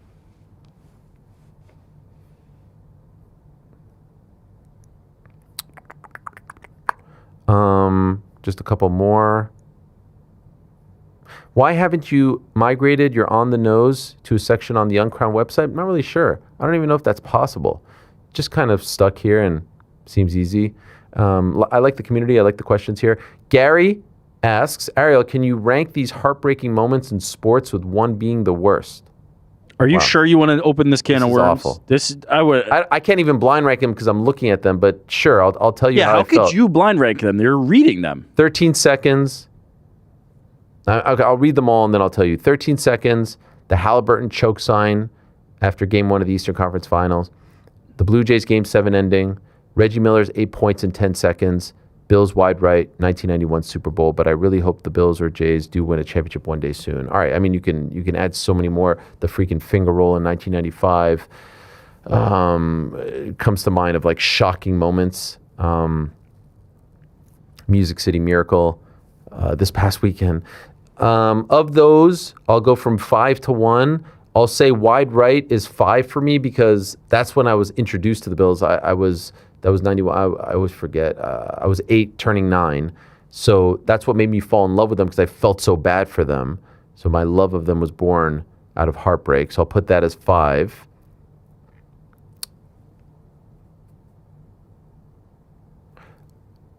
It's hard to... I'll go Halliburton 4 just because that was game 1, and as bad as it was, there were still 6 more games, so you didn't feel like it was the end, although you felt... I mean, the combo of blowing that plus him doing that and looking like such an asshole doing it with Reggie on the commentary was really not a good feeling. So I'll go with that 4. I'll go with Jay's Game 7 as 3 because it was like kind of a slow death there at the end. I know there were highs and lows and we were a couple outs away from winning, but then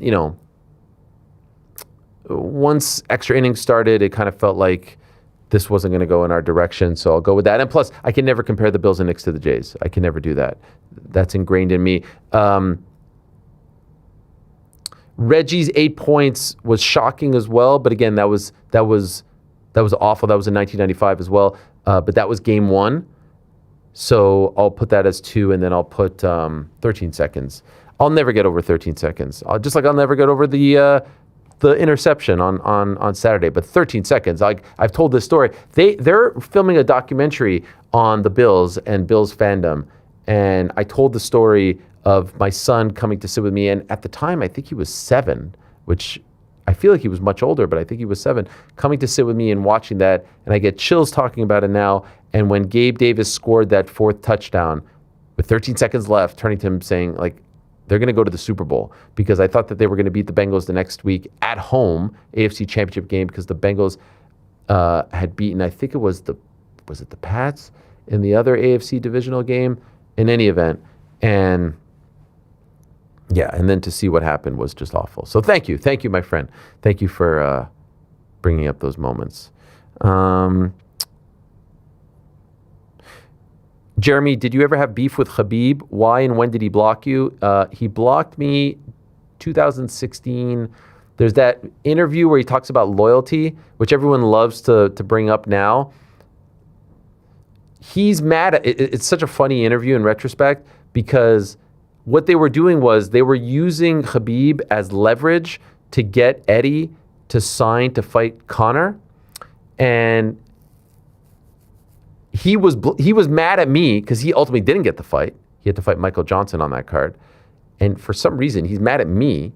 Like, who am I? I'm not his manager. I'm not even his training partner or friend. I'm just an acquaintance. I cover him. We've texted a couple times. He's mad at me because I'm not telling him about this. And I'm like, that's your manager's job to tell you about this, not me. And I did actually try to tell him about it.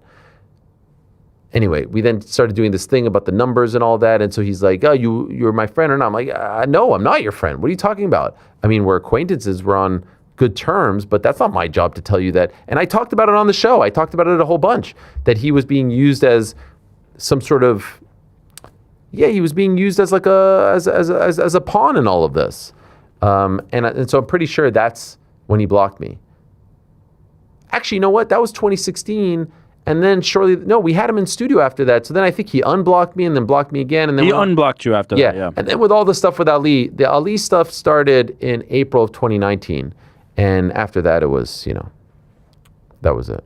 I feel like at the time that was all happening, the UFC going to a secondary option to put pressure on the first option wasn't as well known. No. It wasn't like a common thing. Now everybody knows about that. Like we hear that all the time. Is like they're using one guy as leverage against another.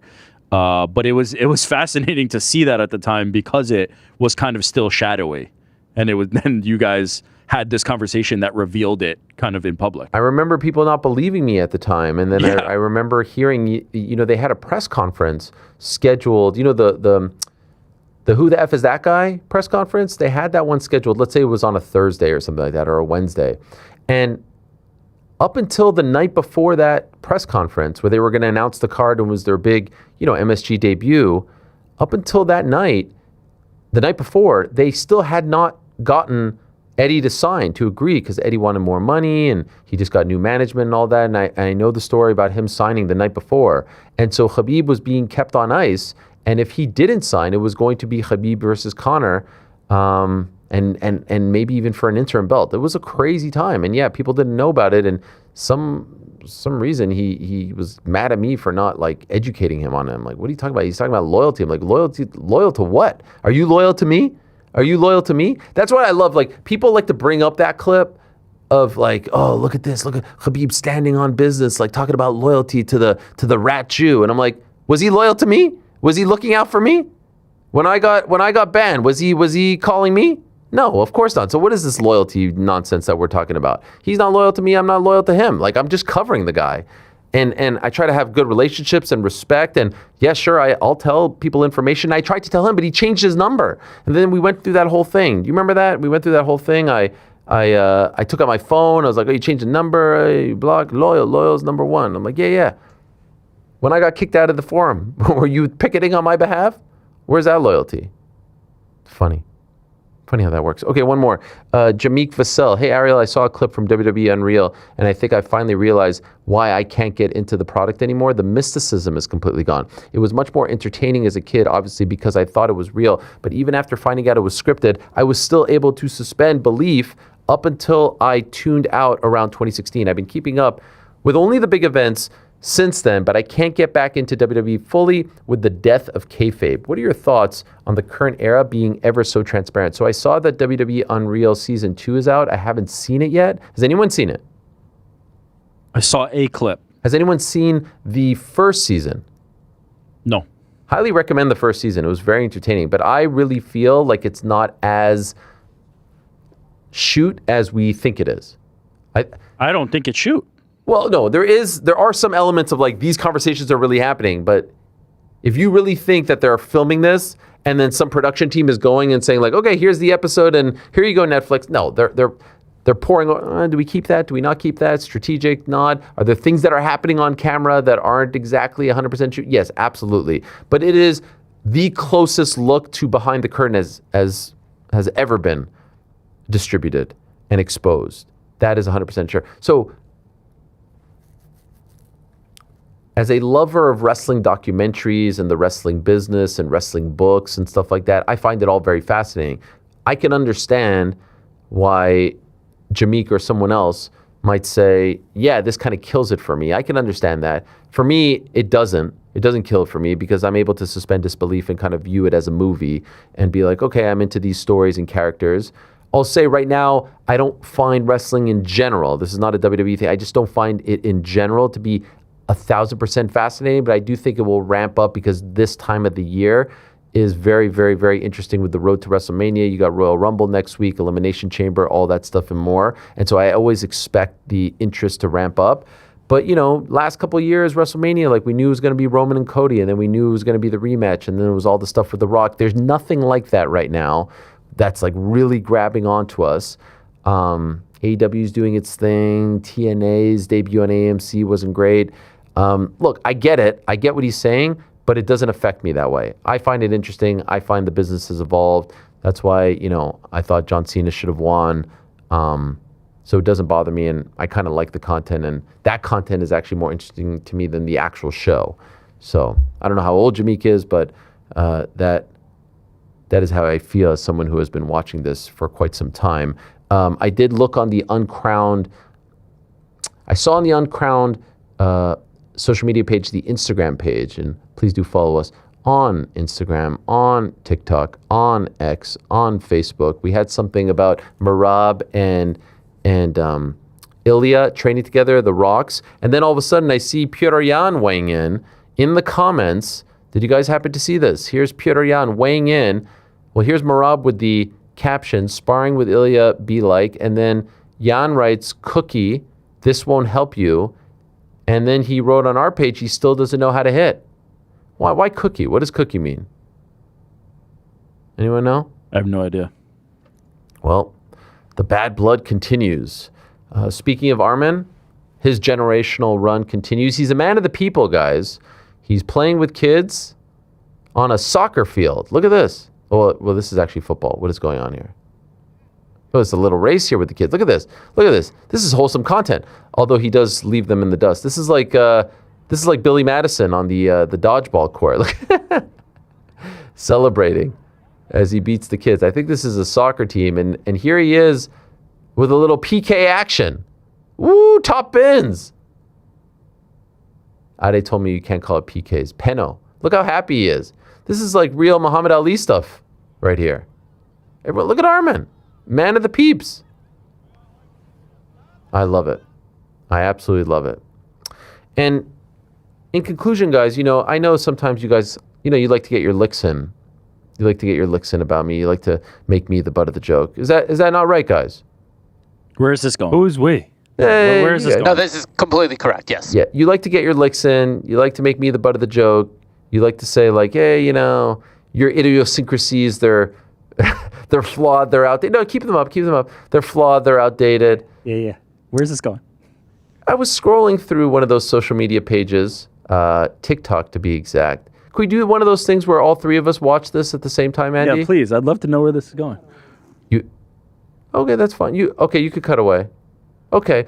And don't preview the clip beforehand. But I just want to say that I feel like this is validation for the good guys. I feel like this is validation for being the good guys. Yeah, for the ones in the know. Us for being bad. For the ones who, the ones who are constantly the butt of the joke, the ones who are constantly being mocked and made fun of for our idiosyncrasies, the ones who are, quite frankly, at times like bullied and made to feel some sort of way about the way in which we choose to live our life.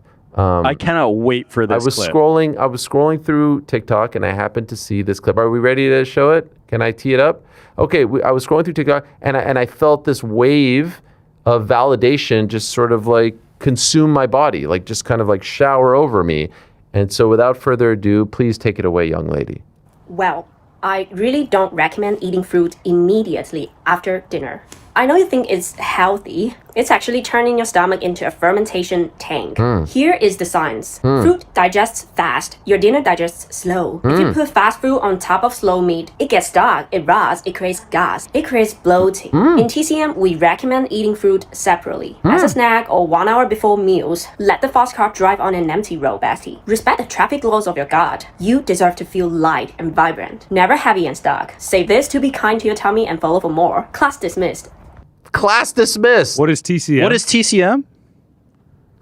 Who is Traffic rules of your gut. Yeah, what is TCM? What are her accolades? Yeah, I'm curious. Is she a doctor or something? We're looking into that. Respond. What do you mean respond to it? Respond. She repeated the same thing that you said. Respond. I am asking you, what are the credentials that she has? What is TCM? Where does she come from? What is her background? She's in medicine. She's a medical She's a doc. woman who shares the exact same opinion as you. Yeah, that's what life is all about. Echo chambers. Jordan? Love echo chambers.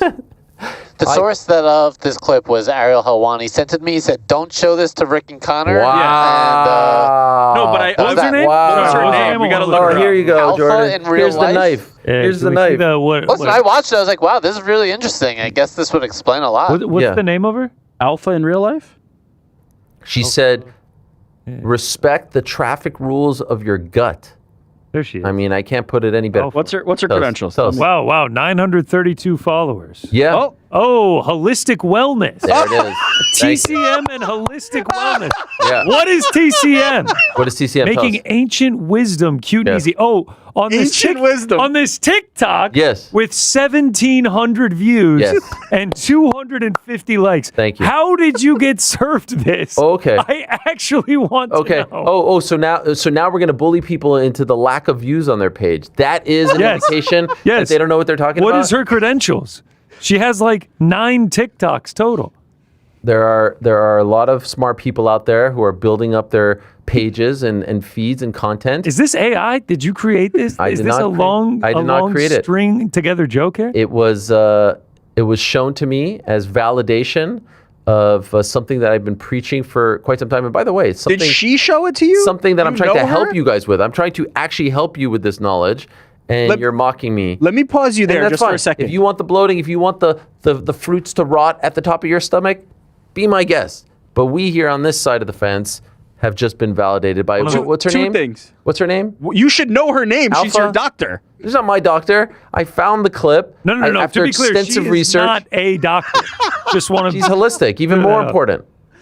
Here, two things. One, I'm convinced that somebody made this on AI, made a burner account and sent it to you. Somebody who's heard these rantings. Two, yeah, actually, just one. Just one? Yeah. Just one. Yeah. She asks in all of her videos, are you entering your Chinese era? Yeah. The thing was, number two is. Oh, here it is. You're giving us this gift, right? Yeah. This info. Yeah. But like, we have eaten fruit after dinner and been fine. So it's not actually like helpful. It's going to hit you. Us. I'm a little bit older, so these things come with like wisdom and experience. I love that you been there, done that. you did this. I actually feel very strongly about this. Like I could tell you from experience, you might as well feed me an atomic bomb if you give me fruit after dinner, because that's what's going to happen to my gut. You might just have an intolerance that we don't share. Apparently, myself and the Chinese. At apparently, 2 'cause that's a.m.? what she's saying. No, because this me and woman my is wife. not a representative of the billion Chinese. My wife, who is Chinese, we Yeah. were eating grapes at 2 a.m. last night, and we were Quite perfectly frankly, fine. Went to bed. I thought you would say yes. I'm familiar with this because I've experienced the same thing. I thought that you would actually find a kinship here. I have gotten to the bottom of Went this. to bed. TCM stands for traditional Chinese medicine. She Wonderful. does I also would recommend never. Yeah. no cold yogurt in the morning, no iced coffee in the morning. Not a fan. Why not yogurt?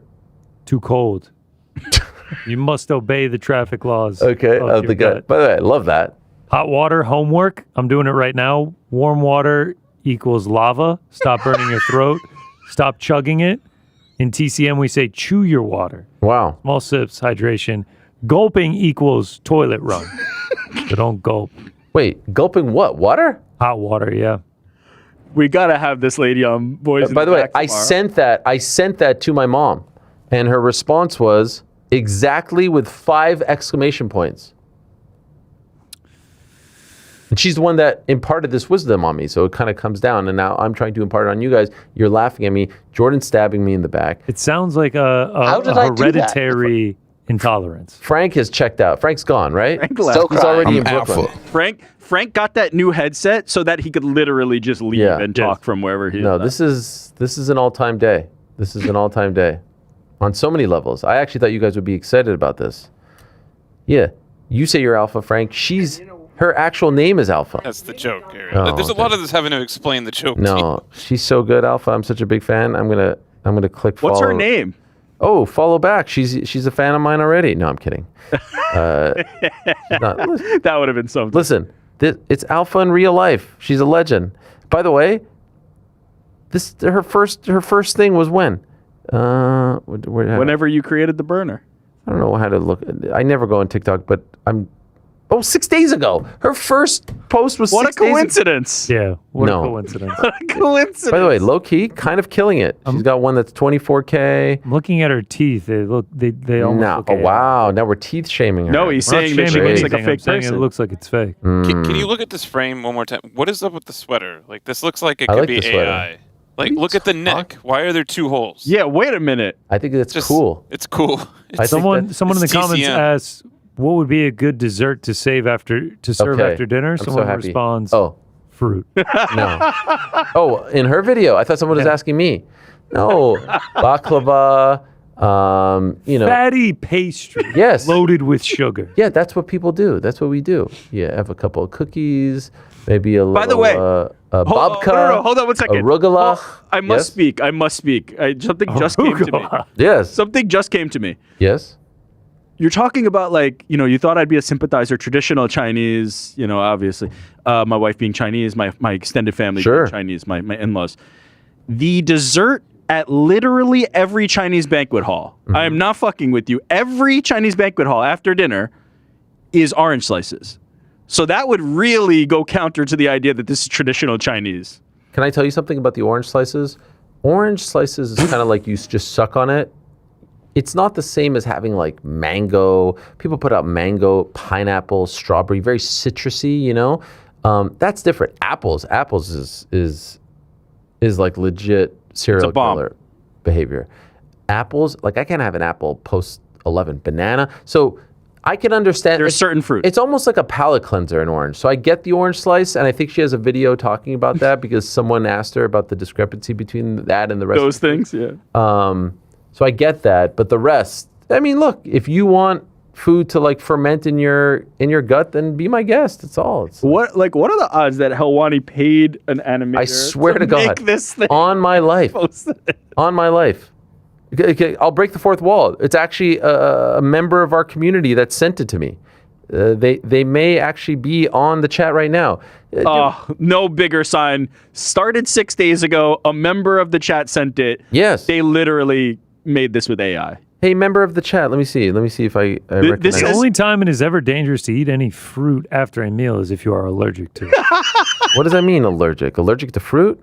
Yeah. Yeah, people You have an intolerance. No. It's so literally. Have you ever heard of? I have a friend that's allergic to strawberries. Have you ever heard of like food like the FODMAP map? No. FODMAP. Have you ever heard of that, Frank? You've heard of that, right? Have, yeah. Yeah, like there's like the sensitivity to certain foods. There's certain foods that don't pair well with each other, and dinner and fruit doesn't pair with dinner. Yeah.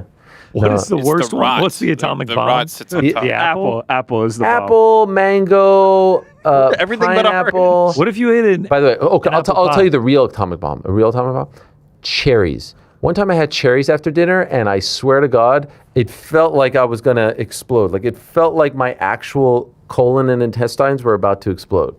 Awful feeling. Whatever. I actually have an idea for content where we all eat a massive meal, and then we each eat cherries afterward and see what happens. Who can stay in the room the longest. Just dropping bombs? I must say, I feel like I'm going to be the only one. Unless you guys are lying. We're going to be sitting there and we're going to be fine, and you're going to be like, oh, shit. The cherries. And I know what the obvious thing is. Wait a second. Pineapple pizza. Don't ask me to explain that. Apple pie, cherry cobbler. No, because it's part of dinner. It's not after dinner. Exactly. That's the thing. It just kind of works. Kudos Seriously, to fruit whichever desserts. sicko in our comment section spent the time to make that AI video, and the whole account. I'm telling you, they sent it to me and they said, I know they did. Show They this to made the it. guys. It's actually real. They made Show that. this to the guys as if I'm supposed to believe any random social media account saying something. And so You'd be surprised how many people do actually. Usually when we have actual clips to share, I put it in a chat, but I sent it to Jordan saying, hey, I want the guys to react to this in real time. I don't want to give them the heads up because I knew they would come with some fugazi nonsense. Ain't that like what this. journalism is? Yeah, that is what journalism is. Fugazi right? nonsense. And then Jordan outs me. No, it's I fine. didn't out you. I just said what the process was. Yeah, actually, like any other process would have surprised me. No, it's fine. Listen, there's going to come a time in mid-February when all of you are going to like, you know who I miss? I miss that Helwani guy. But for now, we've not reached that point. What is the backstabbing here from Jordan? Oh, he said, don't show this to the guys. I mean, it was a little too much. That's backstabbing? It was too much intel. It was a little too much. Oh, I'm sorry. Let's go back a few minutes. Take that away. The sex. Someone else produced that. What was that? Oh, that was the without the Epstein one? Yeah. Gosh. What a line. It is. Oh, without the yeah. Without the sex. Yeah, that was awful. That was awful. It's Pantheon. It is the worst line ever uttered. Cringiest moment in UFC history? By a million Up there. miles. There have been some bad ones. No, man. Fifth layer of hair or whatever. That was bad. This is worse. Yeah. This is worse. I mean, yeah, it is. I was glazing Kurt Signetti for the Google Me line. They are as far on the opposite ends of the spectrum as they could possibly be from each other. Bilal and Signetti. Yeah. By the way, have you ever wondered when the best time to eat cold things is during the day? I'm going to say... Well, let's find out. Oh. I see you guys in the comments. Hey, trying to Alpha's negotiate back. with me about the coat things. Like, can I just have a little bit? Okay, let's look at the TCM signs. Your digestion follows the Traditional sun. Chinese It's called circadian rhythm. 7 a.m., like no sun, low fire. Your stomach is literally not open for business. No cold things in the Late morning. Yeah. is definitely gentler. Your body is actually ready to handle it. But at noon, Beautiful the sweater, by sun the way. is highest and your metabolic fire is peaking. If Okay. you must have that cold salad or snack on ice cream, do it between 12 and 2 p.m. Okay. That is your golden window. Okay. And I'm reading all your stories and I'm so moved. Remember, true health isn't about strict restriction, it's about rhythm. Be kind to your body and it will love you back. We are healing together. Follow for lesson number 4 and class dismissed.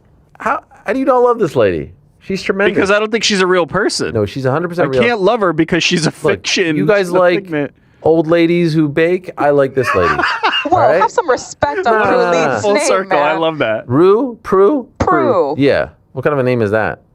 This girl's actually Alpha. Her of name name is is what? Alpha in real life.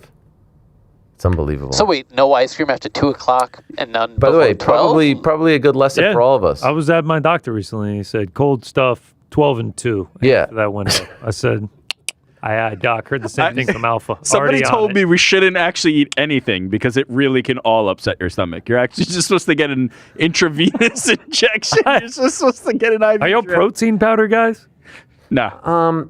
You know what I've been doing after my Thursday? I'll tell you what. This is peak right here. Okay, Thursday, tell us the real. Thursday, Friday workout. Go to this place next to my house. Don't even order it. Once I walk in, They know. Person starts making Love it. that. Fire. Is that not better. like That's best. Nothing better. What is it? A smoothie? What is it? It's called a protein bomb smoothie. I've never been a big protein guy, but I'm like, all right, workout. I got the pump. Banana, dates, peanut butter instead of almond butter, Love it. chia seed, unsweetened protein, and almond milk. Sounds incredible. What? I thought you would It's have the gone best. almond butter. Why peanut butter? I don't like. My wife likes the almond butter. I like the peanut butter. There's something a little bit more traditional about it. The almond butter has like almost like Liquidy. No, it's like Grainy? grainy. Yeah, It's not as smooth. It's not yeah, as, yeah. They say, Yeah. Ariel, what's up, man? When you walk in and they serve it up. No. It's like the place is over there to the left, like the bar, if you will. Order it. They ask me what I want. Oh, But my lady down there, she's by the time I walk over, it's and it's in The and out. register hasn't caught up to One your routine person- yet. No, but the lady it's who it's a makes it. revolving door. Yeah, yeah, And yeah. then, by the way, and now I've reached a point. Coffee shop, which I go to Thursday morning. Nothing. It's just the usual, and the Nothing dude better. in the back is. There's nothing better. It's That's really great. like My bagel shop near here, which Yeah. will remain nameless. Okay, When why? I walk in, Give 'em a they're shot. like, yo, Connor, here you go, man, and toss it up to me. wow. That easy. Why don't you want to give him a shout? You know, No free Feel plug. like a king. got to keep it close to the chest. Can't have it getting blown up. Oh, I like that. People. Also, I asked the protein powder for a reason. That is like gunpowder in a keg to me. It is. No. I can't find a good one. This dude said, "Lazy bet MMA. Ariel's finger motions kill me. He's very zesty with his hands." That's not very nice. This is the change up the. Just gotta change up that composition. Gentlemen, we've said enough. Oh man, did we? We've said enough today. Thank you to all of you. Tomorrow we have Oh, Jesus. Hey, Frank's locked in on the show though. At any point in all of this, you couldn't have sent me a message being like, "Hey, reminder." Listen, I you were was- shitting on Prue. Oh my God. Damn, revenge. All right, my bad. Okay, we're back. Just when I thought I was out, they pulled me back. All right, what do we got? Best moment I've seen this week is Patty joining the UCL lads at CBS and speaking to Cara. Scousers are an interesting bunch with that accent. Jake, I actually wanted to send that to the team on the Up and Up, but I wasn't sure if we'd get dinged because it was on the Champions League post show. Did you guys see this? Yep. Patty and Jamie Carragher speaking. That was, by the way, not for nothing. And this usually happens when there's a new deal, so let's see how long it lasts. The crossover has been quite good between the CBS properties and the UFC, right? NFL stuff, the Paramount. New Year's Eve. The New Year's Eve. The soccer connections are great. Like ESPN had a little Golden bit of Globes. soccer. They had Yeah, Golden ESPN FC. Yeah, no, this week alone, have they done a better job of, doing that cross promotion? What's so funny? He brought up the Golden Globes, and I was speaking to a woman. Gloves or globes? Globes. I'm sorry. and she was asking me about UFC, and she was like, "Did you watch the Golden Globes?" And I was like, "I'm assuming you're going to ask me about Mackenzie Dern and Brian Ortega." And she was like, "I don't know what their names were, but that was weird as shit." Yeah. And I was like, "Yeah." I mean, shout out. but look, Shout out. people were That talking person about it. asking about it. Yeah, Hey. it worked. Well, I mean, she was asking, and she was like, "I would never watch the UFC now because of it." I was like, "Wow, okay." In any event, I think they've done a great job. Oh, you know what? Okay, this is important. 1 second. She actually gave me some tea on the Golden Globe. Supposedly that hockey 1 second. show on HBO is so 1 second. popular. Mama, you there? Oh, you- Yeah, I'm here. Okay, I'm live on my show here, and everyone's mocking me. This is my mom, guys. Everyone's mocking me because I played the video of the lady with the the fruit at the top of the stomach after you eat dinner. Yes. Can you tell them? Can you tell them that this is true? Well, that's very true. It's because you have to eat first your vegetables and then your meat, and and then you don't put on top of it food because then it's gonna rot in the stomach. So it's either you take it half an hour before the food or between meals. There you go. Very true. So they said that lady was AI. The rule forever. It's been the rule since the beginning of time. Many years, exactly. Okay. Yeah. All right, guys. Are you going to tell Are you guys in the back going to tell my mom she's a liar? No, I think that you guys both suffer from this. I think it's just a personal intolerance. They can research it. I mean, They can research it. Like that lady, the video I sent you. Yeah, of course. All right. Of course. Okay. It's very true. It's something that you shouldn't be doing, after the meal is eating food. Thank you. Yeah. Love you very much. Thank you so much. Love you very much. Bye-bye. We'll talk to you later. There she is, the one and only, the great Mama Knows. Why did Rick leave the room? Didn't give us our best to her. He ate You fruit, went like, "Oh, they say hello." Well, Rick left. Why'd you leave? I don't want that smoke. She was. I don't want that. She was happy to impart the wisdom. Yeah, I don't want that smoke with Mama Helwani. Oh yeah, we had this before once. Remember? Yeah, she beat me down. You guys know we had a whole tournament, Rick against my mom, for weeks and weeks. No. Making We picks. did it one time. Was it? The other one was the betting one we did for weeks and weeks, but I think it was like one or two we did with your mom, and she beat me. And Yeah, it was wild. What a time that was. Like 2013 or so. Crazy. Any other super chats, Frank? Anything I might else? be quote unquote crazy for thinking this, but I would like to see Ariel Helwani replace Don Davis at the PFL. The PFL needs a charismatic face of the organization like a Dana White. Nubian Bookstore, Atlanta. What does that mean? What does that mean?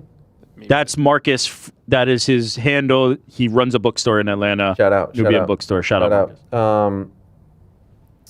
Listen, has it been thrown my way over the past, 5-6 hours? Can't confirm nor deny. Have people been saying for years that perhaps I should put my money where my mouth is, that my ideas have been so revolutionary that perhaps, I should be the one standing at the dais, just like the great Jonathan Coachman was not that long ago, and imparting my wisdom in terms of promoting fights and getting that passion out there. Look, as they've always said in this business, the cheddar does make it better, and money does talk, and every man has a price.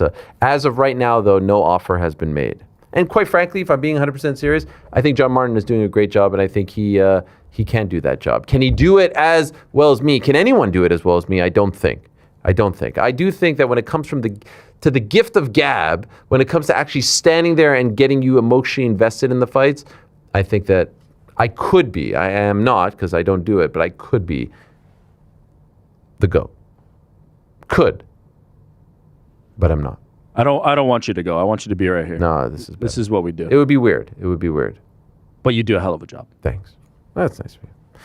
What else, Frank? What else? If fighters are so upset about when you quote them, shouldn't they be more mindful when they talk? Wow. I mean, they literally said what you're quoting. Well, thanks, Dave. Yeah, it's a weird thing.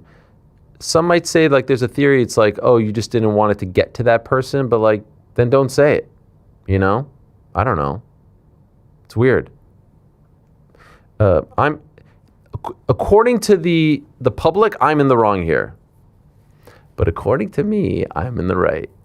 And that's probably is most important, if you ask me. What else, Frank? What else? Question for the whole crew. Over under half super chats or OTN posts a week that come from burner accounts. Ariel, make a guess for each of the boys in the back. Boys in the back, make a guess for Ariel. Thanks, Lava P. There's no burner accounts. I don't believe in that. I don't think there's any burner accounts. Are they asking if we're on burners? 0. Yeah, there's no burner accounts. Look, there's enough questions, so we don't need to do burner accounts. What else, Frankie? What else? What's the most to least likely in the next 7 years? 1, a fighter retires undefeated. 2, 3, divisional champion. 3 again. Okay, no, sorry. 3, Jones loses. 4, a rivalry surpasses Habib versus Mac. 5, UFC sinks. Shout out to Rick, the brighter. Wow. That was my burner, by the way, though. Keep that up for a second so I can digest it. Most to least. I say... Okay, least is UFC 6. 100%. Yeah, like, I'm assuming he means, like, goes bankrupt or something? Yeah, what? no way. No chance. Fighter retiring undefeated, I'll say is next. Tough. There's no real candidates right now. Well, I guess John Jones is not undefeated, technically. Then I'll say Jones loses would be next. Rivalry surpasses, fighter, 3 division. And those two could be interchangeable. Yeah. That's how I feel. You think... Oh, actually, yeah, I guess that makes sense. Wait, so that vindicates me about the rivalry. No, I was going most. That's the most likely? That's what I was doing. I was doing least to most. Should I have done the opposite? Then No, this whole thing is you wrong. did it right. You did it right. What else, Frankie? What else? Would PFL ever give Gable a one-fight deal to fight Francis? No. For multiple reasons. The main one being he's going to the UFC. This is inevitable. Too late. What else, Frankie? What else? Seen Prince Nassim Ahmed's movie? No. I saw him do a bunch of media. I would like to see it. I have not. Anyone seen it? I haven't seen it, but I will. Yeah, where's it airing? I don't know. On a streaming platform? Legend. But yes, one of my all-time favorites. Definitely my favorite British boxer. I really want to see it. What else, Frankie? What else? Who's on first? I just got 86th. Wow. Thank you, Lazy Bed. 199. There's got to be a cutoff. Like under 2, you don't get red. Nah, come on. We appreciate the $2. Fine. What else, Frankie? What else? GC, I'm paying $4.99 to clarify that Prue is 86. GC, stop disrespecting our dame. There you go. Thank My you, Taco disrespect to Enthusiast. Prue. My disrespect to Prue is in question here. What a name, by the way. Prue? Never heard that name. Wait, you just said before it was a shit name. No, I know. I'm just saying it's such a unique name. I've never heard Prue. Crazy. I feel like it's short for prune. It's actually short for prudence. Connor's just dropping all kinds of disinfo today. I love it. What else, Frankie? What else? How many Bills fans do you think have been born the same way as you these past few seasons? Have been born. Oh, like meaning you suffered and that made you a fan. He's saying there are probably people seeing this and becoming you for the next generation. It's possible. It's very I mean I think that's a real thing. Like I think my kids become bigger fans because they start to if you're just supporting a team that's winning all the time, like that need doesn't grow. And so you invest and then it doesn't work out. Your friends make fun of you. There's trash talk, there's this and that. And then it finally happens. Like the footage of those fans celebrating the Indiana win on Monday is incredible. Like I saw one video of a guy who's been a season ticket holder since like 1940 something. And this guy probably never thought that they would ever be anywhere near this situation, let alone do it. So I can't even imagine that. I'm envious. I'm not jealous. I'm envious. I want to know what that feels like. So I would imagine that there are a lot of people, especially in Buffalo, man. Buffalo is such a unique place. It's such a wonderful place. I actually want them to win more for them than me.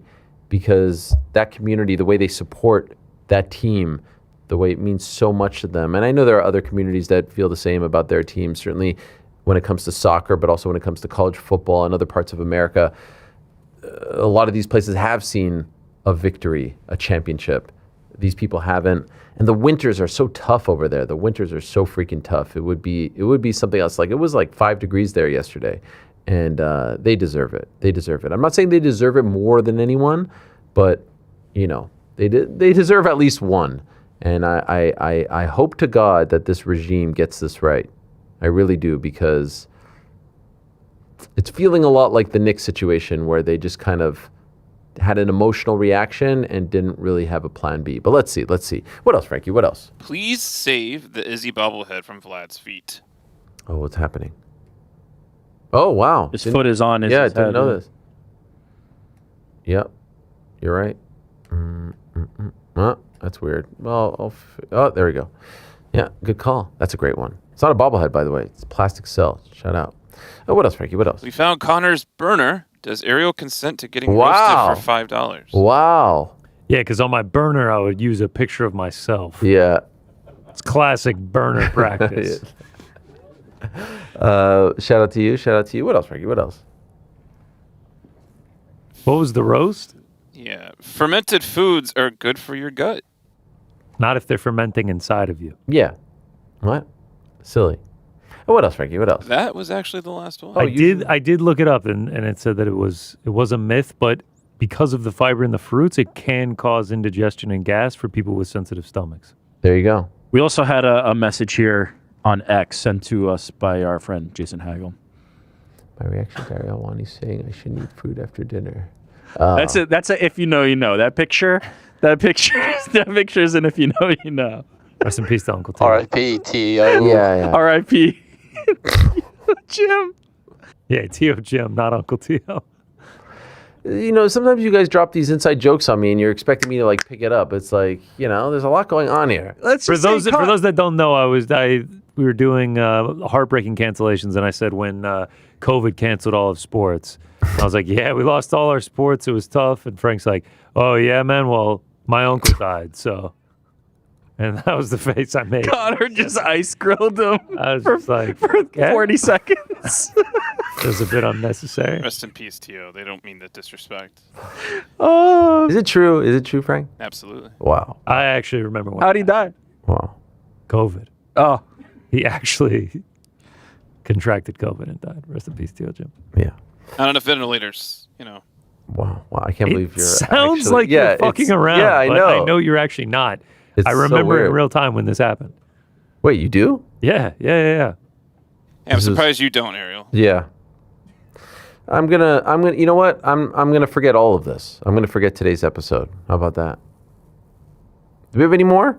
That's all of them. All right. Like I was saying earlier, BITB tomorrow. Yes. 415 sub BITB. If you add a plus and a 1 to that, you can call from anywhere in the world. And on Friday, hopefully Pizzi is back. We've missed him. Hopefully Wait, is that actually up in the air? Well, he's not feeling well. Oh boy. By the way, the last 2 days I have been telling you guys no Pizzi, right? Yes, but I didn't know it was. I just get a thumbs up when I send this. No, over. I knew there was something going on Monday. Yeah. I figured travel Tuesday. I didn't realize that. No one asked about today. I didn't realize. This is like the going back to the conversation of they passed away. Oh, how'd that happen? No PT. I just assume on Keep the assignment. train moving along. Hey, no one cares to ask, what's up with Pizzi? As I said, I don't want to know. I had other knowledge. Pete, I hope you're doing well wherever you are. If it's serious, I imagine you'll explain further. We love you, Pete. Or at least I do. Man. We love you, Pete. It's that bad. All right. So Friday, hopefully he returns. And then Saturday, we will, of course, be back for the post show. Friday, Zuffa boxing debut. Chuck's going to be there, by the way. Chuck's going to be at the Metapex. That's sick. I saw some pictures. There seems to be about 1,000 seats in that bad boy. Hell yeah. Well, Chuck will be one of them. So stay tuned for a live recap of that. Well, not really live. He's going to write a piece on it. So looking forward to that. And then on Saturday, it's 324. And we shall have our watch party, Arena Club. Shout out to them. And then, of course, post-show. All right. You can hit the music. And yes, arenaclub.com. Support them because they support us. How about that? Huh? How about that? How about you support them because they support us? Huh? How about it? arenaclub.com/uncrowned is the place to be. This thing here that you gave me, Frank, I'm supposed to read after the program, right? Yes, sir. Should I read it now just for fun? Let's not give them It's been a great week, guys. You know, I have to say, we are finally here. We are finally at the end of the road, the 6 weeks off. I'm quite proud of the uncrowned team over here at the HQ. I have to say, for a couple of weeks with not a lot of fights to talk about, we had some pretty star-studded lineups. Would you not say, guys? Israel today, and Cory, and Chandler, and Jorge, and Dustin, and last week's guest Daniel Cormier, and all the other people who came by. I mean, I'm being honest right now. That's good stuff. I'm proud of us. Yeah, Ariel. That was a good one. Proud of us too. We really did it. We really stepped up, Ariel. I was just sending Pizzi a very encouraging message. Oh, now everyone's to texting. feel better. Yeah, man. He's wondering, like, hey, no one's reached out to me in the past 5 days. No, just sent him a message like, whew, hang in there, buddy. All right. Yeah, Ariel, this has been really great. He actually asked him if he's okay, and we were talking about parlay pals, and he completely didn't even acknowledge that he's sick. Thank you, Izzy. Thank you, Cory. Thank you, Mike. Thanks to you. Thanks to them. Back to Marseille. Y'all see them, though.